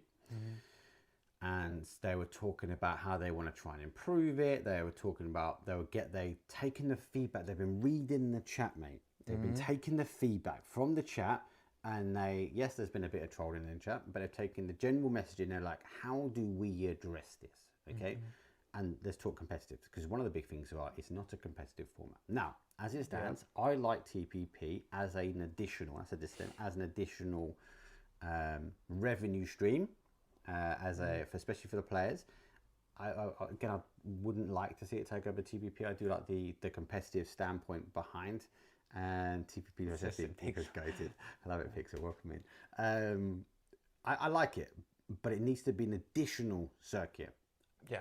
So I've said this in the previous podcast, right? The way they're doing the circuit is great. I like it. If they had that plus FPP and you could choose, and the main focus of competitive is FPP, and they use the TPP as a gateway into FPP for players, just to get them into the basics of comp, the settings, how things work, you know, and then they can level up to the more hardcore battle royale FPP mode. I'd be all for it. Yep, I agree. But if we're going to the point where they're thinking, okay, let's just scrap FPP, I think it's a terrible choice. And that's where you think it's going. I think next year, and you said this in our podcast, it's going to be a full TPP thing. I think this is their year that they're judging it, and I think obviously they really wanted to switch. So, and that's what they're going to do. I personally think they're going to do it. So if it happens, blame him, right? I want to share some facts and figures. Now, I can't put any of this up on the screen. I can't confirm and deny where it's come from. But I do want to talk a bit about what, and I'm pretty sure I shared it with you. I did. I do want to talk about some of this, right? We can't go into specifics, right? But the biggest thing here for me is I was shocked, and one of the biggest things I said to the guys was how many people are actually playing TPP, right? Yeah, there's a lot. Now, I can't say the number, but it shocked me. And then I asked the question is, okay, what about our region, the EMEA region? And yes, it wasn't as high as the global rankings, and there's no surprise we believe that actually most of the TPP player base is sitting in the Asia Pacific region, right? And out in China. But I was still surprised. There were more people playing TPP in the EMEA region than there is FPP. Yeah, I mean, I already knew that. I've said it before. didn't. I've said it before that most Asian players, they VPN to EU anyway, so it looks like they're in EU or based in EU. So you think numbers are skiffed? They are for 100%, 1000%. Still scuff, mate.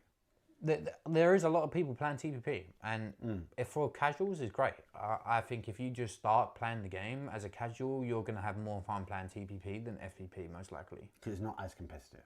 It's easier for people to understand the game. It's easier for people to learn the game. I get that. And then if I put my business hat on, it's easier for PUBG to make more money because you're selling skins. Yeah, they can see the skins, they can see the cars, whatnot. No, as I said, I don't think it's a bad thing. I think the whole circuit is stats. good. Look at the stats. There isn't that much in for those for what we can see at the moment. We can see a comparison between some metrics of FPP and TPP. And some of the metrics from FPP and TPP surprisingly are very, very close. Kills, average damage, headshots, longest kill. Obviously, time survive. You made a really good point about this one earlier. So actually, the time survives higher in FPP because obviously you're not like sort of hiding away. Time in blue's higher when it comes to TPP because you can sit behind a tree and go, I know there's someone watching me.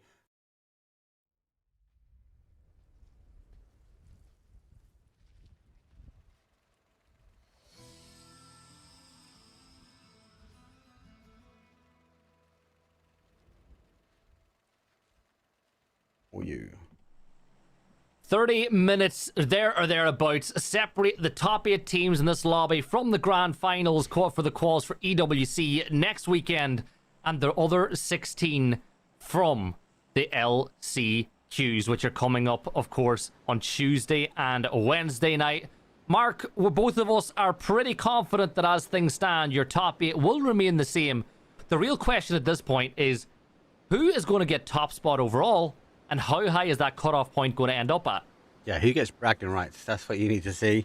It didn't take long. I was going to say this game is going to be hit or miss, and it's going straight hit. As Ultra, Savage going for a hot drop. Did we get any more? I am keeping an eye on the map. But you're right. There's a bit of bragging rights. Obviously, Navi looking to try and close the gap, maybe get a win and top the table with VP. Both teams, I said before, have got new. FaZe be looking to try and do the same, and new bodies. And you've got to have an element of confidence, right? You've changed your roster. The first real time we're seeing on the main stage, and you top the table with our 3 points. You're laughing. Yeah, I think that although some teams have flattered to deceive, a couple of teams have really impressed. Like Bushido today, really good from them. Eternal Fire, I think this is some of the best PUBG I've seen them play in a while over the course of the last few maps, as they have rocketed up to 6th spots. And as we said before, Slam G, a 10-kill win here would basically get them right up with VP at the very top of the lobby as well, which would be a real rags to riches story. But Pears will kick things off using your favourite weapon, the MP5, and gets that opening knock. Don't bait me like that. I am keeping an eye. We do have another hot drop as well, which is Contesters and Ascend. They've gone for Power Grid.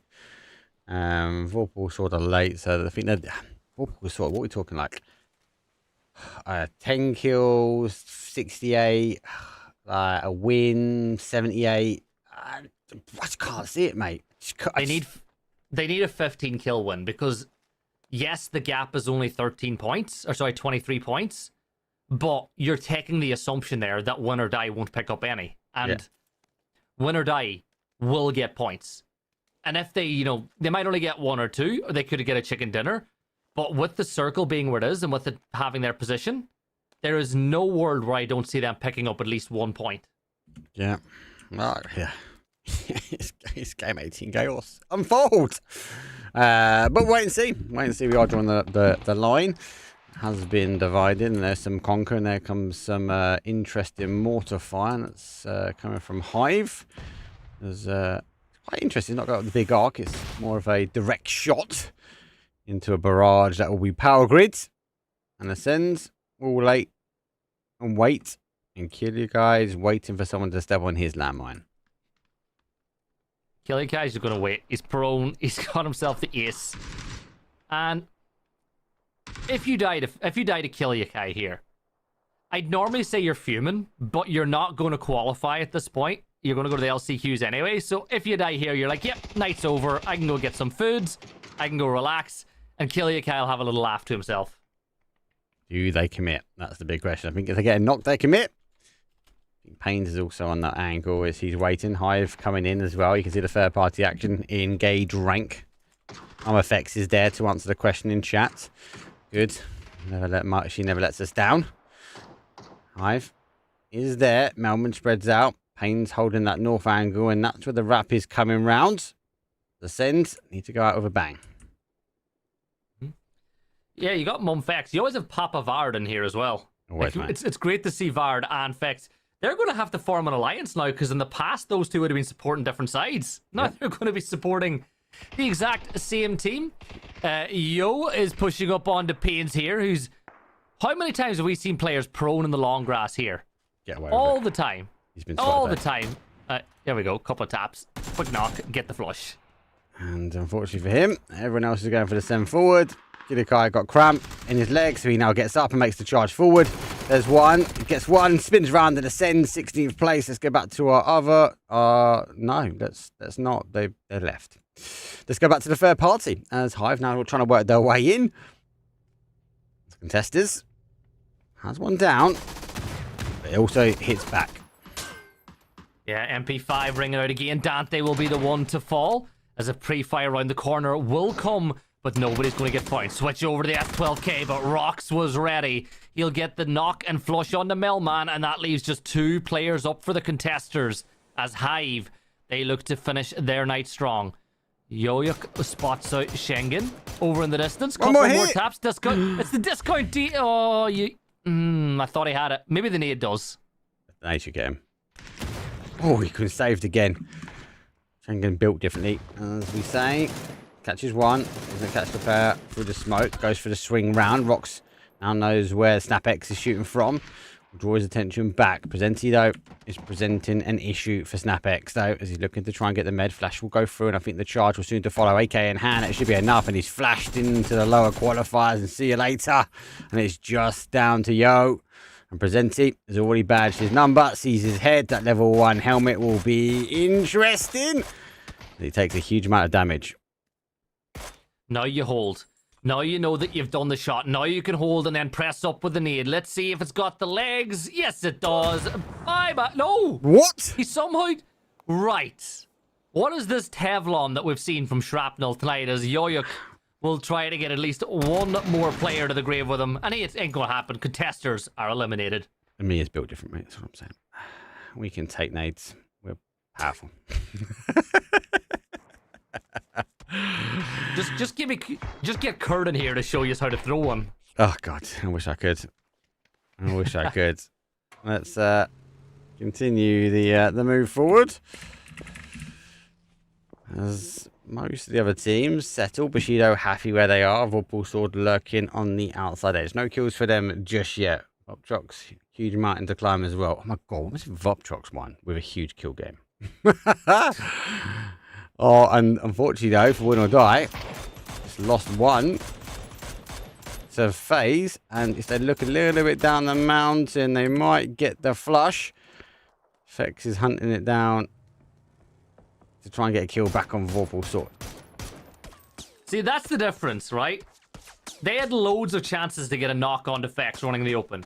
Fex stops for 1 second, fires 2 shots, and one of them's a headshot. Like, yeah, built different, mate. It's, yeah, and I'm a Fex watching, he knows. Exactly, he's got to get some clips going, but maybe that's when Mama Fex turned up. Maybe she heard some excitement from Fex, and she's like, yeah, something's happened, I'm going to pop on the stream. I'm going to log in. I've got him. Gustav gets Vorpal Sword, and that's not what you need, but I don't think they're in a position to try and get the flush. That would be ridgeline to ridgeline, and Vorpal Sword need to rethink their approach into this zone. It's really funny, right? See, when we do NA, Cat Conte or like Kamikaze Keek would hear like Trimsy or Roth going crazy when something happens, so they'll put on the stream to watch. As Breezy will watch Gustav fall at his hands. That's that player killed and confirmed Vorpal Swords picking up their first kill. They only need to get another, what, 15 and a chicken dinner to give themselves a chance. You see Vod just suddenly appeared on the map then? Oh, because he's disconnected.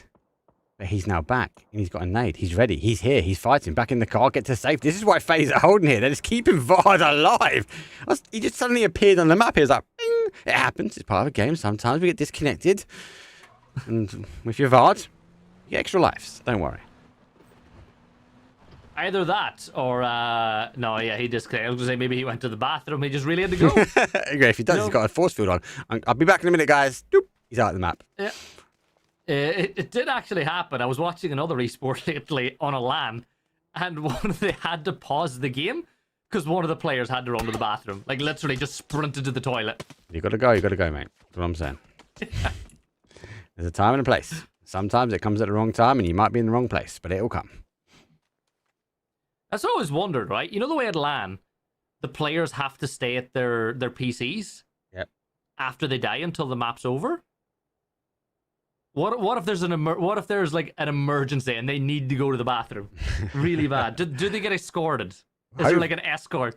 Hopefully you don't have to stay in the same box. That's what I'm saying. Maybe you get to change things up.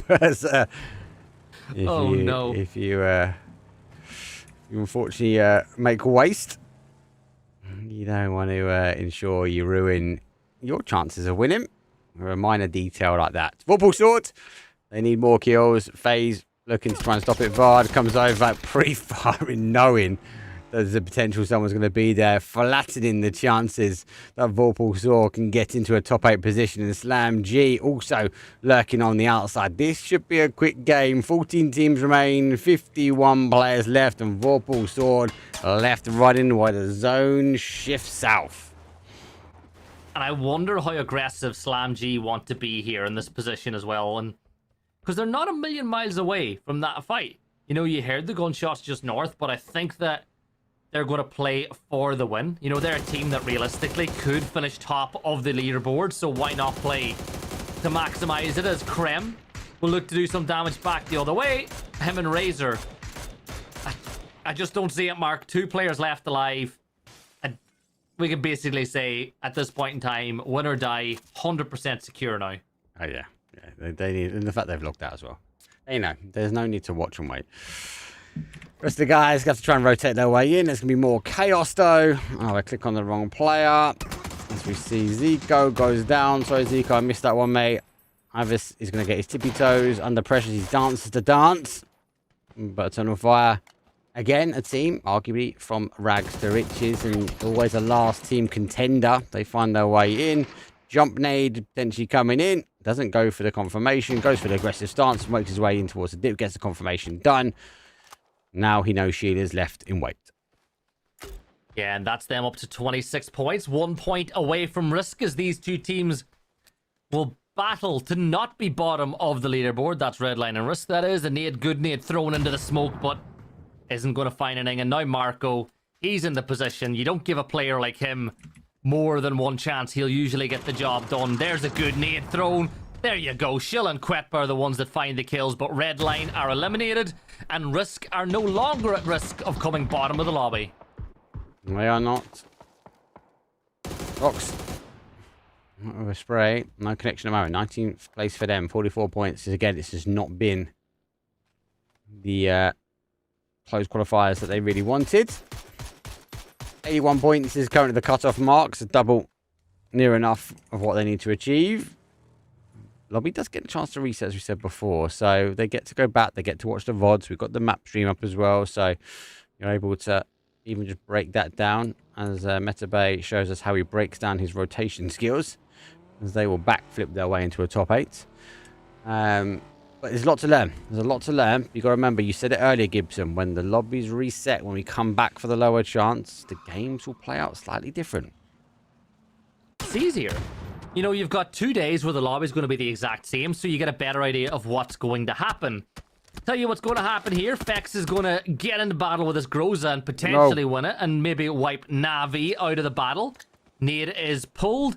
Can Vard and Fex get it done? The two boys from Team GB in the past up against Hakatori, and they get it done. Job's a good one. Navi eliminated. VP now, one less team to worry about potentially passing them for the bragging rights at top spot. FaZe is looking for it though. They've already taken over Navi. You've got a little bit of a mountain or a little hill to climb, should we say? A win could maybe get them a couple more kills, but they've got to do it as a duo. Dangerous duo it is. SlamG also one of these teams looking to maybe close out strong at the moment. All four alive, no kills. Zone shifts away again. As we put ourselves away from the water, centralizing up. A little bit of a divide though, especially on that south side. I do worry about Vuptrox. If they stay there, then they might get caught out of the game. At what point do you sort of play into lower? And they are looking to make the move. If they spotted Vorpal Sword, have Vorpal Sword started to make the play as well, and they're going to look for the backfill. We'll have to wait and see. And Vorpal Sword might be looking to climb the mountain they've just come from. Yeah, I'm looking at Vorpal Swords. They'll be...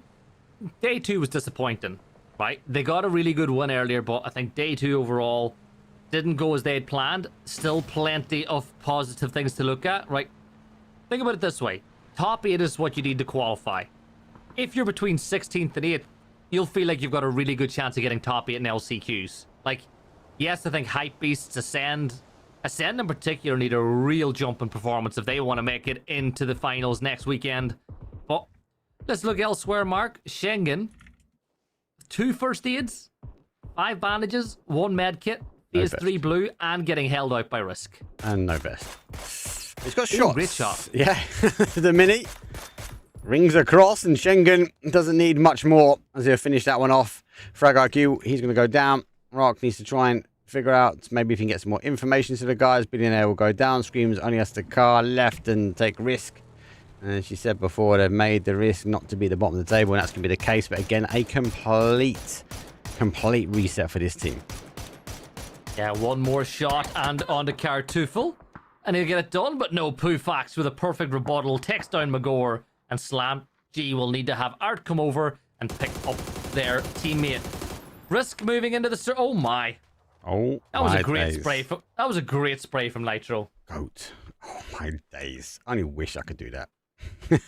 Oh, what a spray. Does catch him. Vuptrox move in. They didn't take the full compounds as we expected, but they do have a really, really big split. They've gone for a kind of a 2-1-1-ish. I do worry that we might find a UST go for a crash here, as they are trying to keep south and focus on, can they hold out the likes of the Bushido, who are also holding out Savage, trying to work their way in from the south. I'm looking at the battle for the south, right?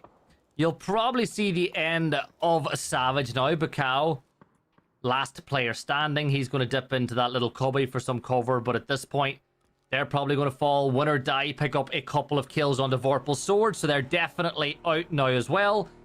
Time running out for Vuptrox to get the 25 kills or so that they would need to get that qualification spot as that cutoff point now moves to 83. And let's see if Metabay can do any damage onto Vorex, whose position's been revealed. Why is... Yeah, I was going to say, it took Crossberg an awful long time there to turn his attention up on top of the hill. And now Crossberg will get taken out by Aniko, as it looks like that'll be the end of Bushido. 2 players for Bushido at least at this point. Yeah, I was just like bamboozled as to why are you just looking at the car? Like, why are we not shooting the car? Savage would eventually fall. Bushido down to their final player. It is phase number 4 underway in 32 seconds. Just going to have to try and get some more meds. Got 4 on the belt, so it might be a few more left around. And the zone shift does come back down towards a central south. Got that kind of high terrain. Don't forget, obviously, the change that's happened to Miramar recently, where the unplayable is not quite unplayable anymore, and the zones like to play that way. So it has caught out a few players. Caro was talking about it when we was casting the TPP event. Again, huge depth of knowledge, and again, thank you very much for all your help today, mate. It is much appreciated. Yeah, you got to say that. Cole, absolute G for sorting us out with the stream, and also Thank you to Mark for paying $1 million to have a live feed on the side of the screen as well. It's not that much, but he did pay. I just feel like it was crucial. Unfortunately, guys, as I said before, I couldn't provide you with the overlays for the leaderboard. So there was only one other way to do it, and that was to put it on the screen for you guys, live and updating, like any PUBG event is doing at the moment, which is key. Hive, 8 kills, arguably the game that was needed many games ago. But they're going out here with a blast. Schengen driving his way forward. Roxon 4 kills as well. And this, as you said, I think you mentioned, this is a stacked roster. They should not be down this low in the leaderboard. And so I think it's a surprise, not just to me, but to a number of people that are out there. Right, go on, Vard. Give us a clip of an 8. It's going to bounce. Oh, it's too short. They're inside anyway, so it doesn't really help. But why not toss one? At this point, pop the tire, right? Be that guy, Vard. Pop that tire. Make sure they can't move as Magor. Oh my god, he steps up, gets a quick double. 2 headshots. Presente and Rocks are going to fall. It's going to give him the miss. Jammer pack. Yeah, a couple more points on the board. And Slam G. You know what? They can get up to triple digits here now as well. They're only 3 points away from getting over that century mark. Yep, 97. One more team to fall. As long as it's not Slam G, it means another point for them as well. So closer and closer as we were sliding with the car closer towards the zone. Schengen's now the final player here for Hive, as their run will be coming to an end. Win or die, we'll try and hold out, but also with UST, as they both hold this bottom side. Good couple of shots, but needs to come out the cubby hole to try and take the shots, though. Lorix will go into a raft of 5.56. Which one do you take for? None. Straight through the middle. Up the hill you go, and Slam G went from big numbers to a solo. Let's see if he can dig out Bob Truck to the end. Bjorn somehow dancing his way around, but now turns his attention to Stuckers, who are also in this position. And Bjorn will get revenge. He fires this way. Slam G eliminated. 8 teams left alive as everybody secures another point on the board. Schengen still alive for Hive. He's just medding inside the blue. There's not a lot he can do from this position at this point anymore, but Hive, they'll need to get some confidence and regroup looking forward to Tuesday and Wednesday night. FaZe Clan up to 7 kills, Mark. 3 more kills, and there was 4 more kills in the win would put them on top. I was going to say, is there a world that FaZe might do this? No one's dared to aggressively push up. So everyone's dancing around the outside edge of the zone. Is there a world, guys, because everyone's in this north, that FaZe is a duo with a Groza and with Fex and Vard able to get a win? 100%. 100% they can get a win here. Like, I wouldn't be shocked at all if they get that over the line. I want to see Win or Die pick up a few more points. I want to see Bushido pick up a point or 2. I want to get that cutoff point into the 90s at this point. And when you look at the 8 teams left alive, there is every chance that could be the case. Vard steps on up, and there you go. Gets himself one, but Mixu will get the knock onto Fex. Now, should be resible here for Vard, so toss a nade, drop a smoke, get your teammate back on board. That nade, very short. It's very short, but more explosive action. Hypebeast now hear the commotion. They're going to run the line as they come over the top. Interested to see if Vard and Fex look back the way they came, or if they feel like safety is in numbers. Hypebeast are literally full send. It won't be long before they hear the footsteps short there. Yeah, I think Vard just second guessed it. Now he's third guessed it. Now he definitely knows. Now he sees bodies in front of him. He goes for one. He's going to follow up with the nade though. Ketzer plays peekaboo over the top. He might divert his nade. It does divert the nade. Is it going to be good enough? The nade is there. Causes the damage, but FaZe fall short of a win. 7th place for them, but huge amount of kills. 104 points is where it's going to lay. UST climbing the mountain. Hypebeast going out in style, because now they are king of the castles. Magisters will get them. There goes Win or Die. They will fall, but they got 87 points. So that was the cutoff. 87 points is what you needed to get better than to make it into the top 8 as we lose another side on the board. And look at that. Geeky ended up in 7th place with 95 points, Mark. Like, that is a lot closer for them than they would have liked. Yeah. Strong for them.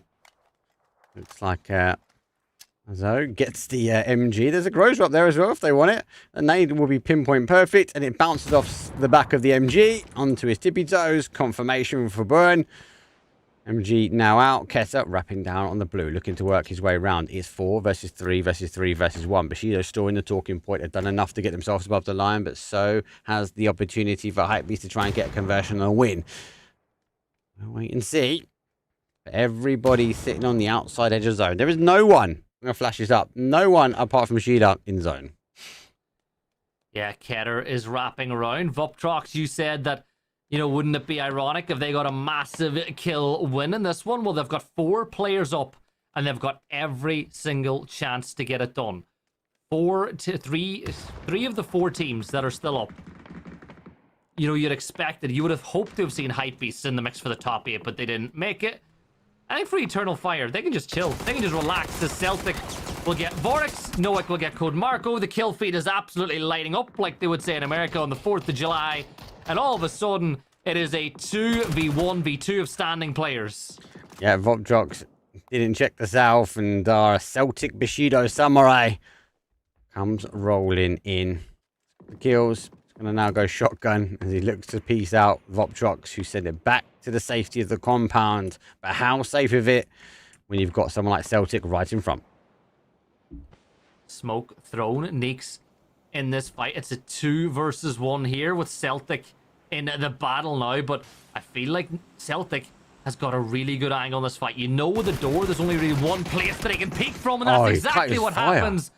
But the trade game was perfect. Vuptrox will pick up another kill. They'll get back up to a 2, but it's a 2v1v1. And Mark, the only real option they have to get into the circle is to try some parkour up the hill, because if you go the other way, surely Shilla will be able to get his eyes on. She's in such a good spot. He's just been chilling. Talk about Bushido underpinning Voptrox's potential to win there. I feel for them. They had the numbers. They had the target acquired. Hypebeast were falling down. They're on 7 kills. Keta hasn't opted to go for the MG or the Groza that was at his feet. But now he loses the higher ground.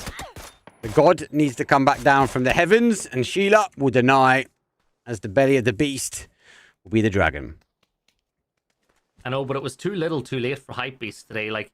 Their first day just was not good enough. If they had just had their second day twice, they probably would have been in that top 8. Maybe a little bit off it, but not far away. Vuptrox, though, 6 kills.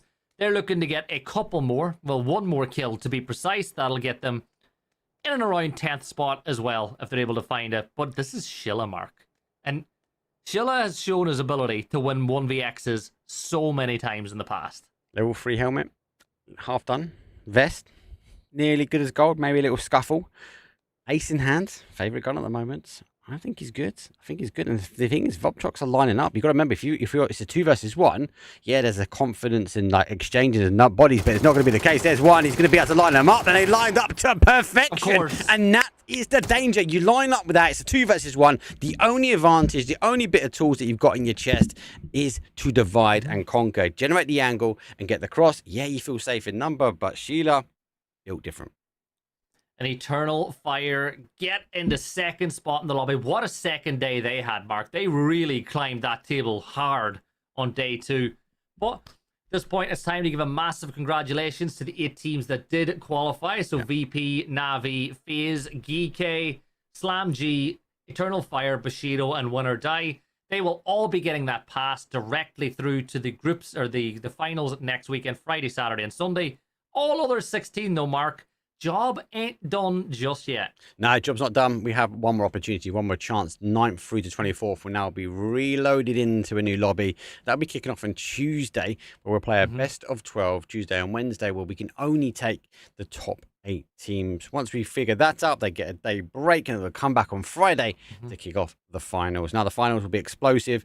It's not because all the best teams have made it there from all the open qualifiers, all the region, but actually the fact that we're only going to be able to take 3. Those 3 will be joined with Twisted Minds and BB, who have been sitting, watching and waiting to find who are the champions that be boarding the flight with them. Exactly. The road to EWC is almost over, and we're only a month away or so from the main event. But it's been an absolute pleasure, as always, Mark, for having me on. Thanks, mate. You had Chunks on yesterday, so you had plenty of the NA, we'll say NA in brackets. Taldas were both blow-ins, but it was a pleasure, Mark. Thanks for having me. Always welcome. And it felt like Chunks was here today, though, because he got called out quite a few times. But no, thank you very much to Chunks. I stopped it after the third map. It took a while, but we got there. Thanks to you, Gibson, obviously jumping in time. I know you rushed back from the golf course to make sure you be part of this because it has been explosive. But I do want to take big thanks again to sort of PUBG Esports to be able to let me into the lobby and fighting out with the TOs to get in here as well, to be able to produce some content to you guys. I want a big shout out for Jacobo as well. I know he's been doing a restream and kind of a POV / watching this as well, plus the map feed and big brain. He's been helping me out today, so big shout out for him. Thank you very much, mate. And a huge shout out. Yes, I did pay for it. I still want to give him a shout out, right? Because being Esports with less than 24 hours, was it like not even 6 hours, guys, that I said, can I have a live leaderboard? How much does it cost? They gave me the price, I paid it, and then they got it together so we could see it. I'm going to go back to them now. I will just make the payment and then we'll get it for the lower qualifiers as well, so we get it back next week. But I will be honest with you guys, Tuesday's looking a bit dicey for me. I will be on, but I might miss the first couple of games because I have to hop my way across London around the M25 to make sure I get back in time. If I do run late, I'll let you guys know. And I will also offer up to any of the casters out there that might want to try and jump in and cover the lobby. And if it isn't me covering, I'll make sure that you guys know who the caster is and which channel it is. For now, though, thank you very much for obviously jumping in. Thank you for the likes, subscribes. Thank you for the love on YouTube, X. The map stream has been having conversation going. And more importantly, to all the fans, Twitter, and most of all, our mods, though, in chat. You guys have been outstanding. I'll see all you guys Tuesday. That's it from us. Peace.